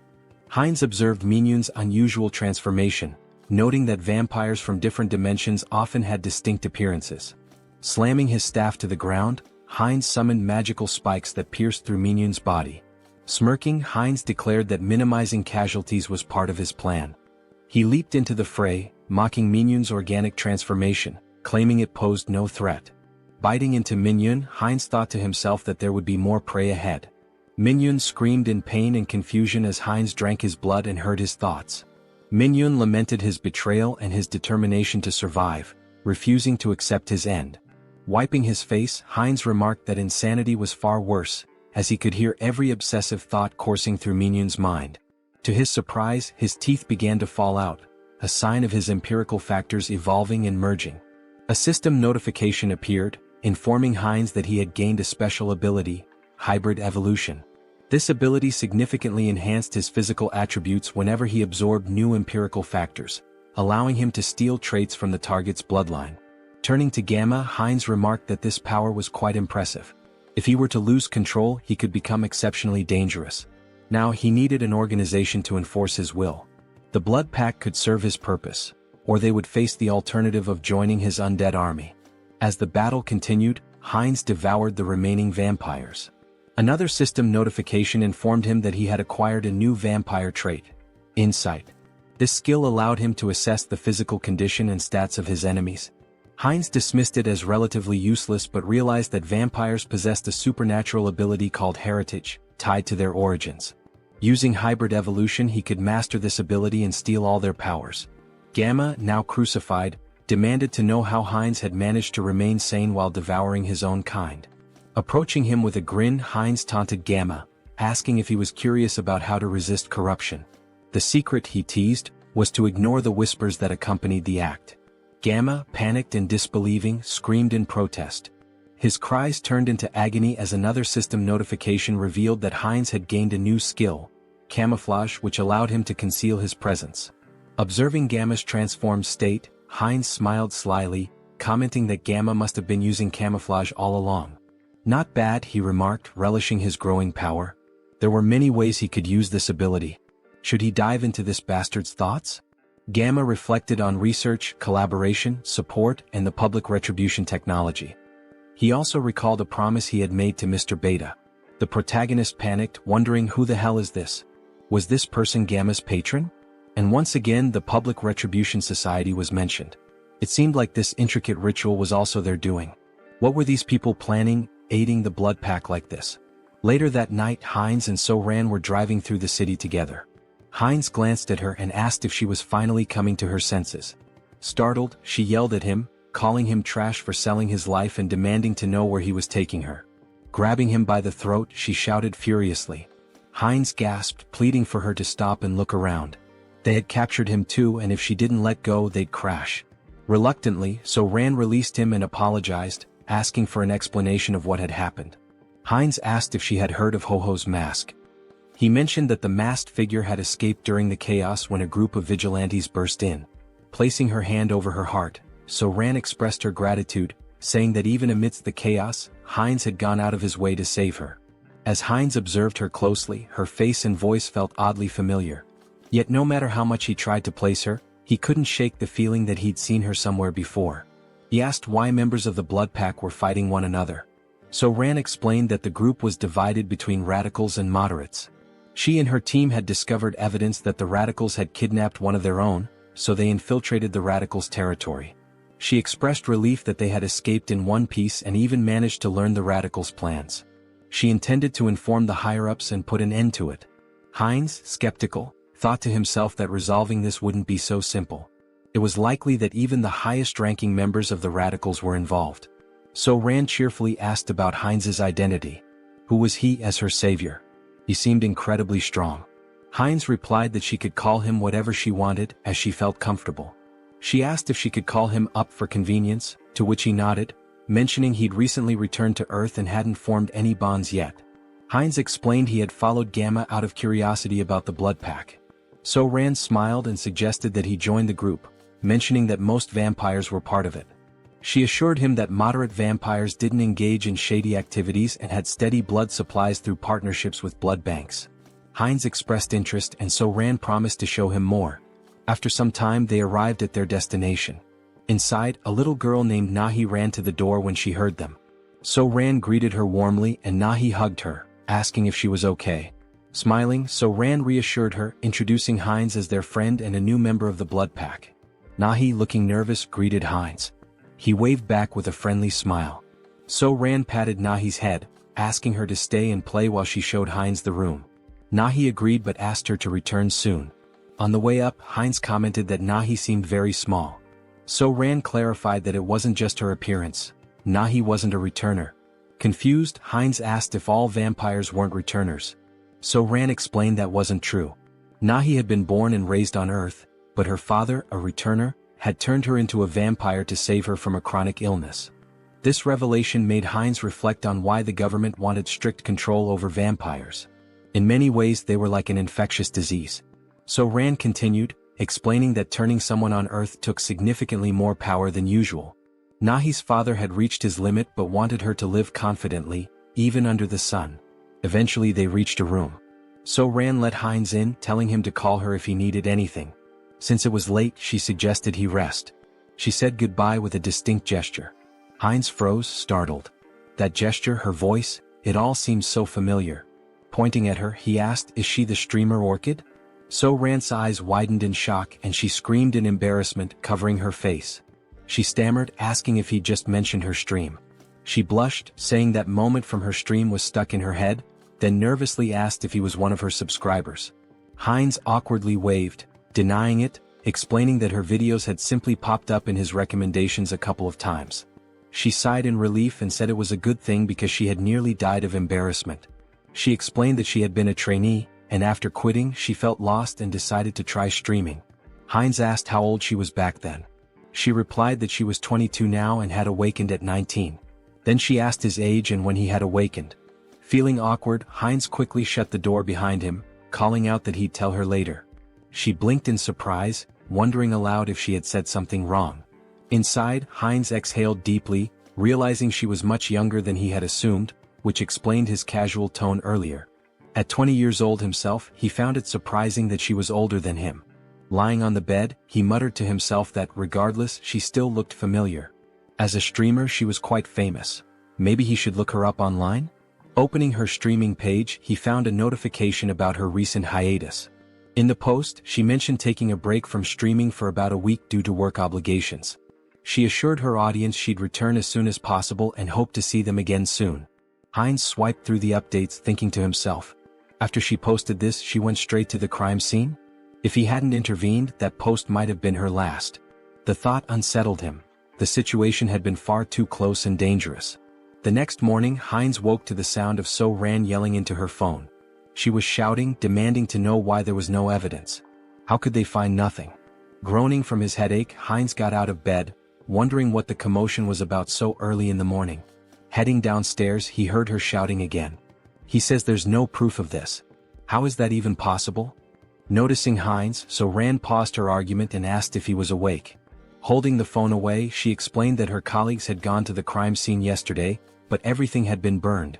There was no evidence left, and now they couldn't act against the radicals. Heinz clenched his fist, thinking to himself, they've gone too far. Were they trying to erase all traces of me? Out loud, he sympathized, saying it was unfortunate, but then he asked her something. Could she tell him where the radicals' base was? Her eyes widened in surprise. Why do you need to know where the radicals' base is? She asked. Then, raising her voice, she added, don't tell me you're against the blood pack. Heinz raised his hands to calm her down, assuring her it wasn't the case. He explained that the radicals were dangerous, and it would be better to know their locations to avoid them. Taking a deep breath, So-Ran nodded, placing a hand over her heart. That does make sense, she admitted. She pulled up some information on her phone, handing it to him. Here, hold on to this. Avoid the marked locations and you'll stay safe. Heinz studied the screen, noting the map of locations. While doing so, So-Ran offered to cook him something since he was already up. He waved his hands, politely declining. No need to trouble yourself, he said. I'll grab something nearby.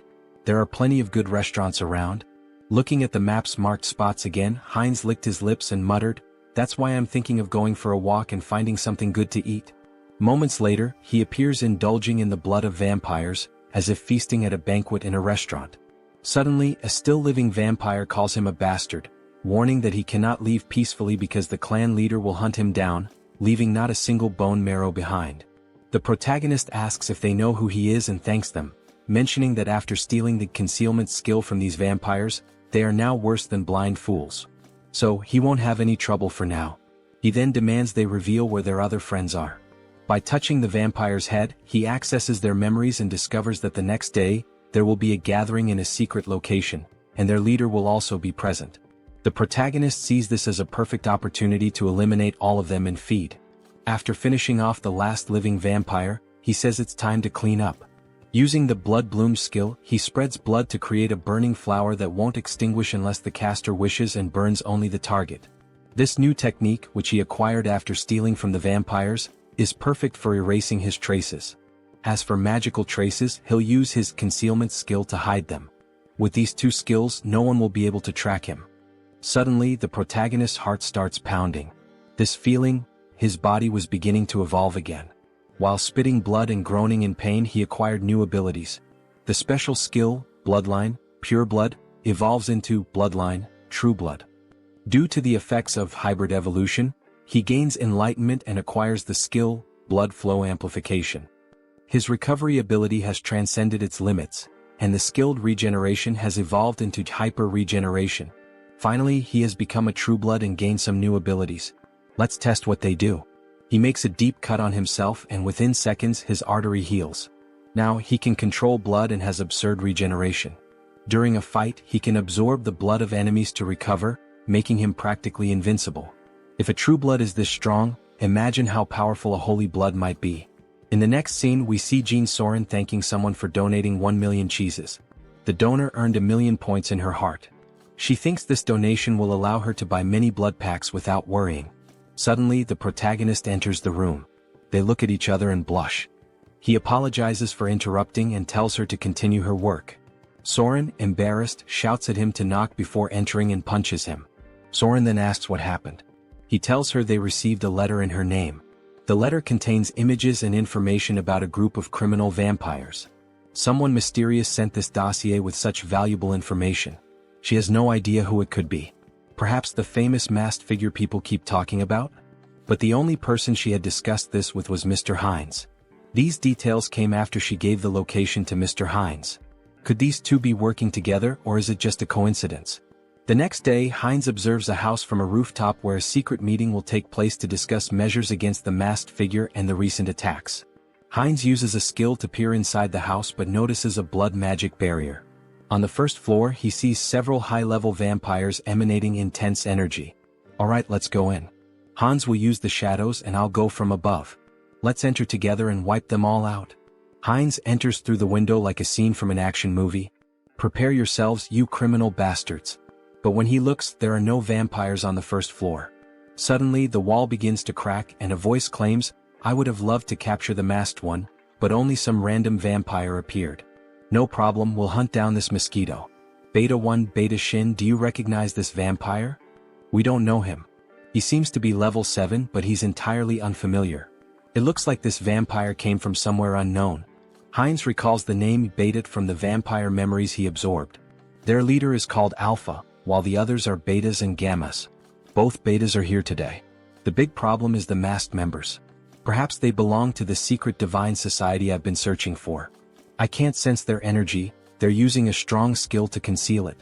For now, get this bastard out of my sight, and, of course, the one hiding in the shadows. They point toward Hans. Hines is surprised they know about the shadow. Since you're so eager, I'll end you right now, Hines says, irritated, with veins pulsing. Using the skilled blood flow amplification and acceleration, he quickly jumps on the vampires, draining their blood. The other vampires are shocked to see Hines cannibalizing his own kind, which is unacceptable. Hans, meanwhile, summons skeletons from the shadows.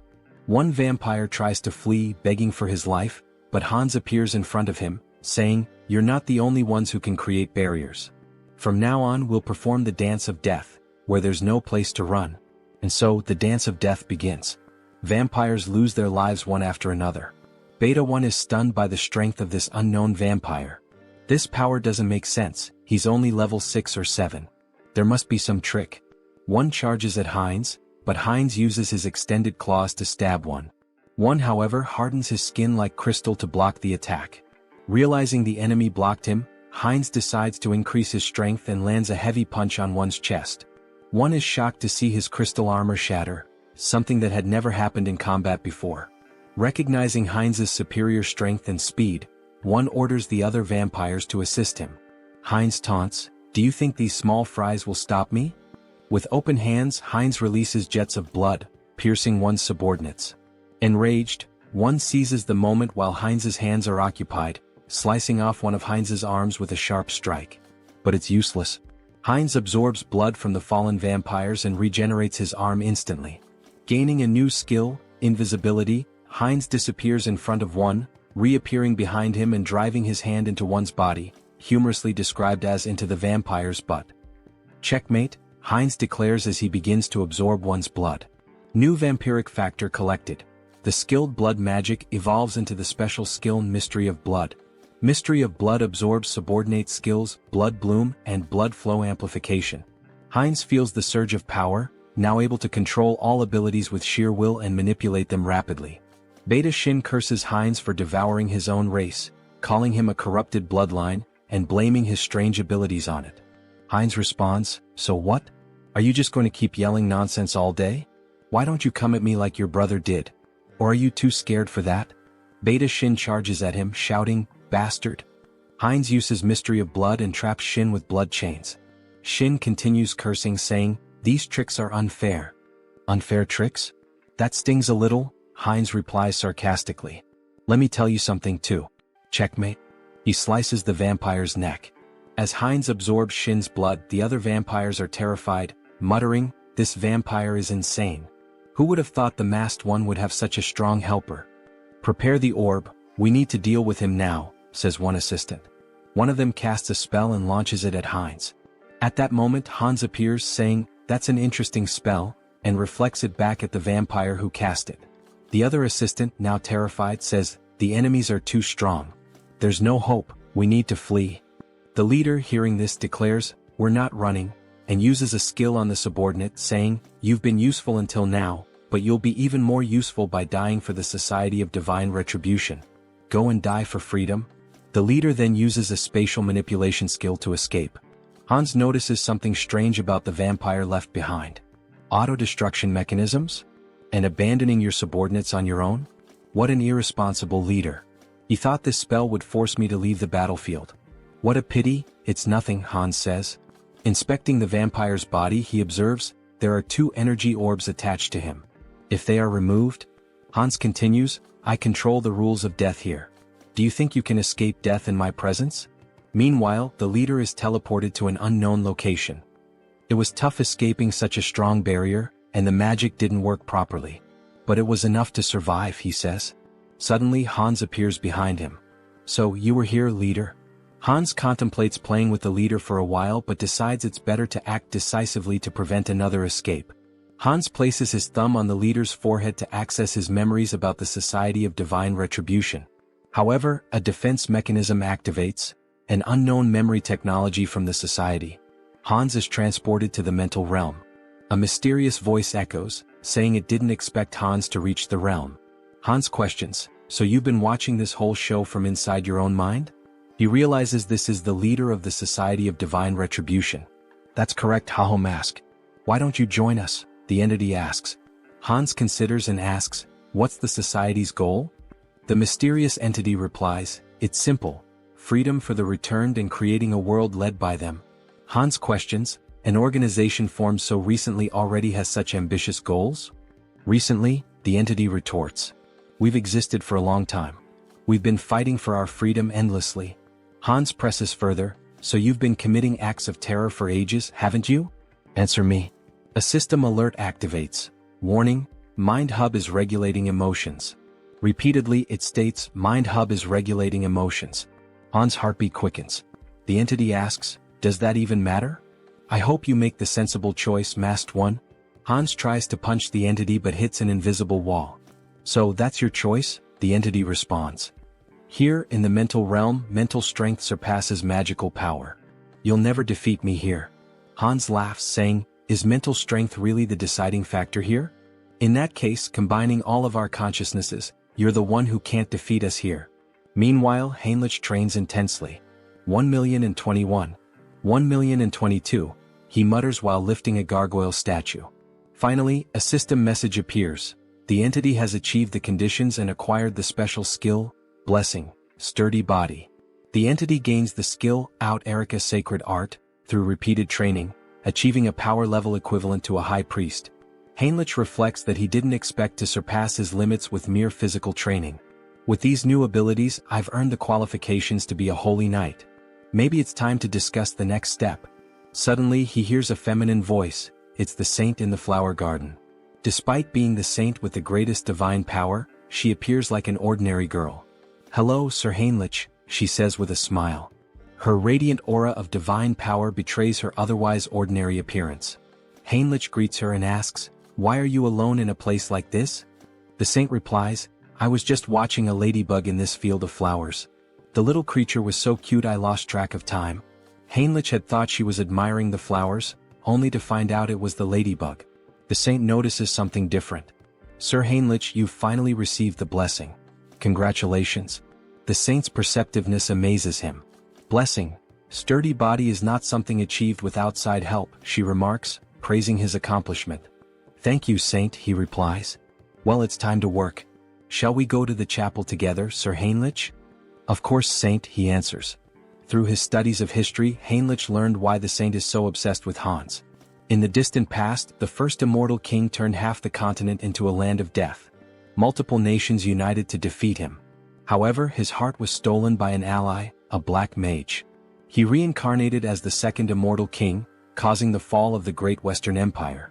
Although the chosen of the order managed to destroy his heart, it was split into 3 parts and scattered across the continent. Every time an immortal king crisis arose, the great divine order was always at the forefront. They knew the heavy toll it took, with countless lives lost along the way. For the saint, who sees her followers as family, her intense hostility and obsession with the immortal king are natural. For now, though, Heinrich reflects, there's no need to worry much about that. The current immortal king is surprisingly gentle and kind-hearted. Alright, back to the main topic. Let's focus my mental strength on Hans. Upon changing the scene, we see a vampire spitting blood. Your Excellency the Arbiter, are you alright? Get out of my way, you're disrupting my focus. This can't be happening, I'm being pushed back. Me? In a battle in the mental realm? How is this possible?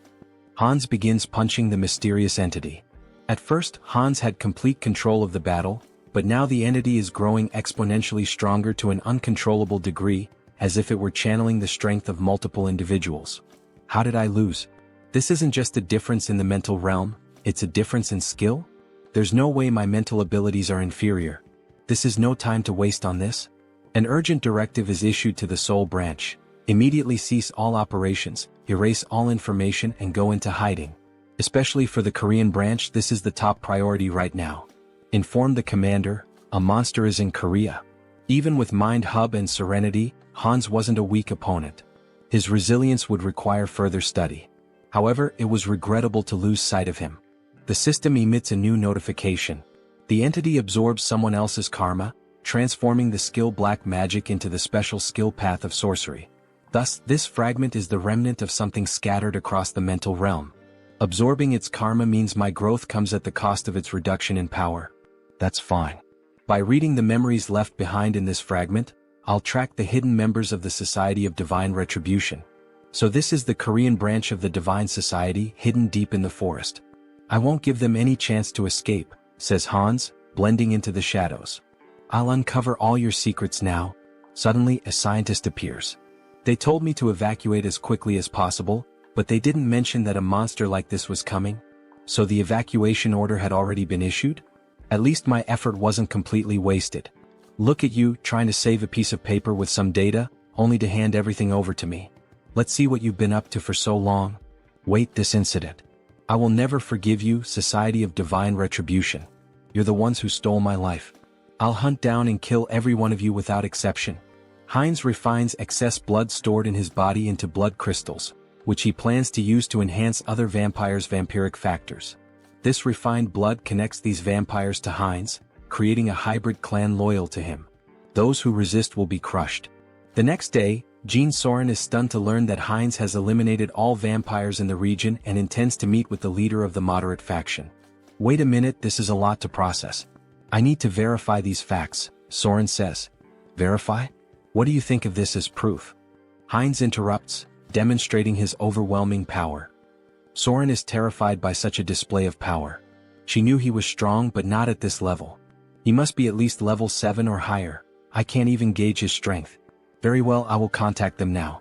To think that you eliminated all the vampires with your own hands and now intend to absorb the rest. This is quite an unusual proposal, almost bordering on unsettling. I have no intention of giving absurd orders. The goal is simply to maintain peace and order, to track connections of the Divine Retribution Society, and eradicate every member. Don't you think these two objectives are contradictory? That depends on where you set the standard. It seems she won't be easily persuaded. If she refuses, then we'll have to use force. Fine deal. What are you relying on to accept so quickly? What am I relying on? Of course, I'm relying on myself. I will help you absorb all the remaining vampires, Mr. Heinz. You can start with Soren. She will be the bridge between us. Very well, that's exactly what I wanted. But I don't think that will be the case for them. Alright, then we should begin sharing the details of the discussion, how to absorb the vampires and about the new faction you mentioned. Let's start with absorbing the remaining vampires and becoming the leader of a new faction.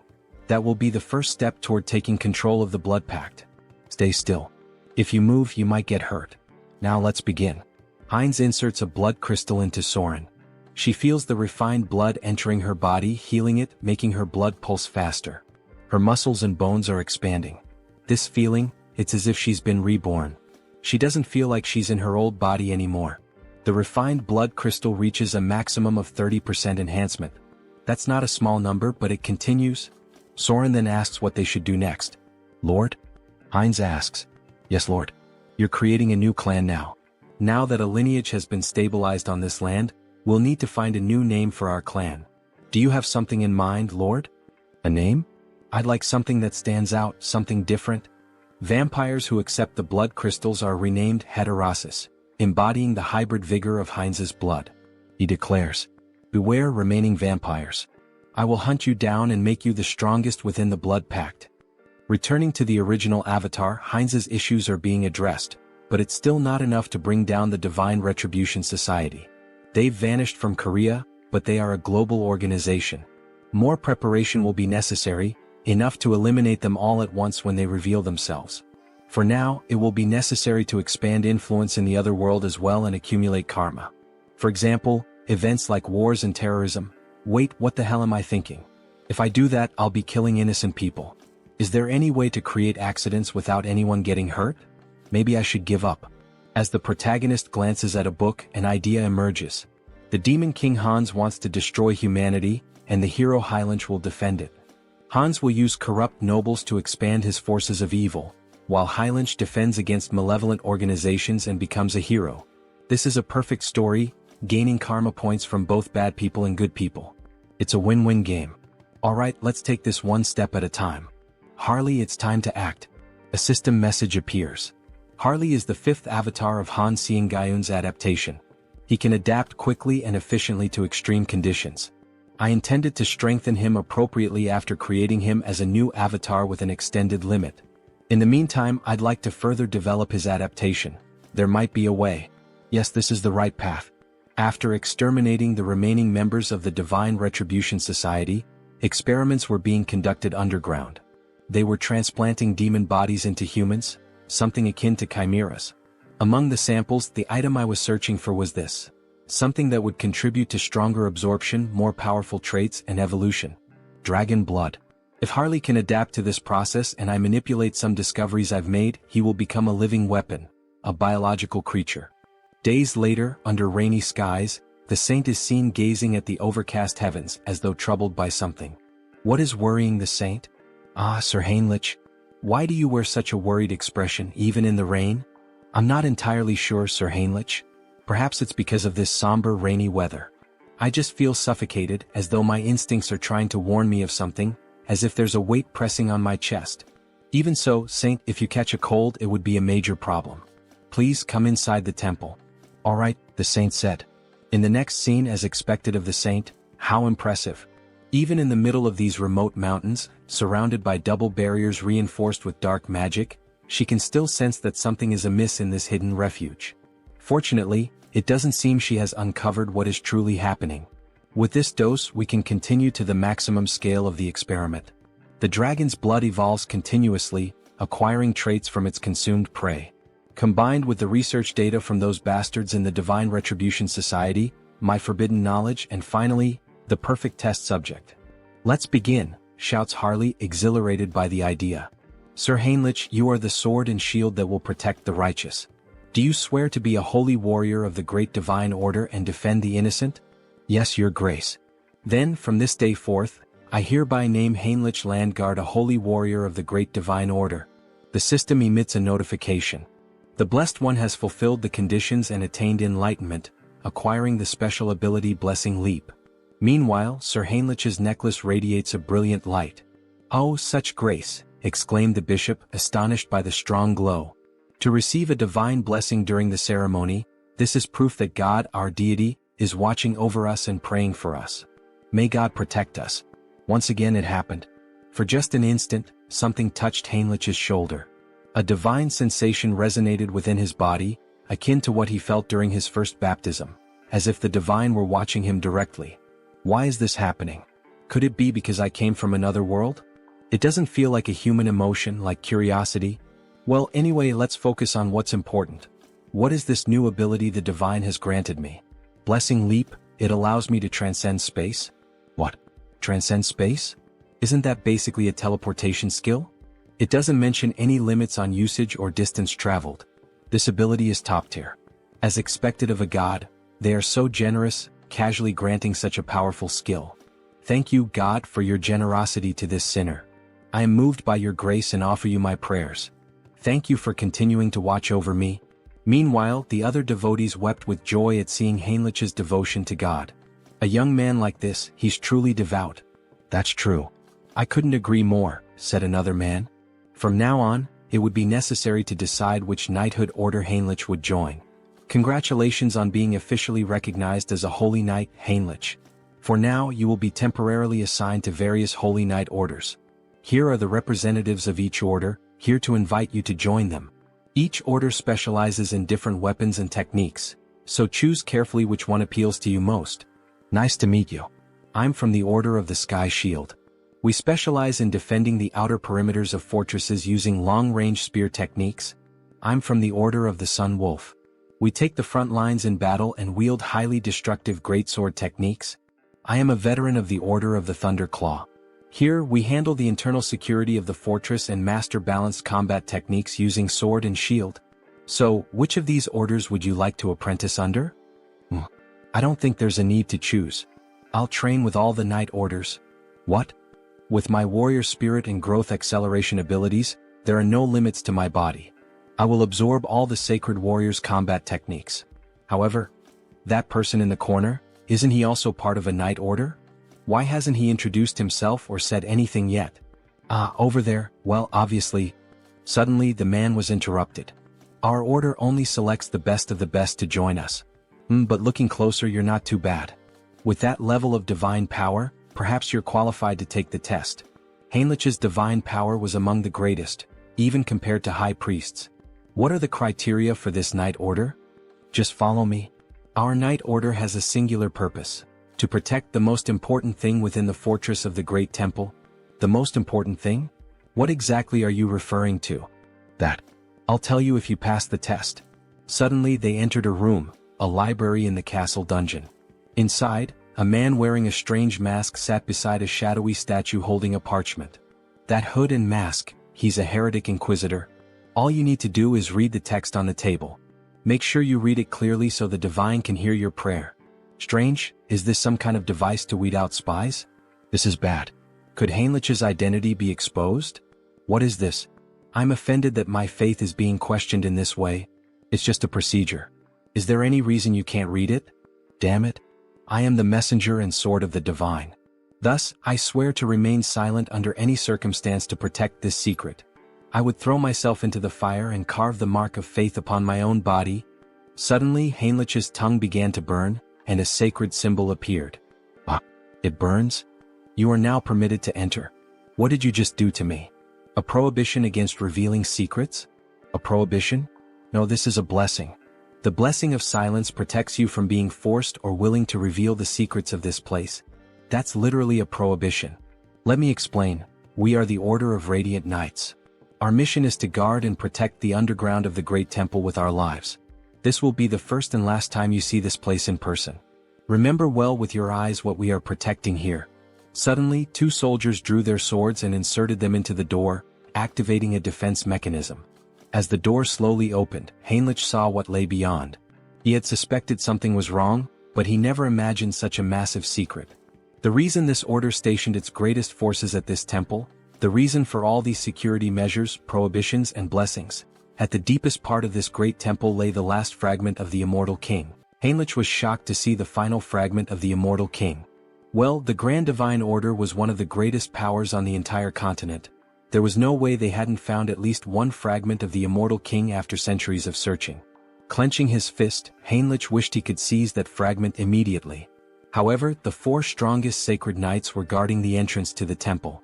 Even Hans wouldn't be able to extract the Immortal King's fragment from the temple's deepest depths. Heinrich would have to think carefully about his next move. Suddenly, another knight informed him that due to the blessing placed on Heinrich's mouth, he wouldn't be able to reveal anything, no matter if he was tortured or even killed. Formally, he was stating this anyway. This fact must never be revealed to anyone. Understood? Heinrich confirmed. Don't worry, I promise that only I will know this information. Haha, the final fragment. What an unexpected stroke of luck, Hans said, laughing wickedly as he gazed at his experiment. However, Harley's condition was far more unstable than Hans had anticipated. With a worried expression, he exclaimed, "What's wrong?" Why is this happening? Everything should be working perfectly according to theory. Meanwhile, Harley was coughing up blood. He felt something boiling inside him. The dragon's blood had definitely been transfused into his body. But perhaps the power output needed to be pushed to its maximum. Hans then yanked the lever. Harley let out an agonized scream as his body began to tremble violently, smoke rising from his skin. And then he suddenly stopped moving. Harley? Did he go too far? Had he pushed Harley's super regeneration beyond its limit? If that was the case, then Hans was about to lose everything, Harley and all of his research. Screw it. It was all or nothing now. Hans made a desperate decision, injecting every last drop of the dragon's blood into Harley, praying that it would have some effect. Harley's body twitched. His eyes shot open, glowing a furious red. He let out a blood-curdling scream as his jaw contorted, transforming into something monstrous. Crimson lightning crackled throughout the room as Hans watched, frozen. And then he stopped moving again. Shit, so the experiment failed? Hans muttered under his breath. Damn it, Harley. Just as he turned to leave, a system window suddenly appeared before him. System notification. Caution, exclusive abilities have evolved. Your abilities have grown. The number of avatars you can create has increased. Hans' eyes widened. Increase? What do you mean, increase? He looked around at the lifeless body before him. All I see is a pile of corpses, not growth. Then, without warning, Harley's body convulsed violently. His muscles rippled as he snapped his restraints apart like they were nothing. System notification. You have acquired a new ability, physical mutation. Your recovery ability has exceeded its limits. Super regeneration has evolved into regenerative adaptation. Harley let out a guttural roar, his voice twisted with agony and something else, power. His entire body was mutating, shifting, evolving. System notification. Skill adaptation has evolved into special ability, mutation. Hans could only watch in awe, no in terror, as Harley broke free from every shackle that had once bound him. Finally, the mind has connected. The gamble was worth it. Ah, so this is the new effect of the mutation ability? Harley mused, laughing as he examined his altered physique. His body had changed drastically, his muscles denser, his teeth sharper, and even a few dragon-like scales appearing on his face. It almost feels like I've transformed into multiple species at once. Meanwhile, Hans furiously jotted down notes. The good news just kept coming. To think that his number of avatars increased through natural growth without relying on the karma store. This is an unprecedented achievement. He grinned, his eyes gleaming with excitement. I'll figure out how to use this new avatar later, but before he could finish, Harley interrupted him. Should I test my new abilities? He asked, grinning wickedly. Hans smirked. Be my guest. Deep in the forest, Harley stepped into the dense wilderness, marveling at the beauty of his surroundings. His body had become a perfect killing machine, every sense razor-sharp, his instincts honed to an unnatural degree. Then he heard it. A faint breath, nearly imperceptible, but his new senses picked it up immediately. A predator was watching him. A black panther lurked in the shadows, muscles tensed, eyes locked onto its prey. It pounced, a blur of muscle and claws, but Harley didn't move. Instead, as the beast drew closer, his eyes widened. Wait a damn second. Recognition struck him like a bolt of lightning. You're the same species that attacked me the moment I arrived in this world, aren't you? His lips curled into a smirk. Well then, it's nice to see you again. Crack.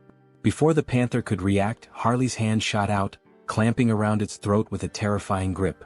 The creature thrashed wildly, but it was useless. Forgive me, but...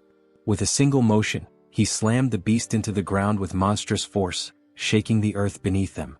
The impact alone was enough to cripple the creature, but Harley wasn't finished. His blood boiled. His strength surged.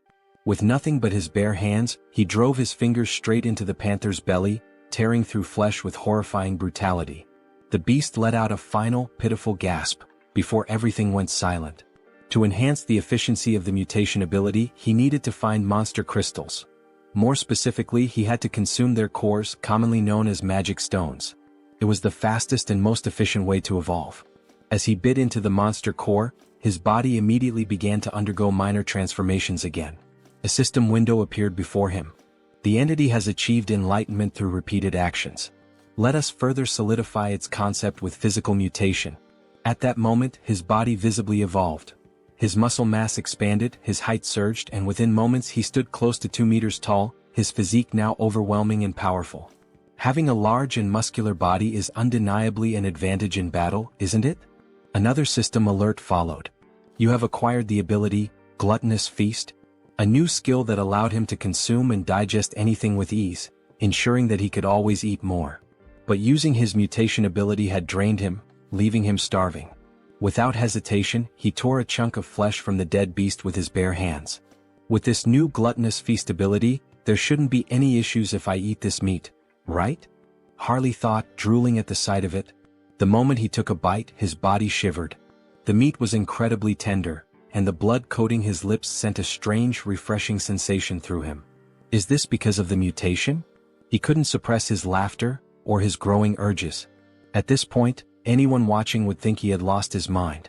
His behavior was completely primal. Primal, huh? That word stuck in his mind. He recalled rumors of an isolated barbarian tribe in the southern regions of this land. In that case, Harley smirked, licking the blood from his fingers, perhaps it's time for a class change. The country of Tulek Kingdom, Tarak. The scene opens to the entrance of the guild in this city. What the hell? A barbarian from the south? What's he doing here in the west? The tension in the air is palpable. Welcome. Everyone seems completely on edge. Well, of course they are. This body is stylish and intimidating. Harley figured it might be too much, but in the end it suited him just fine. But he wasn't here to make an impression just yet. His goal was far greater, to become a hero capable of shaping the entire continent, leaving behind a legacy so unforgettable that no one would ever erase his name. So, what does the esteemed guest require? The guild receptionist asks hesitantly. Harley leans in, smirking. Isn't it obvious? He says, slamming his hand down on the counter. I'm here to exterminate the monsters in the northern mountains, near the steel fortress. Isn't that what this city is for? The guild worker flinches but quickly composes himself. Oh, of course. I'll register you immediately for deployment, rookie mercenary. Harley grins. Good. Let's get this started. Meanwhile, at the temple, a grand duel reaches its climax. Heinrich stands victorious, wiping his blade clean. Damn that tenacious bastard. One onlooker mutters. Heinrich had done it. He had mastered every combat technique and weapon style of the Sacred Knights. The entity has achieved enlightenment through training. You have acquired the skill, comprehensive weapon mastery. It was finally over. Now Heinrich could wield any weapon to absolute perfection. This experience would undoubtedly benefit all his other avatars as well. Just as he relished his victory, he caught sight of the Saintess. But something was off. She was dressed in full ceremonial robes. Why is she wearing those? What is she up to? Heinrich wondered. He approached her. Saintess, what are you doing? She turned to him with a serene smile. Ah, Sir Heinrich. We meet again. When it rains, worms always emerge from the earth. He followed her gaze. She was blessing worms with divine power. Blessed worms? Imbued with holy energy? They're not going to turn into giant monsters like in those old fantasy tales, are they? Heinrich thought, unnerved. But his thoughts quickly shifted back to her attire. There's some kind of ritual happening, isn't there? The Saintess nodded. Yes. In fact, it is an extraordinary event. One capable of tracking the Immortal King. It is about to begin soon. The Immortal King? Just how powerful must this guest be, to be capable of tracing Hans? Hans, who had concealed himself behind countless layers of barriers. I'm not sure I can explain it properly, but if you're interested, perhaps, you would like to participate as an honorary guardian warrior? Heinrich didn't hesitate. Yes, Saintess. Please let me participate. Inside the temple, a voice rang out. Lord Granwood is entering.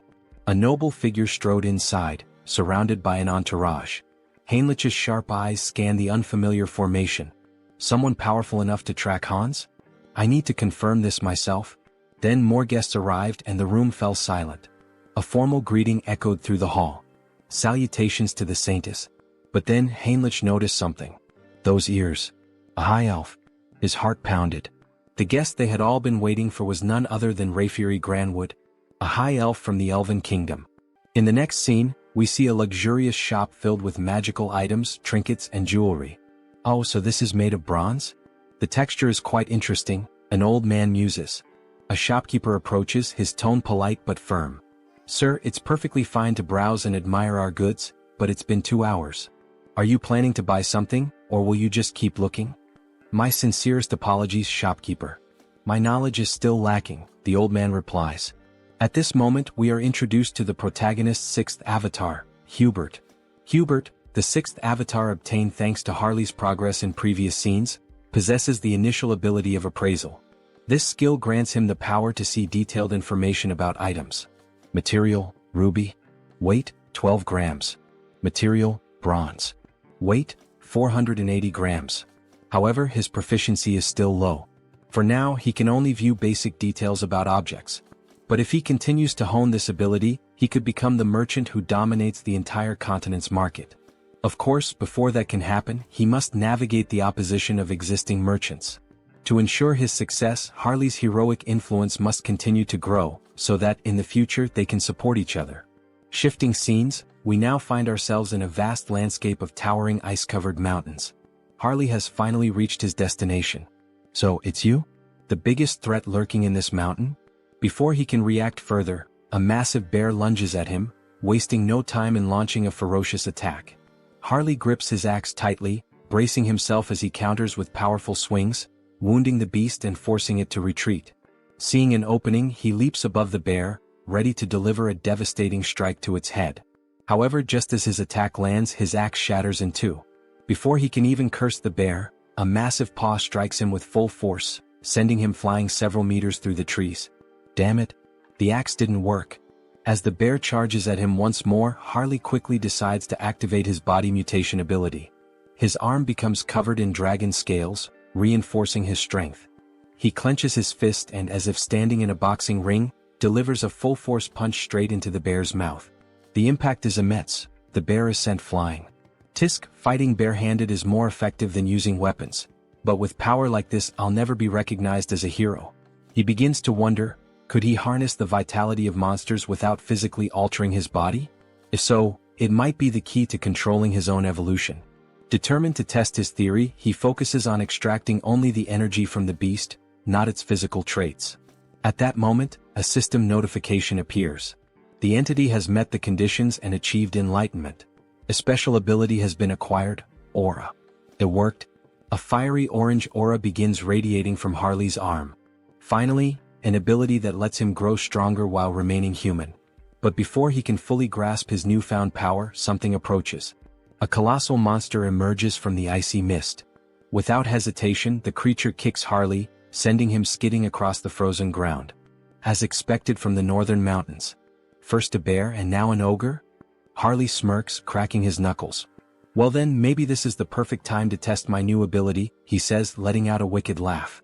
The ogre stomped down on Harley, letting out a deep, guttural laugh, convinced it had finished him off. But then a firm grip. Harley was still there, clutching the monster's foot. You think this is funny? You really want to see something funny? With a smirk, Harley began lifting the ogre's leg as if he were simply doing strength training. Let me show you something amusing. With one final push, he sent the ogre off balance, then used the momentum to leap onto its back. In his hands was a new weapon, gleaming with power. As if invoking the might of a god of war, he roared. The slumbering ogre of the forest, awaken. And with that, he tore into the beast, carving deep, brutal gashes into its flesh. Blow after blow, he cut it apart, reducing it to nothing but lifeless remains. As he stood victorious, his gaze shifted toward his new axe. With this, I will become a hero. But then, a foul stench filled the air. A scent both revolting and strangely nostalgic, like the rotten musk of a neglected wound. Harley turned toward the source, deep within the forest. From the shadows, two armored legs stepped into view. So, it was you all along. Oath of rebellion. Harley's voice was cold, calculating. I don't know what you're scheming in a place as remote as this, but it's obvious who you are. His grip tightened around his weapon. And I'll make sure to tear out the roots of this corruption before it spreads. With a burst of immense speed, he lunged forward. Meanwhile, in a distant, more refined setting. Exquisite. This tea is truly exquisite, said the elf, his tone filled with satisfaction. We are deeply grateful for your warm hospitality, Saintess. The woman smiled, honored to hear such words. It pleases me to know the tea suits your taste. Our great divine church also sincerely appreciates your presence here. The newest ally of the church was not just any elf. He was a high elf. Hailing from the kingdom of elves on the continent of Enamel, a land where the elves revere the world tree.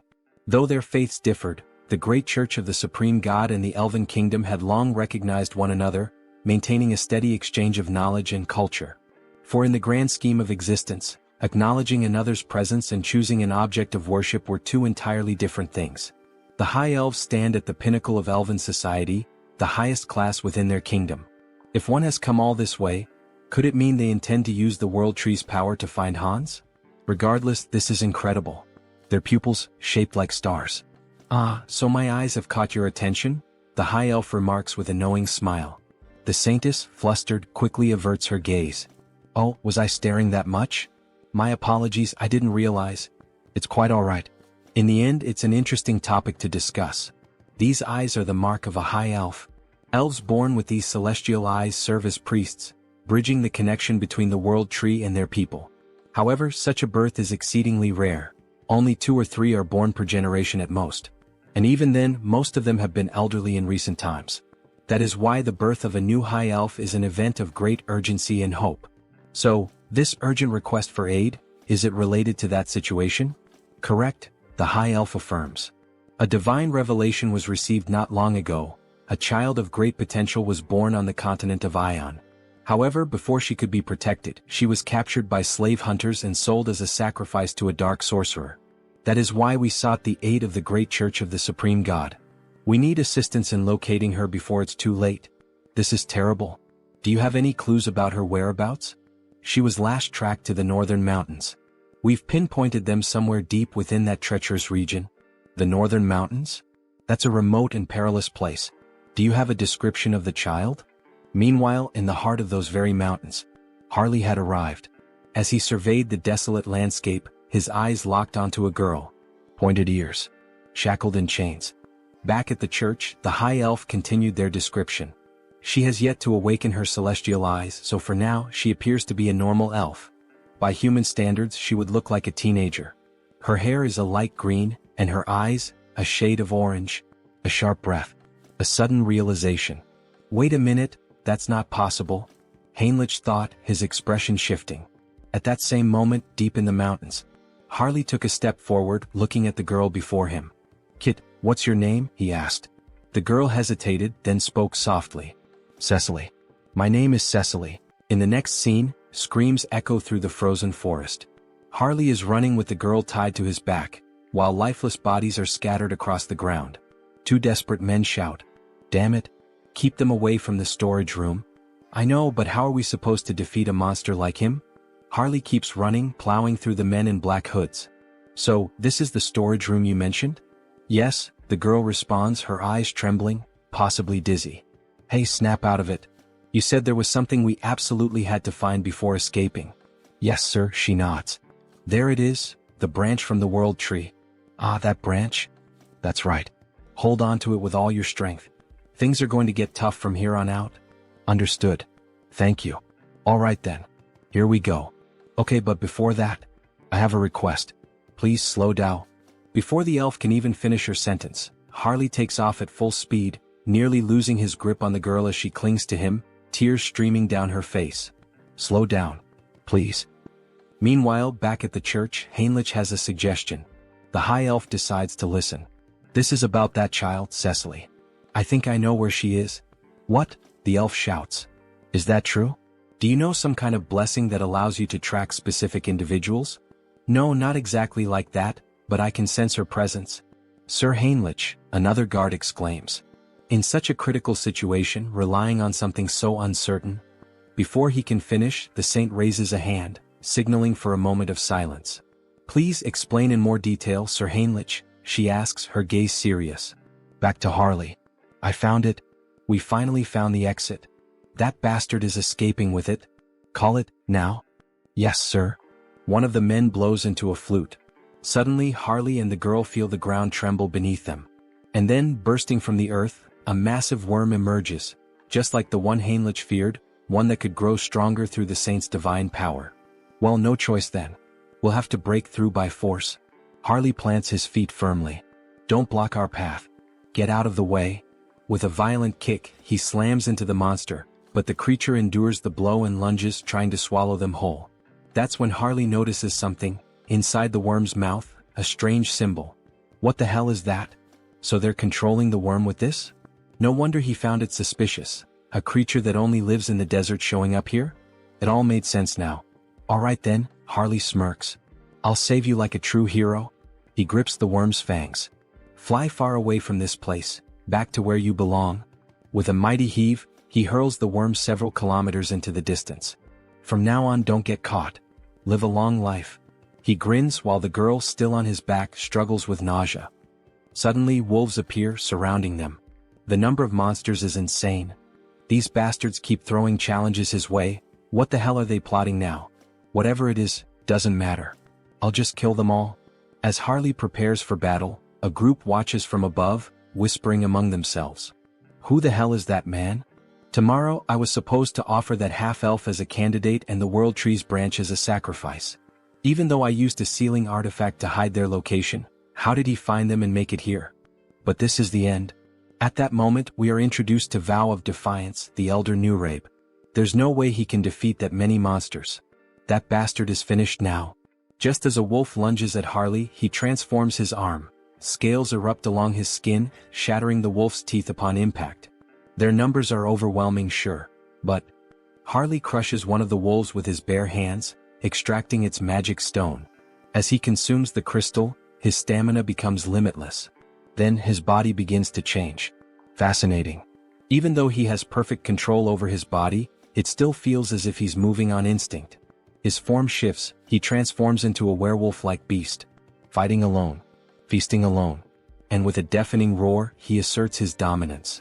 The entity has fulfilled the conditions and attained enlightenment. The skilled wild instinct has been acquired. This can't be happening. That thing is a monster, the men whisper as Harley tears through the wolves. What do we do, Elder Newrabe? At this rate, they'll break through our siege with sheer force. Activate all summoning circles. What? Are you serious? Yes. It's shameful to reveal this to the world so soon, but we have no choice. Either we do it now or we die. Release those two. Ha! I really like this kind of wild fight. Harley grins. Shall we end this battle now? Just as he's about to land the finishing blow on the last wolf, whack! Two piercing objects strike his arm. What the hell? He looks down. Crystal arrows?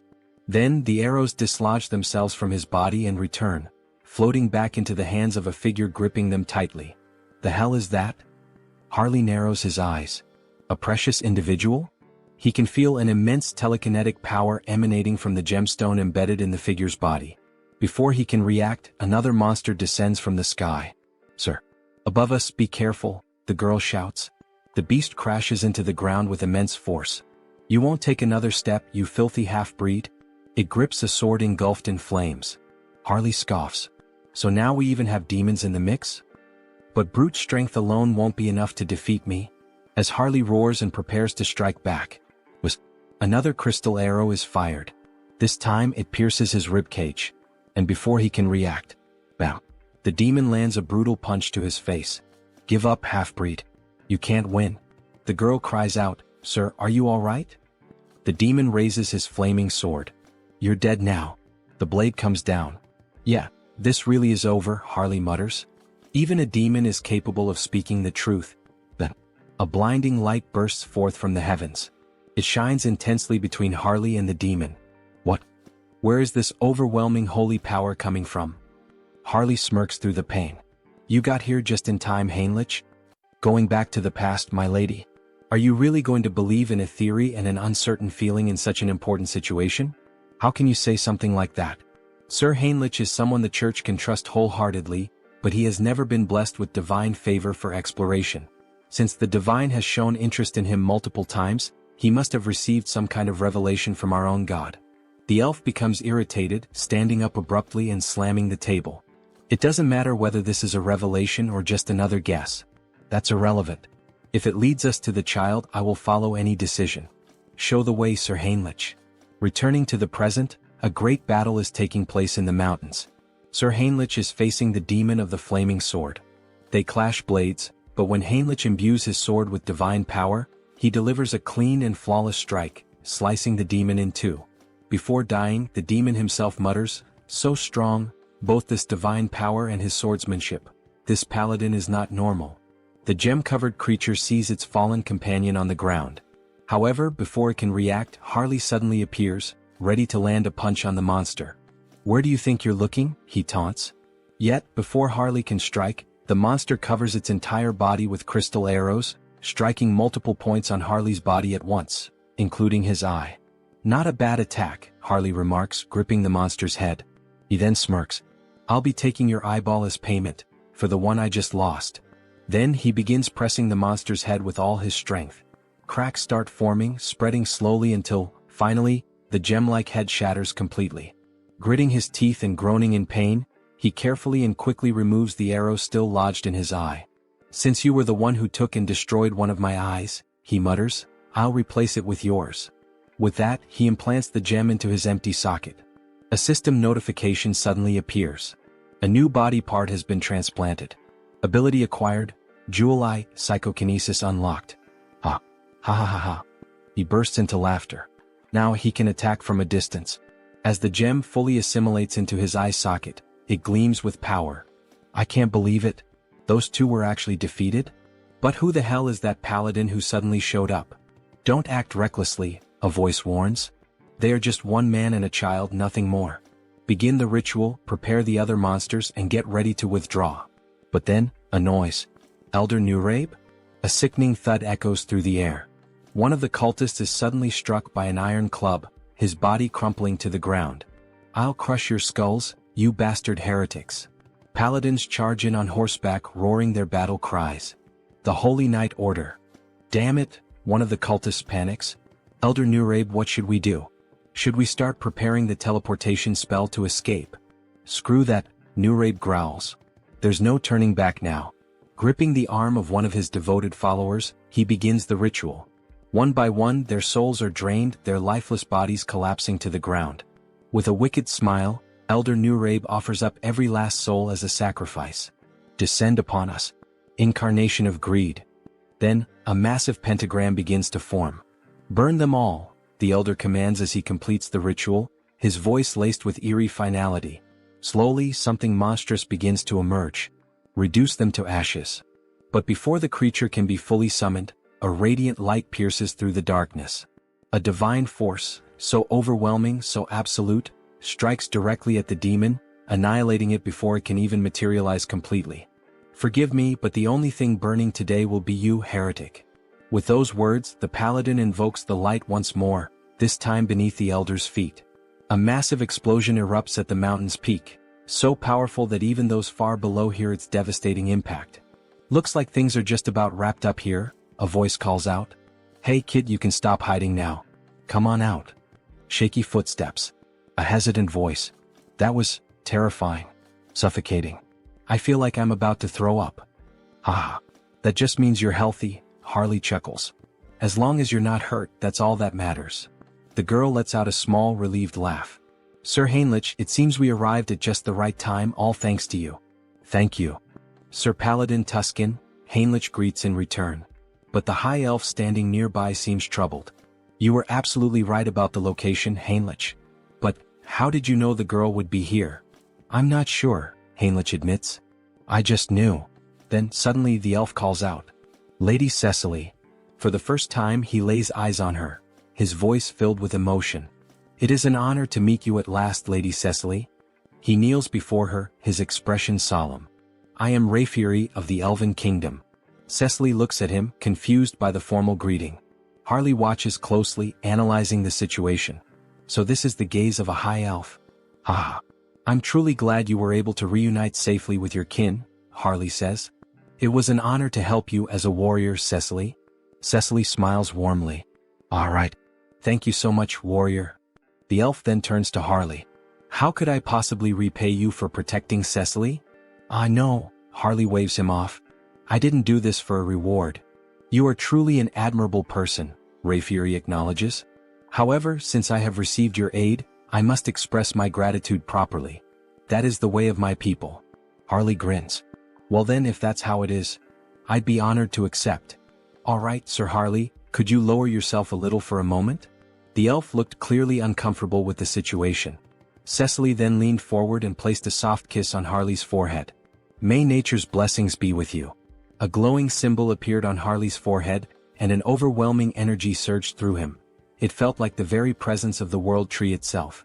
"This is a blessing that only high elves can bestow," Rayfury explained. "The blessing of nature, a high-level enchantment that can only be used a limited number of times." He glanced at Cecily. "Cecily isn't a high elf yet, so this won't be as effective. But once she awakens her true sight, she'll be able to reinforce the enchantment and make it even stronger for you." Then, with a solemn expression, Rayfury continued, "And of course I must give you a proper gift as well. Please extend your hand." Harley complied, and Rayfury placed a small, intricate token in his palm. "This is our elven symbol of promise. Should you ever need assistance in the future, we will come to your aid." "Seriously?" Harley blinked, a bit taken aback. "Thank you. You guys didn't have to go this far. I'll accept these gifts with gratitude. Here, take this as well. One last thing." Harley looked at the additional item, curiosity flickering in his eyes. Meanwhile, another conversation unfolded. "That young man? He has quite an impressive physique," Rayfury observed. "He's just as capable as you, isn't he? You two know each other?" "No, this is our first meeting," Rayfury admitted before smiling faintly.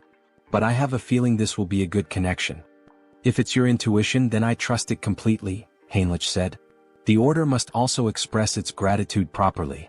Heinrich took a deep breath, his thoughts racing. "We've gained the favor of both the Elven Kingdom and the Grand Divine Order." Then a voice called out, "Lord Tuscan, thank you for handling this issue so swiftly. Now it is our turn to assist you." "Just hearing that gives me courage," Tuscan replied. "We have only one request. For the peace of this island, please find the Immortal King." Heinrich exhaled slowly. So, in the end, was making contact with the High Elves all for this? He looked up at the sky. The World Tree is the root of all trees. The High Elves can borrow its power, sensing energy anywhere there is life, anywhere trees grow. But, Rayfury added, it will require some form of support. Support? I need some knowledge about the energy we're searching for. The energy of the Immortal King. All right. Follow me. They used teleportation to return to the church. Heinrich never expected to visit this place again so soon. No matter how many times he saw it, the sight remained awe-inspiring. A colossal sacred barrier, its complexity beyond even his full comprehension. Bringing in outsiders only made the church distort the path further, twisting it into an intricate labyrinth. Even someone like Hans would need a considerable amount of time to break through a barrier of this magnitude. We've arrived. Even if an intruder somehow managed to slip inside, the Holy Knights and High Priors stationed throughout the entire building would immediately mobilize. And then, at any moment, this is a fragment of the legendary Immortal King? Alright then. Let's begin mapping its energy trail. The High Elf would track Hans. Meanwhile, elite forces would be gathered, prepared to face him once more. Wait a second. That means there's a path. Fine. On that day, with my own hands, I will seize the final fragment of the Immortal King. In the next scene, an empty chair sat ominously. It's time. Have all the representatives gathered. A vast chamber came into view, lined with chairs, bathed in an eerie glow. The flickering of purple fire cast unsettling shadows across the room. The challenge vote. The executive meeting room. The first to respond was a pink flame, its shape vaguely humanoid.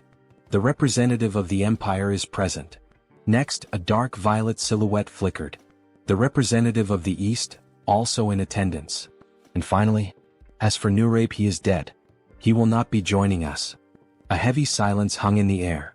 You've all heard the latest news? A voice finally spoke. We still don't know how the Order or the High Elves managed to track and eliminate Nurabe.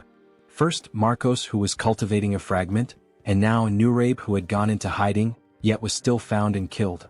Aren't we all getting a little too careless? Another shadow stirred. The resurgence of the Order must be tied to the appearance of the Immortal King's heir. Another voice mused. This heir of the Immortal King. Could we not use him to our advantage?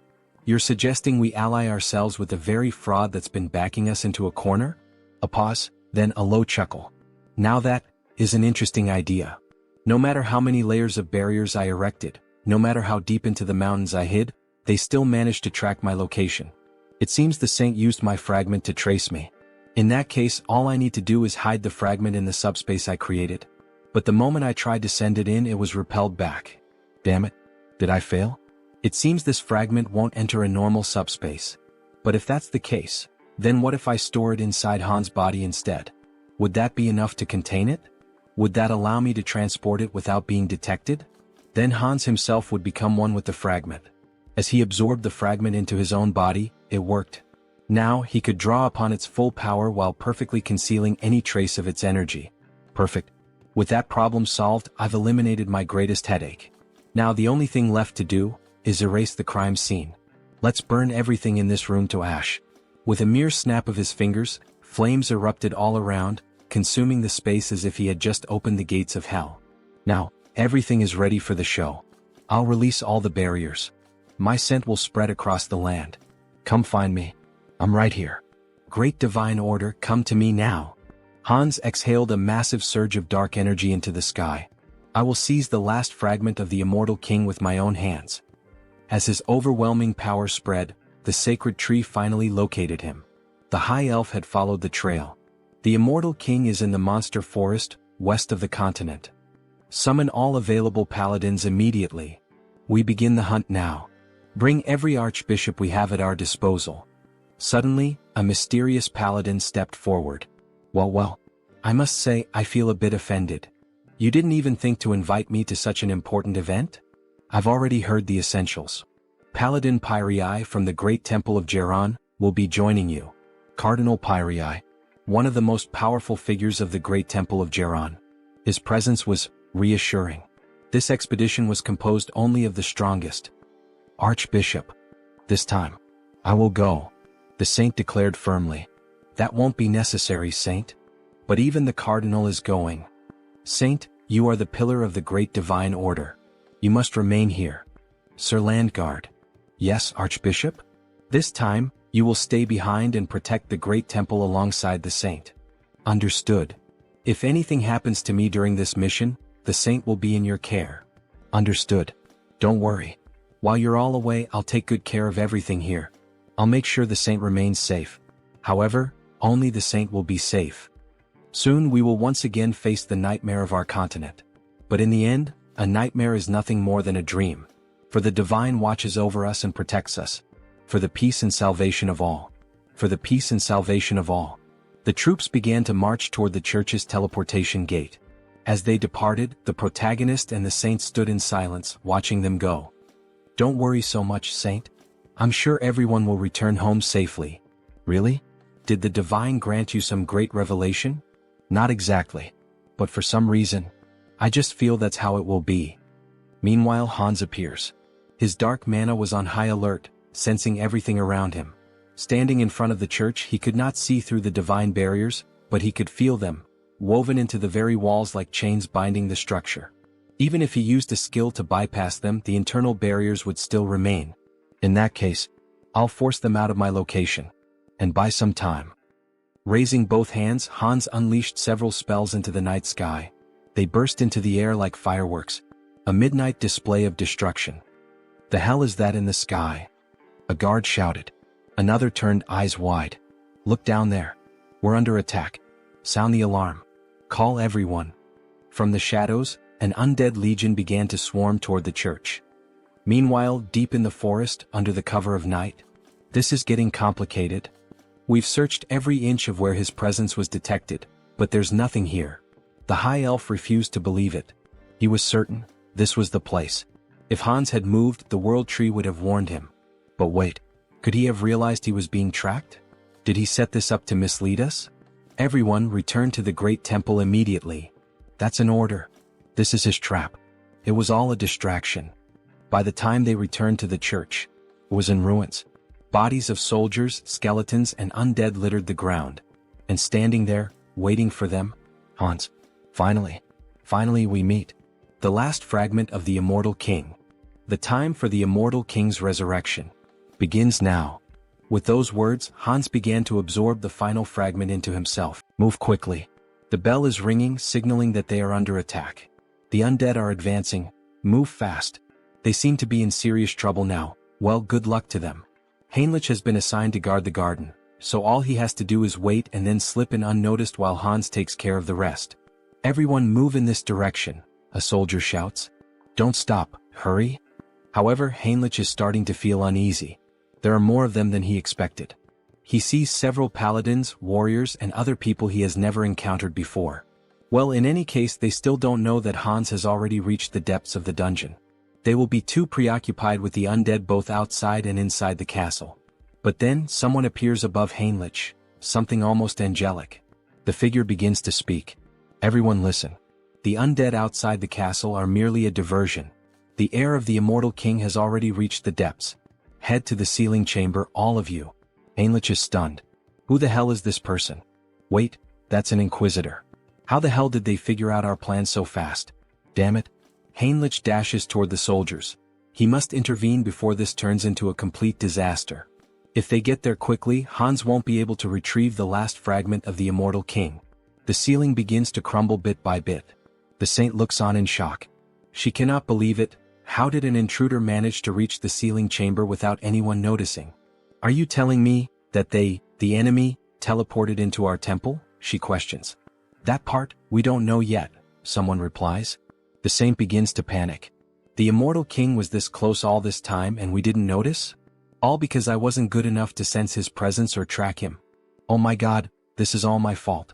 So many lives will be lost because of my failure. If the immortal king truly comes back to life once all the fragments are reunited, what the hell can we do? Nothing. Tears stream down her face as she cries. Any apology we give will be too late after so many lives are lost. Then a soldier speaks to her. The road was too crowded, but Sir Heinrich is here. From now on he will take command. The saint, who had been crying in despair just moments ago, now cries for a different reason. A radiant smile appears on her face. Sir Heinrich, you have no idea how relieved I am to see you here. Please, lead us with your strength to fight against this evil. Back to Hans. Thinking about how many undead they have managed to eliminate from the army, they are proving to be more resilient than he initially thought. Countless skeletons lie scattered on the ground, including an inquisitor. One of them has an especially angelic face. Malcolm was no ordinary opponent. He was like an elite boss. Rest well, Malcolm. You fought so bravely. After searching for a while through the war-ravaged battlefield, Hans finally finds it. The last fragment of the immortal king is right before him. Finally. Come to me now, fragment. He begins to absorb all the energy from it. The immortal king's final legacy will belong entirely to Hans. He continues drawing every last drop of residual power from the fragment, devouring it completely. However, when he finishes, he feels something strange. What the hell is this feeling of weakness? Even after consuming the last fragment, he doesn't feel any stronger. Could it be that it takes time to fully absorb the fragment's power? Then he hears a noise, an intruder. Two paladins soar toward Hans, weapons in hand, ready to strike him down.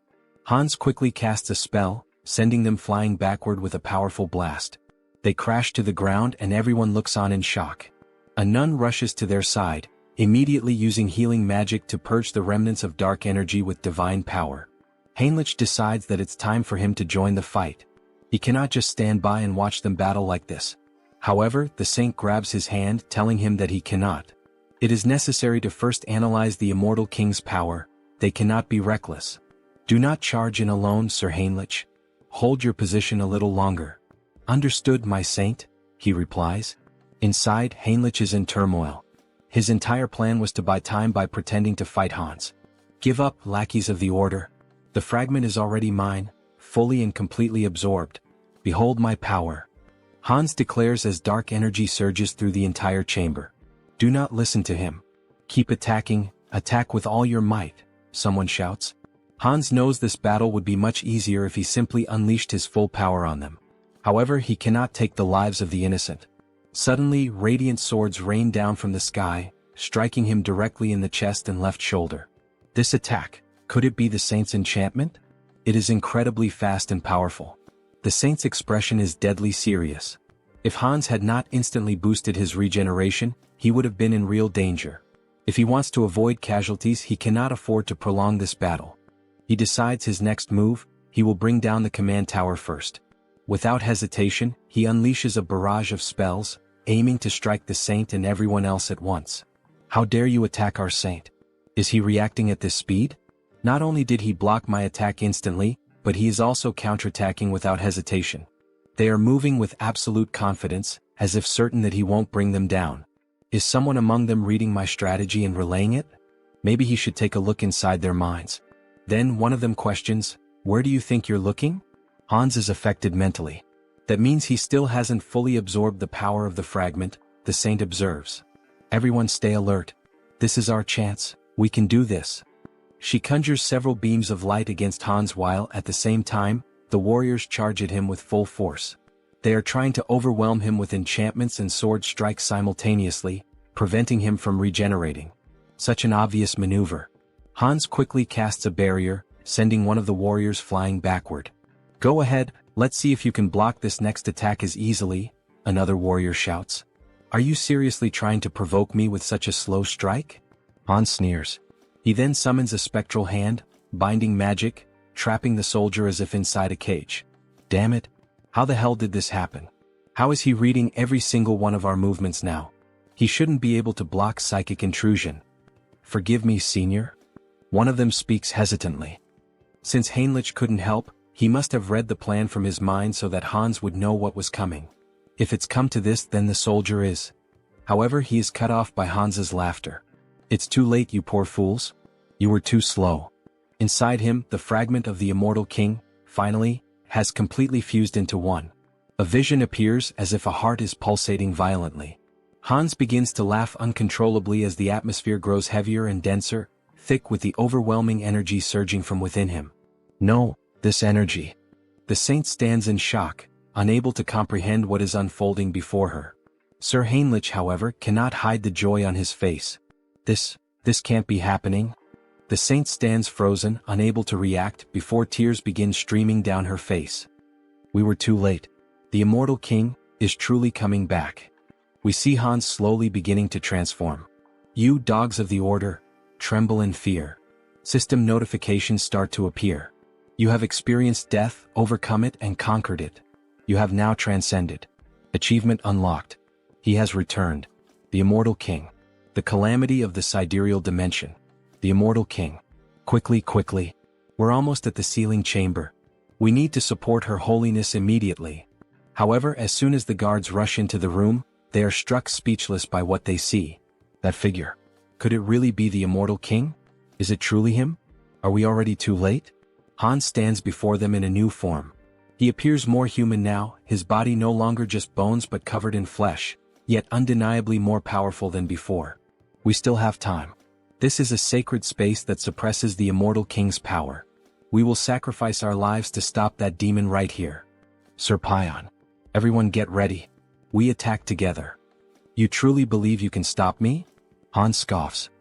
Since you cannot see the status window, it's easy for you to fall for such delusions. Achievement unlocked. Rewards, grants immunity to instant death. Special abilities Decayed Heart and Immortal have evolved into Immortal Heart. Hans has truly become a mystical being, now even capable of escaping death itself. He is invincible. Very well, come at me, all of you. Let me show you the power of the immortal king. He places his hands over his eyes and activates the Eye of Darkness ability. All the soldiers are instantly ensnared by it. With just a glance, he instills overwhelming fear and confusion in his enemies while also exerting control over lower-ranking demons. The guards begin to hallucinate, some even see worms crawling out from their own bodies. This is the legendary Eye of Darkness. Never look directly into them. Now it's your turn. Hans gathers energy in his hand. Rise once more, my legion of the undead. Return to life and claim the souls of our enemies. Bones and corpses begin to gather around him, forming something monstrous. Be careful. That thing is a corpse golem. If you get hit by its attacks, you're finished. Dodge. The skeletal golem charges forward, laying waste to everything in its path, causing mass destruction. What a pathetic sight, Hans says. Let's end this now. The saint is desperate. She must do something, she must make a decision. If she hesitates here, not only the church but the entire continent will fall into danger. Clutching the cross at her chest, an idea suddenly comes to her. Sir Heinrich. Yes, my lady? She will entrust him with her token. Please take this and retreat. You must become stronger and stop the immortal king in the future. Attention everyone. We must clear a path for Sir Heinrich. Protect him with your lives so that he may escape safely. Understood, your holiness. Everyone pursue the immortal king. Stop him at all costs. These buzzing flies. I'll finish all of you at once. Just then, a soldier attempts a stealth attack, but Hans notices immediately. To think you would try that failed move again. How foolish. It doesn't matter, the soldier says, even as Hans' magic tightens around his throat. Our goal is complete. What? What goal? If we could save Sir Heinrich, our hope, I would throw away this worn-out bag of bones as many times as necessary. Very well, fool. Your wish is my command. I'll crush this skeleton right now. Before he can finish, Hans is sent flying by a sudden punch to the face. It was Sir Heinrich delivering a powerful, blessed strike. Without giving Hans time to react, Heinrich draws his sword and launches a flurry of rapid, precise strikes. Hans watches, impressed. Your movements are excellent, he admits. But Heinrich's sword is too dull. It cannot cut him, much less kill him. Hans retaliates, launching several black energy spears straight at Heinrich, piercing through his chest. However, they do not wound him. He can feel the impact, but the spears have only punctured his armor, not his body. This is the climax. Hans unleashes another spell, causing a massive explosion across the battlefield. The saint screams in despair. Sir Heinrich, what? Even after I told you we should entrust the future to you. She collapses to the ground, sobbing. Why didn't you run away? I did not join the church to save my own skin, Heinrich replies. How could someone who turns his back on his comrades, who stand ready to face death and sacrifice themselves for a greater cause, ever hope to protect the world? The cross-shaped token in his hand begins to shine intensely. Immortal King, you said my sword was dull? Even if my blade breaks today, I will kill you here and now. You have achieved enlightenment by fulfilling the conditions. You have acquired the special ability, Blessing, Rod of Light. This is the third blessing. Excellent. Shall we head toward the conclusion? Sir Heinrich charges forward, striking Hans directly in the chest. That was a wonderful line, Hans chuckles. The emotional delivery was top tier. Now, let's wrap this up with our final comments and bid farewell to our audience. Everyone stares in disbelief at what has just transpired. Servant of the Church. What is your name? I am Heinrich. Heinrich Landguard. How dare you wound me? The ability, immunity to instant death, has been activated upon receiving a fatal attack. I will remember that name. Then, before their eyes, Hans vanishes. Damn it. So, in the end he just ran away. Suddenly, Heinrich loses consciousness. Before he can collapse, another paladin catches him. To think, he actually managed to strike the heart of the immortal king, even in a situation like this. This is it. The resurrection of the Chosen One. A heroic tale that brings tears to the eyes. In the end, Hans was reborn as the immortal king, and Heinrich the one who defeated him with the blessing of the gods. A perfect rivalry between a hero and a demon king. Now all that's left is to collect payment. Shall we settle the admission fee? Well, that much money? It increased by about 1 million. There's no need to think too hard about what to do. Looking at the system window, he selects exclusive skill enhancement. Your unique ability evolves, blooming with new possibilities. You have acquired a special ability, customization. Customization? Oh, so this is what a game is all about. A full customization window for Hans appears. Colors, horns, outfits, every model available. The newly acquired customization ability opened up 2 possibilities for him. This includes creating the avatar for the updated feature and modifying the avatar for the new feature. First, in modifying the avatar for the new feature, we see all the possible changes that can be made to Hans. His hair, body, and some details about his status such as SRT, INT, DX, and POW. This allows him to alter both the appearance and the stats of existing avatars.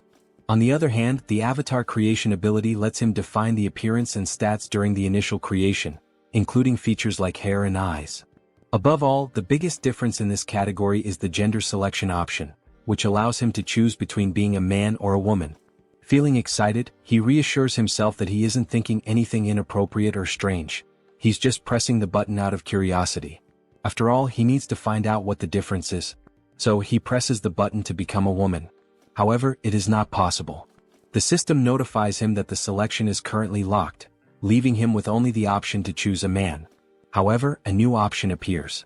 And what is this below? Media selection. You can generate related species by consuming a specific medium. A medium related to a species? Could it be the branch from the world tree that Cecily gave him last time? He liked the item because it is an environmentally friendly air purifier, but he feels there is no way around it. To create an elf, this should be enough. World tree branch detected. Generating as elf. Then the creation begins. A tall elf, just like the protagonist, with short hair and long ears. How impressive. And with that, it's done. An elf avatar is being created. Since customization is now possible, he adjusts the face to make it more beautiful and refines the arms and legs to be long and slender. As elves are elementalists, the most important attribute distribution is their affinity with nature. His name is Harris. Harris species, ELF. Individual trait, child of the world tree.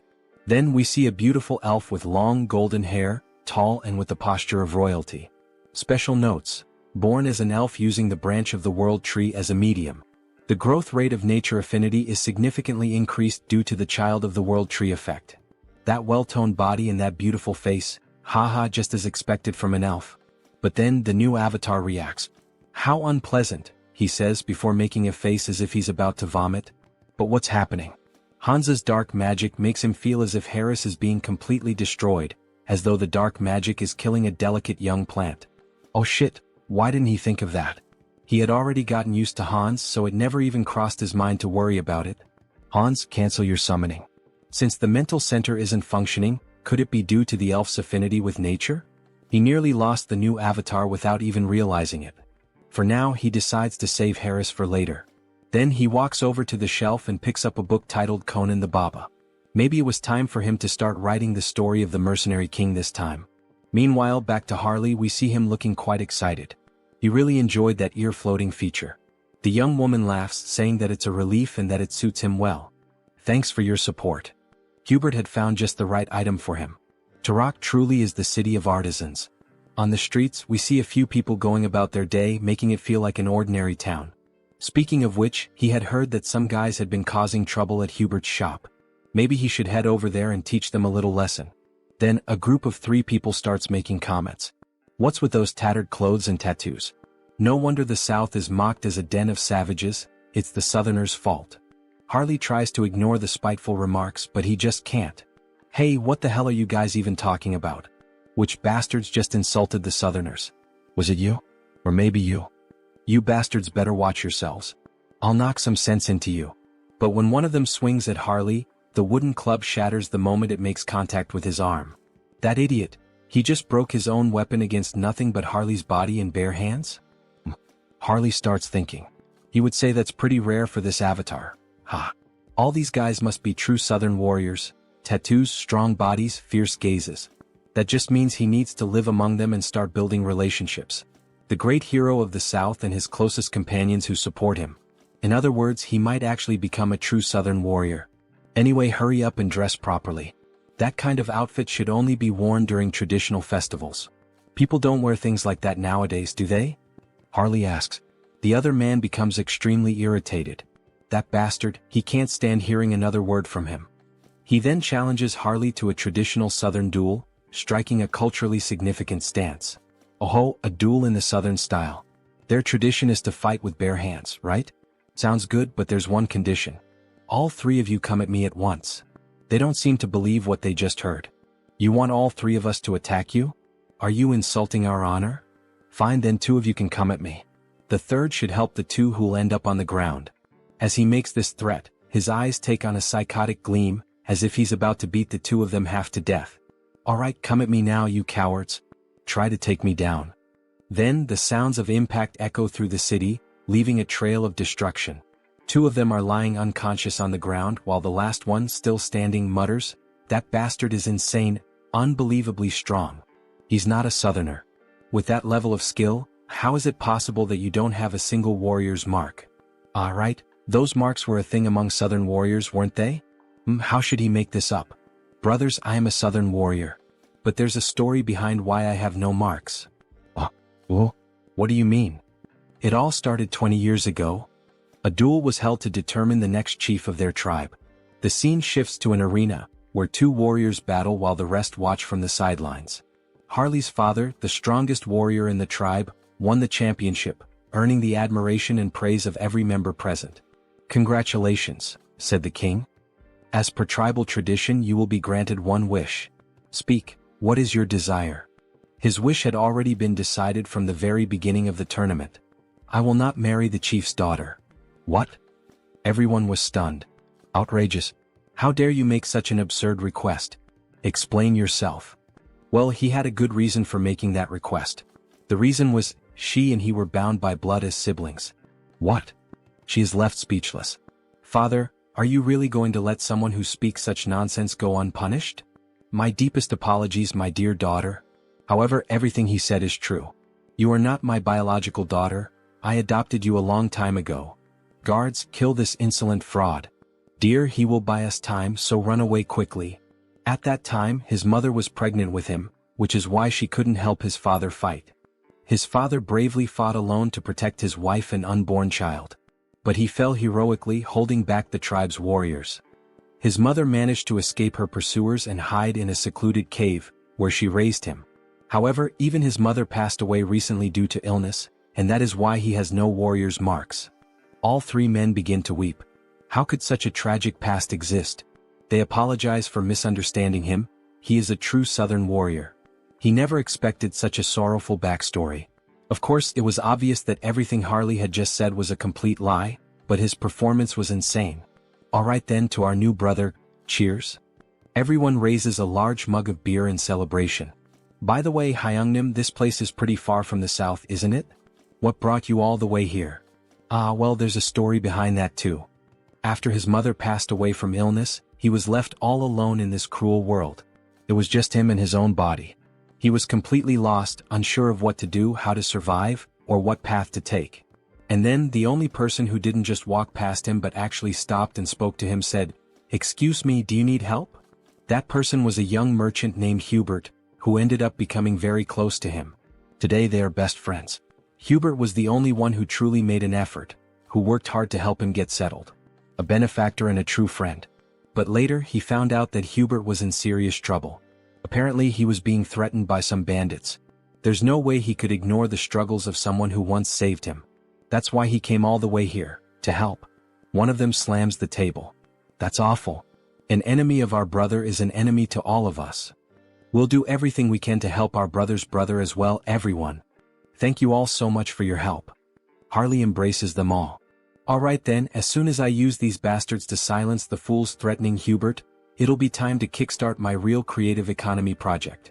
He plans to import a ton of pimenta de terra since it's a rare and valuable spice in this world. In exchange, he'll distribute magical tools, which are common here but scarce on Earth. A win-win trade where everyone benefits. And in the process, he'll also secure a hefty profit, using that income to pave the way for even more explosive growth. Very well, Hyungnam. Let's first head to your friend's shop. We'll make sure the place is well protected.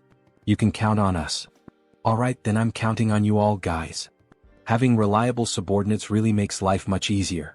Now that Hubert's problem is being taken care of by them, it's time for him to move forward and begin his debut as an elf. Then, in front of a castle, we see someone standing. Good morning. This is the Great Temple of Rosalia, correct? I am Harris, a skilled mercenary and close friend of Harley, who in turn is a close friend of the Holy Knights Order. I've come here after hearing that the elf envoys are present at the moment. Would you be willing to grant me an audience? Of course, he also brought a proper letter of introduction. Then we see a piece of paper with a message written on it. This elf is definitely my friend. He would appreciate it if you allowed him to enter. That ridiculously sloppy, no freely expressive, handwriting, and even the scribble on it, leaves no doubt that this is a handwritten letter of introduction from Sir Harley. Please come in. They will guide the elf to the accommodations for the elf envoys. Here we are. We've already informed Lord Rayfury, so just wait for him to arrive. Alright, thank you. Excuse me, it's a pleasure to meet you. I am Rayfury Grandwood, a high elf from the Elf Kingdom. Please have a seat. He heard that Harris was a fellow mercenary of Sir Harley? Yes, I am Harris. Thank you for taking some time to meet with me today. It's a bit difficult to pretend not to recognize familiar faces every time. But more than that, it's honestly fascinating. Seeing him through the eyes of a high elf, his eyes truly seem to shine even more. The longer he looks, the more and more he feels like he is being drawn in, as if he is being sucked directly into them. What a strange feeling. This must be because I'm in an elf's body now. He knew that Harris is a close and dear friend of Sir Harley, seeing him wear the bracelet that he gave him. Seems to be true. Then the bracelet begins to glow. I'm sorry, he says. I accepted the gift because it was from someone of your kind, but if it offends you, I'll return it immediately. No, not at all. On the contrary, I'm happy, even honored, that a relative is wearing it. More importantly, he heard that there is something Harris would like to ask him. Yes, that's true. It's nothing urgent, but he would like to learn how to harness the power of nature and form contracts with spirits. He never had the chance to grow, form contracts, and become stronger as an elf, since he spent almost his entire life being alone. I understand, he says. The potential of this person, there's no doubt about it. We see an immense amount of power leaking from his body, as if he were the very embodiment of the world tree. Alright, would you like to go outside and get some fresh air? Oh, of course, it would be an honor. You asked me to teach you, but unfortunately, it won't be possible. He is leaving this place soon, so he wouldn't have time to help. However, would you consider coming with us to the Elf Kingdom? Pardon? The Elf Kingdom, the land of the elves, located on the Enchanted Continent. It's where the Institution for High Elves is located. It would be an honor for him, but would there be any special qualifications or requirements? Yes, originally it is a place reserved only for the children of High Elves, only they are allowed to enter. But there is an exception. This is a lot of pressure. And this exception is a person who possesses the qualities of a high elf. You feel something when you look directly into my eyes, don't you? Look directly at me now. Is happening again, this sensation, what is it? It feels like he's being pulled in, as if he's being sucked into them. Where is this place? Is it some kind of mental realm like the one where he fought against the Society of Divine Retribution? No, the energy here is much purer and cleaner than in that place. Then something catches his attention. He doesn't believe what he's seeing. Could it be? A beautiful elf with pink hair? Could that be the elf goddess? No, is that the world tree? Then the elf descends from the tree, gently approaching him. Hey, wait a second, I am? The elf gently touches his face. Why is this beautiful elf doing this? Why is the goddess doing this? Oh, poor child, come to the realm of the elves, says the beautiful elf, speaking in a strange language as she gently strokes Harris's face. Then she vanishes right before his eyes. That leaf, that aura. Is she the world tree itself? More importantly, what did she even say? I didn't understand a single word of that strange language. Maybe it was the language of the elves. Hey, wait a second, he has no idea what that meant. Don't just leave. Before he can finish his sentence, he snaps back to reality. What did she mean by that? Then he returns to the garden. She's already gone, isn't she? What the hell is going on? He felt the presence of the world tree. He saw an elf. That was the world tree? So that's the form she chose to appear in. It seems she greeted him in the most familiar way she could. It seems that the world tree has a special interest in you, Harris. Seriously? Wait a second. First the divine, and now even the world tree is paying attention to him? What the hell is going on here? The next day we see a shop open. Hey man, he's sure he made it clear last week. He told him to close the shop and leave town. We see 3 men with strange tattoos intimidating Hubert. Yet he's still here. Well, excuse their rudeness. This week, a truly excellent tea has arrived. How about it? Would he like to have a cup with him? We see that Hubert is truly a gentleman, dressed in formal attire, wearing gloves and glasses. So, it seems he didn't understand a single word of what he just said. Then he taps the cup. He'll be giving up this place and leaving today. Or does he really prefer to die here at their hands? My God, so they don't like tea, huh? Well, either way, his friends seem to enjoy it even if they don't. What the hell is this bastard even talking about? Before he can finish his sentence, Harley lands a solid punch right to his chin. He's sent flying from the impact. Get the hell out of our sight, you piece of shit. What the hell are they? With just one punch he took down our leader. Where the hell did they suddenly come from? Then Harley and his friends charge forward. The 2 enemies are beaten like gangsters' wives, their screams echoing from inside Hubert's establishment. So, at the end of the day, alright, cheers. Thanks to you brothers, Hubert is safe now. The drinks are on him tonight. Eat up, don't hold back.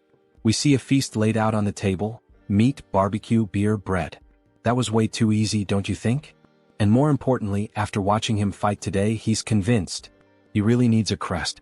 A crest? Yeah, like his. As he takes off his shirt, we see a strange tattoo, a proper warrior's crest. He's heard that there's a shaman from the south here in Tarik who knows how to carve them. So what do you think? Why don't you go ahead and... Luangya. What the hell are you doing? Let's go find him right now. Harley takes off running with Luang in his arms. But he hasn't even finished at least one dry ink. Elder, you old fool. Has age taken your hearing too? He's sure he told her to have the protection money ready by today. We see the same three idiots from before demanding money from an old woman who apparently sells some kind of magical potions.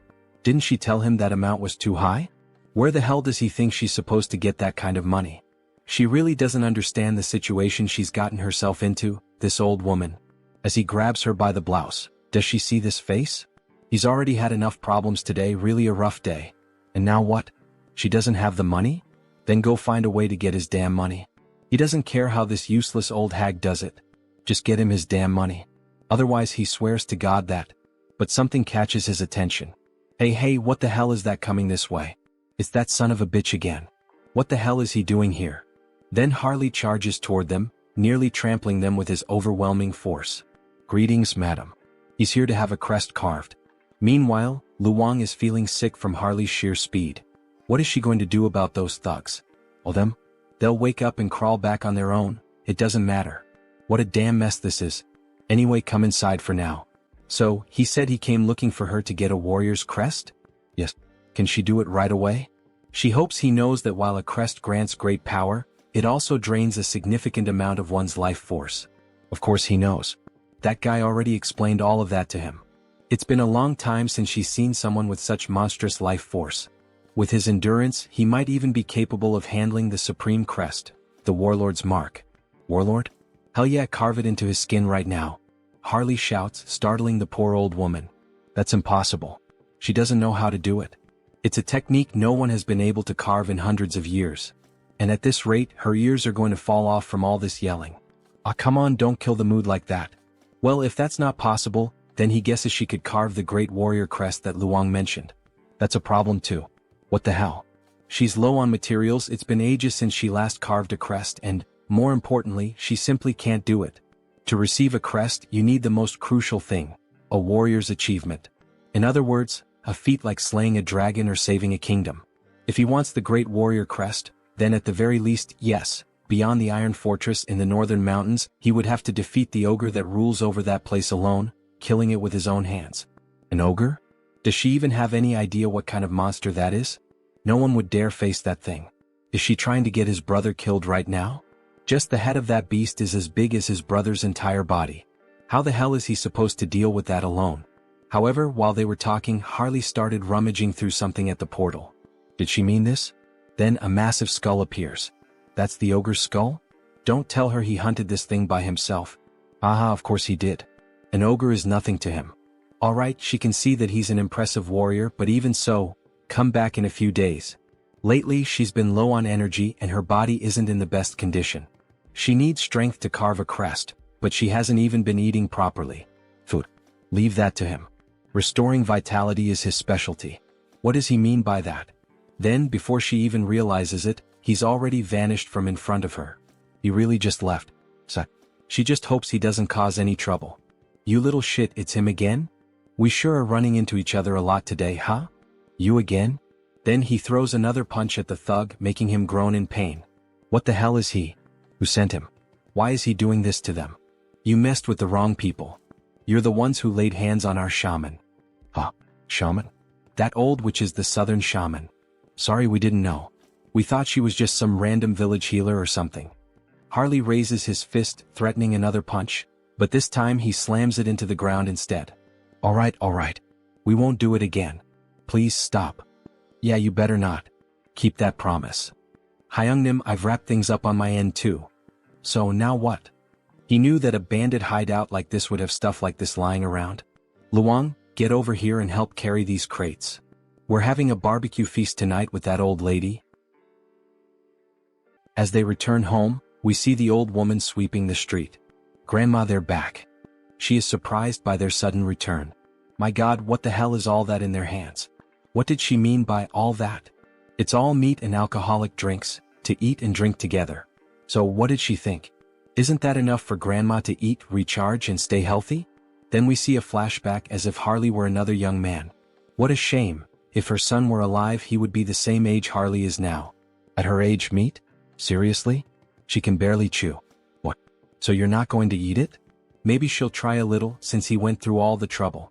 Then we see the old woman biting into a piece of meat and downing a bottle of wine by herself. They knew that women from the south had big appetites, But still, she ate everything by herself and didn't leave anything for them. Ah, that was so good, the food and the drinks were delicious. Alright then, now that our stomachs are full, shall we begin the engraving on Harley's skin? The engraving process is painful, you know. So she lays Harley down on the bed and starts getting ready with the needle to pierce his body. Is Harley mentally prepared? Aha, of course he is. Don't worry, old lady, he was used to going through procedures like this on a bed, a reference to when Hans used to perform experiments on his body. However, before he could finish that thought, the old woman put a stuffed bear in his mouth. Her son bit down on that toy when he had the engraving done on his own skin.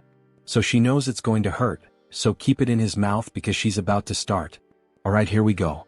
When she presses the needle against his body, the needle snaps. Damn it, his skin is so tough that the needle broke and she can't pierce through it. Wow, I can't believe it. Isn't there another way to do the engraving on his skin? He knew that Hyungnam was exceptionally tough, but this is insane. There's no way we're going to use another technique. Don't worry about that. She shifts the angle of the needle, and the markings on her arms start to grow stronger. She's going to make sure that all that meat and alcohol she ate and drank will be paid for, in full. Activating all the markings on her body, she begins to pierce and carve the engraving into his flesh. It's time to show what a first-rate tribal shaman chief from the past is capable of. Then we see the mark that was made, a fiery sun, resembling the symbol of the Sun Pirates from One Piece. Captain Fisher Tiger. System notifications. The entity has fulfilled the conditions and attained enlightenment. He has acquired the skill, Chaco-style combat symbol. Current symbol, Great Warrior. We see a large marking on the right side of his chest. This is truly impressive. It's far more efficient than enhancement through bio-aura. At this level, even without using the body mutation ability, he could defeat an ogre in a bare-handed fistfight to the death. This is perfect. We see the old woman, completely exhausted and worn out. Harley is even concerned about her condition. What's the matter? Is she alright?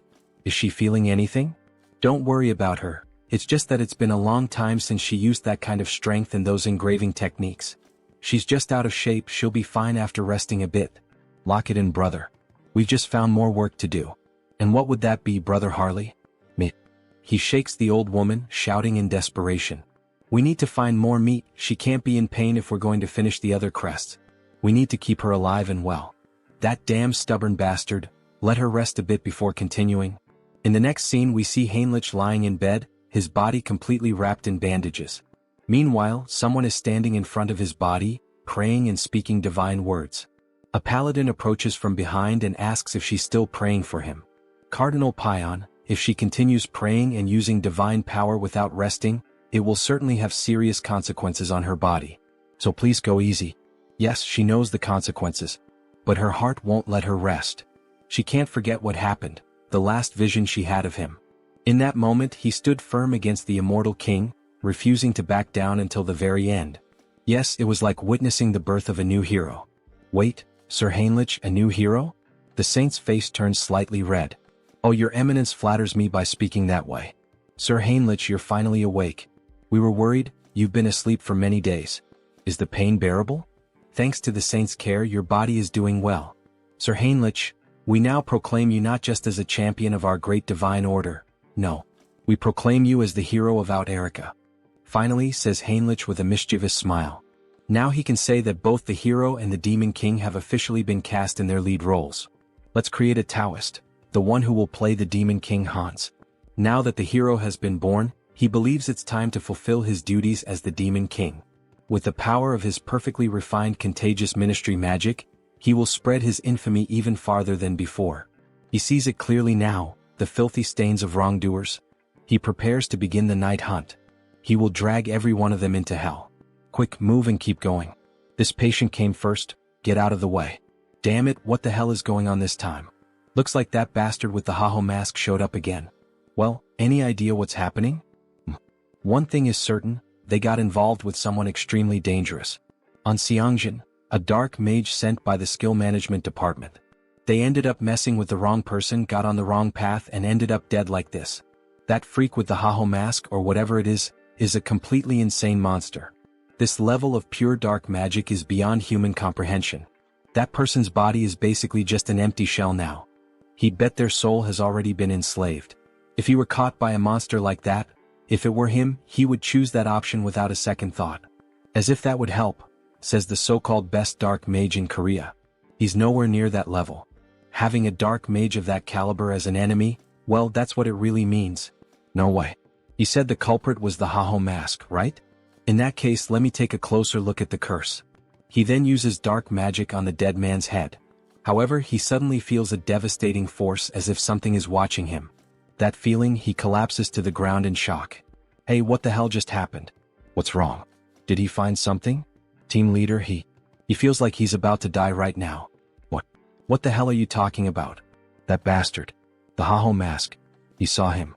The Haho mask noticed him. He tampered with the spell on his own, so if he gets caught, he's screwed, no doubt about it. At this point, there's only one option left. Is he going to fight against the masked Haho? If he just dies now by jumping off this building, he could peacefully cross over to the other side. Hey, stop doing something stupid, you lunatic. The masked Haho only hunts and kills villains. You'll be fine since you're innocent. So calm down and breathe. Alright. Hearing those words like that made him feel a little better. Thank you very much.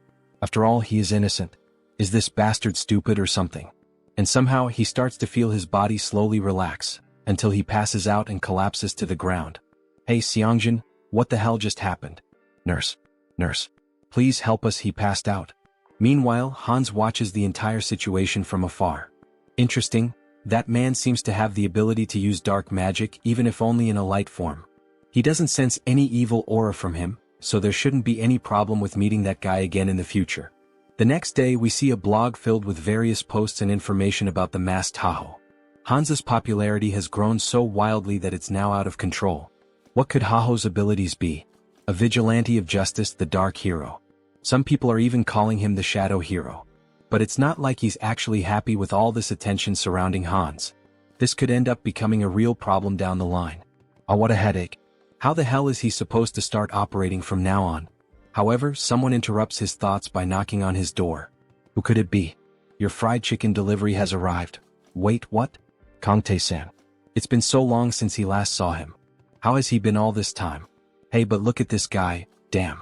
It's been years since this Hyung showed up and this is how he reacts to a guest? Ah. What do you mean by the way he reacted? Well, even though he's my friend right now, he's the last person I'd want to see or talk to tonight. Skill Management Bureau. Criminal Investigation Division. Kang Tae-san. Still, Tae-san is the only friend he made during his childhood. Even after all these years, while he was reclusive in his room, Tae-san was the only one who came looking for him and tried to help. He's truly a valuable friend. But seriously now, Hyun seems different. It's like he's not exactly sure, but it seems like Hyun has found a purpose to live for again? Well, I mean, he can't stay stuck in the past forever, right? Those who live in the past are museums. And he suspects that his parents wouldn't have wanted him to live this reclusive way. Yeah, damn, he's right. He spoke well just now. Do you have any idea how long he's been worried about Hyun all this time? It's not healthy to stay reclusive for so long without talking to people. Ah, come on, it wasn't that bad. He even went out a few times in the past few days. Really? Says Tae-san with a surprised look on his face. Thank you, my friend. Going back to the past when he was grieving and struggling with depression, Tae-san always visited him and tried to help in every way possible. He then opens a can of beer, seeing how well things are going for him now. He feels like he can finally reveal a secret. What does that mean? He knows, right? The reason Tae-san joined the Criminal Investigation Division. Of course, he was like family to Hyun's parents, like an actual son to them. And after they died in that accident, Tae-san enlisted in this division. Yes, back to that case then. Everyone thinks it was just a random attack by someone who had awakened. That's what everyone believes. Well, at least until recently. But he doesn't think that's the reason for this case anymore. There's a group that has been operating in the shadows for a long time, calling themselves the Society of Divine Retribution. They are a group of bastards who are very meticulous. So far, they haven't been able to link anything or even catch a scent of them. But you've been following the news, right? That masked figure known as Haho has given us a lead. They've given us the first clue. Haha, even dropping hints for the skill management department? Did he go overboard? Anyway, he'll keep him updated as soon as he knows anything new. But don't go around talking about it. Do you want me to end up in a cage? Haha, as if he had anyone to tell. Still, from what he's heard, the masked Haho has been quite impressive. So why is the Bureau trying to hunt him down? Exactly. That's what's bothering him. Why the hell are they going after someone who's actually doing a good job? Yes, exactly. The protagonist is happy to see Tae-san on the side of the masked Tahoe. After all, it's his clone who is doing all this investigative work. Anyway, let's drink until we pass out tonight. A celebration for Han Sunghyun's new beginning. Then, after several drinks and chickens, they start talking about other things. Just give up on being a writer. What's wrong with that? A hero and a demon king? Well, that's so cliché. And giving the demon king the name of Hans? Haha, Tae-san laughs a lot. That's so boring. It doesn't even sound like a name you made up over coffee or something. What does that mean? This is a classic. There's nothing wrong with the description of this story. This isn't a classic, this is what we call cringe. If it's something that's been done to death, how about pretending it's an abbreviation? Hans, short for something like Hannibal Strauss. Oh, that was actually a good suggestion. Right? If he becomes a writer, remember he can always ask for help from his hyung here. So while they were talking, Tae-san's phone started ringing. Oh, look at the time. He needs to leave. Seriously? It's still so early. The leader of the Dawn team said he has to show up today. He's leaving. Oh, alright then, Tae-san. We'll talk later.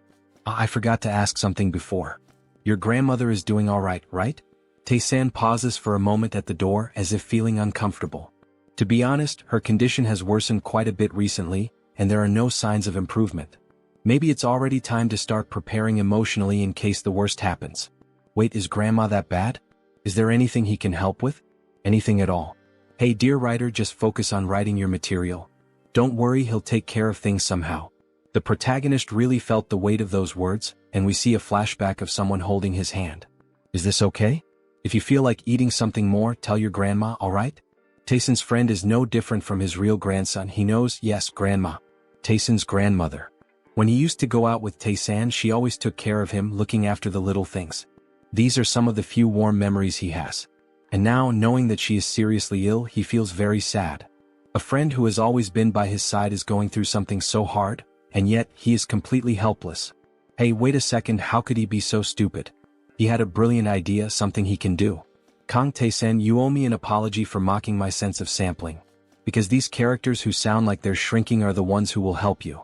Then we see the protagonist invoking Heinrich, a paladin who would be perfect for this situation. Then we see a system window showing the paladin Heinrich. To heal someone, a healer is needed, like a priest. But he has one who fits that description perfectly, doesn't he?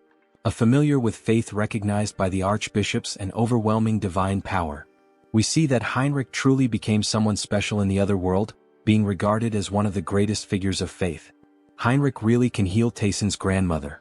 But wait, how is he going to make Heinrich disappear for a while? If he vanishes right after officially becoming the hero, it will lead to misunderstandings. Even the saint is focused on him now. Well, with night falling and the day about to turn, it's better to wait. For now, it's best to hold off until the right time to disappear from the original world so he can heal the grandmother. Then in the next scene we see a child singing while carrying apples, dressed in very formal clothing. A lively city with many people walking through the commercial district. The girl asks the boy if he's alright if the bag full of apples isn't too heavy. Yes, sister. It's fine, it's not heavy.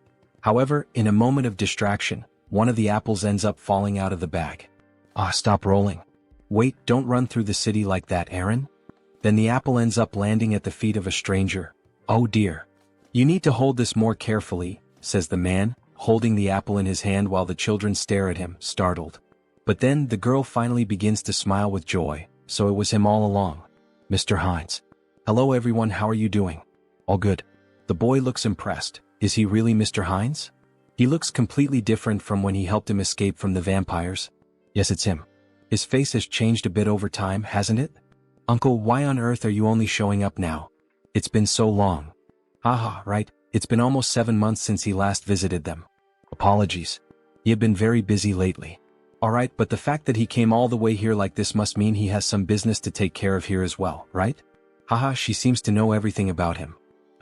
Heinz looks surprised. How does she already know? No, he came here just to see them.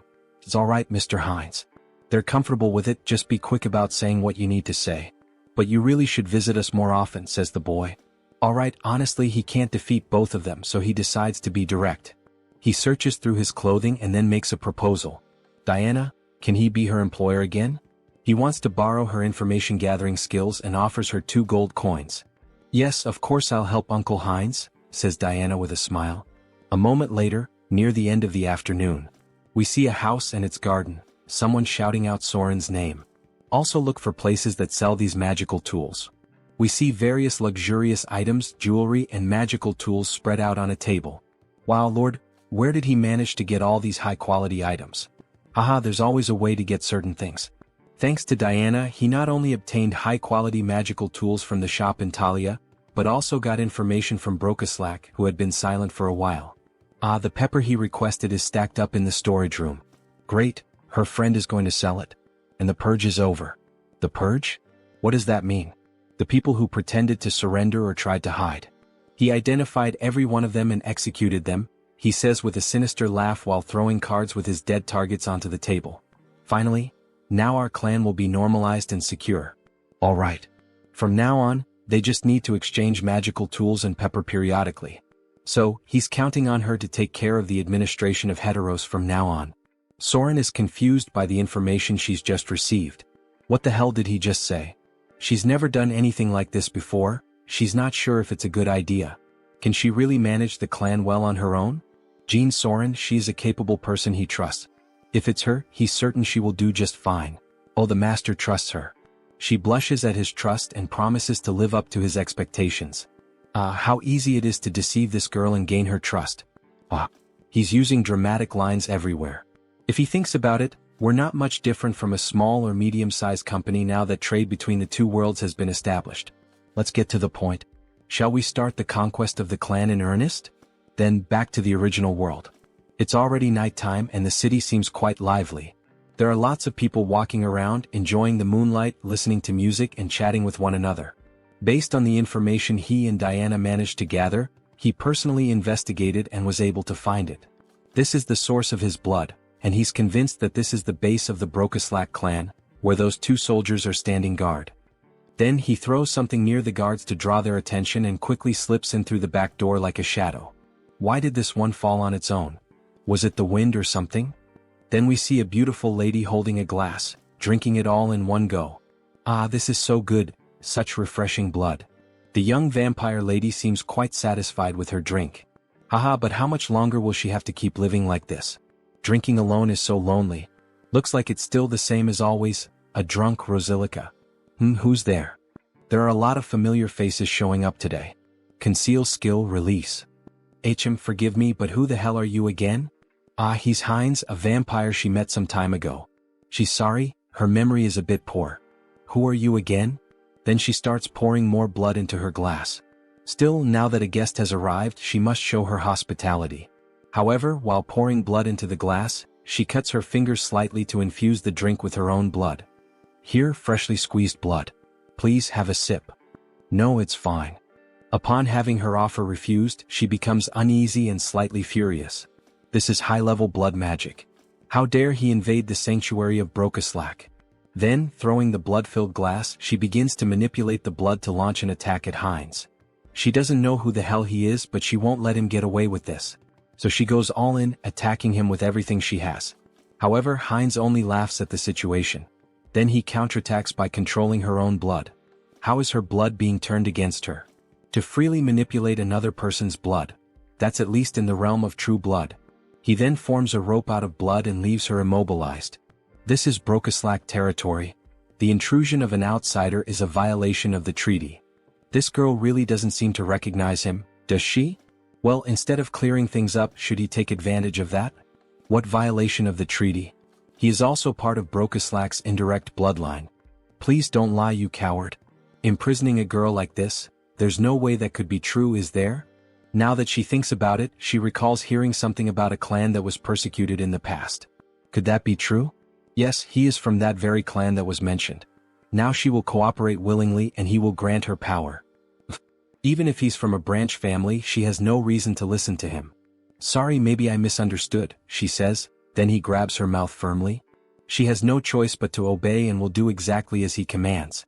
Then, holding a crystal in his hand, he pushes it into her, making her moan in pain, so much so that people near the house found it strange. Then back inside. She is in ecstasy. What is this sensation? It's overwhelming. The crystal is taking hold of her body and flooding her with more energy and power. And at the same time, it feels as if her master has changed.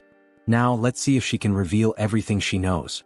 Damn it, she can't disobey his command. The true blood that oversees this region of Thalaria is Lady Frisia. If she had to describe her defining trait without a doubt, it would be as a user of demonic eyes. Then we see a beautiful woman with very pale skin, blue eyes and slightly pointed ears reminiscent of an elf, sipping a cup of coffee. The butler then offers her another cup of tea and asks, "Lady Frisia, are you also enjoying the human world today?" Yes, it's always interesting to observe it. The way they struggle to live with such humble bodies. Then we see that they are well above the houses and buildings high up in the mountains. However, he has heard that the recent Protestant denomination is expanding its influence in Rafalashi. Don't worry. This kingdom already belongs to Brokaslak disguised as human nobility. A simple pressure on the kingdom will resolve this quickly. However, before she could finish her sentence, the butler's head is ripped off, and a jet of blood sprays out. Alright, so you are Frisia? Her expression changes now she begins to question. She has never seen this vampire's face before. He is a complete stranger. Pure blood. He doesn't seem to be of true blood. Meanwhile, Heinz savors the butler's blood. Let's assume he's from a branch bloodline. Humph, a humble branch blood like him dares to pick a fight without knowing his place. She makes a scornful face and takes a light breath. She's going to make him realize the mistake he just made, so she activates the demonic eye, which turns completely dark. However, the protagonist quickly repels the attack with ease. That's impossible. How did he dodge her demonic eye? He already knew how her ability worked, the fact that it doesn't work against him. She knows what that means, doesn't she? Now, who is the one that doesn't know their place? Oh, so he is a true blood after all.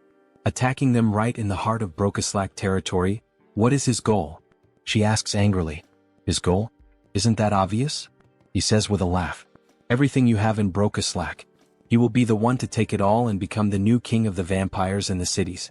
She bursts into wild laughter, unable to believe what she just heard. I don't know if he's stupid or just bold. Alright, I get it loud and clear. But he should have one thing in mind, she is also of true blood. Then she awakens both of her eyes, increasing her speed. Even Heinz can't keep up with her and takes a punch to the stomach. Her hand is reinforced with magic and martial arts, making him spit out blood. He really thought his nonsense would work with skills so weak that he can't even dodge? She laughs as we see her arm massive and full of veins. This woman, is she a martial artist? What the hell? She's using her demonic eyes, so he thought she would rely on magic. This is so different from what he expected. Then she starts to summon the blood from her umbrella, using a blood strike toward the protagonist. It lands squarely on him. So, she's a physical fighter, huh? He's under pressure, spitting blood. Impressive, he can still stand. Let's see if he can block this too. Then she charges at him full force, wielding an umbrella. She even handles a sword with flawless technique. That umbrella wasn't just for show, huh? He tries to dodge the quick attacks. The dodges won't help him forever, especially since he's being injured little by little. Alright, this next blow will definitely crush him. It will leave him with nowhere to escape. Then she summons a sea of blood against the protagonist. Is this an AoE ability? If that's the case, he'll cut his way through this blood tsunami. However, something feels off. She's vanished from his sight. Where did she go? Then suddenly his vision distorts as if the angle has shifted. We see her appear, delivering an elbow strike that breaks Heinz's neck. He flies several meters from the impact of the vampire mommy's hit. Look at that arm. How annoying. So this is the end? We see Heinz's body on the ground, covered in blood, while she watches from above. But then he starts to get up and responds, "The end? What the hell are you talking about? Who said she gets to decide when it ends?" Then we see Heinz's head regenerating after the impact. For him, the fun is just beginning. He's perfectly fine as if nothing had happened. His neck was definitely broken. What happened? Injuries like that heal in an instant for him. He has something called hybrid evolution, she observes. This is insane. Aside from the master, she can count on one hand the number of people who have faced her attack head-on and survived. She's astonished. He admits it, she has some good talents and tricks. Of course she still has some flaws, but with those beautiful eyes. He thinks he could make her stronger than she is now if she followed his path. Have you ever thought about following me? What kind of nonsense are you saying? How dare you insult me, of all people? She will turn him into a pincushion so full of holes that he'll never get up again. However, before she could attack, her body stopped moving. What is this? We see a massive pentagram made on the floor with blood, layered with profane magic. If that's the case, then he has no choice. He'll have to use force. Then he starts moving the blood around. Blood magic from the blood on the ground? When did he do this? Then she is bound by strands of blood around her neck. It's true, he's not a martial artist like her. He's more of a blood specialist, a kind of vampire mage, we could say. She's completely covered in the strands of blood. And also, he can do this sort of thing. He turns his finger into a magical crystal, and as it penetrates her neck, she begins to undergo a mutation. Raffalashi injection. She starts crying out in pain, screaming that it hurts. It hurts so much as the crystal starts to take full control of her body. Sorry, but for a high-ranking vampire like her, a small dose wouldn't be enough to control her body. Then she begins to transform even further, emitting a huge red aura. Finally, it ends. She lies on the ground, devastated. What the hell did he do to her without her consent? She will never forgive him. This is so ungrateful. She should be thanking him, not lamenting. Doesn't she feel it? That sensation, that strength, as if she had been born again. He's right. Every sense in her body feels completely different from before. Her strength, reflexes, flexibility, all her physical attributes not only improved but evolved to a completely new level. Well, starting to feel like thanking me now. She thinks she is. So that she could give him the power to finish him off. Then she tries to make a quick move with a direct punch at Heinz, but her body stops before reaching him. She can't move. What the hell is happening? Her body doesn't want to move. What did this bastard do? It's as if her whole body is bound by iron chains, or rather, chains of blood. This is the power of his blood domination. She has no choice left. She will move exactly as he wants her to. No way, not even with sacred blood would this be possible. Too bad for her because he can. Now, finally, he can ask the most important question, the reason he came to her. Frisia, where is the clan master? Does he think she'll answer that so easily? It's the Duke Bright's mansion. Wait, what? What the hell? Her mouth moved on its own. Good. A little servant so obedient. Our protagonist has gotten himself a nice slave, haha. You bastard, take your hand off me. The gold of the Duke Bright's mansion, huh? It's impossible for a clan lord not to notice that a true blood is being captured. I think it's time to end this quickly and cleanly. Time to begin the massacre. Then at night they arrive at the Duke's house. Master, it's Frisia. She has something urgent to report. May she enter? Yes, please come in. Really now, sir? Couldn't he have at least lit a candle or a lamp or something? Isn't it a little dark in here? He's not human. He simply doesn't need such things. He can see perfectly well in the dark. More importantly, she said she had something to tell him? Yes, well, forget it. She thinks she already understands. It's because of that uninvited guest who's after you, isn't it? So he's already noticed. As expected of a clan master, excellent perception. Well, yes. It would be a shame if the head of a clan couldn't at least notice that. Deactivate concealment ability. What a disappointment, he laments as he closes the book he was reading. Frisia, oh beautiful woman, why did you do this? Then she became a traitor. He releases a murderous aura. He's ready to kill both of them. If you enjoyed this video, don't forget to give it a thumbs up, it really helps. And for more content like this, make sure to subscribe and hit the notification bell so you don't miss any updates. Let me know in the comments if you'd like to see another part. I'd love to hear your thoughts. See you next time. Bye-bye.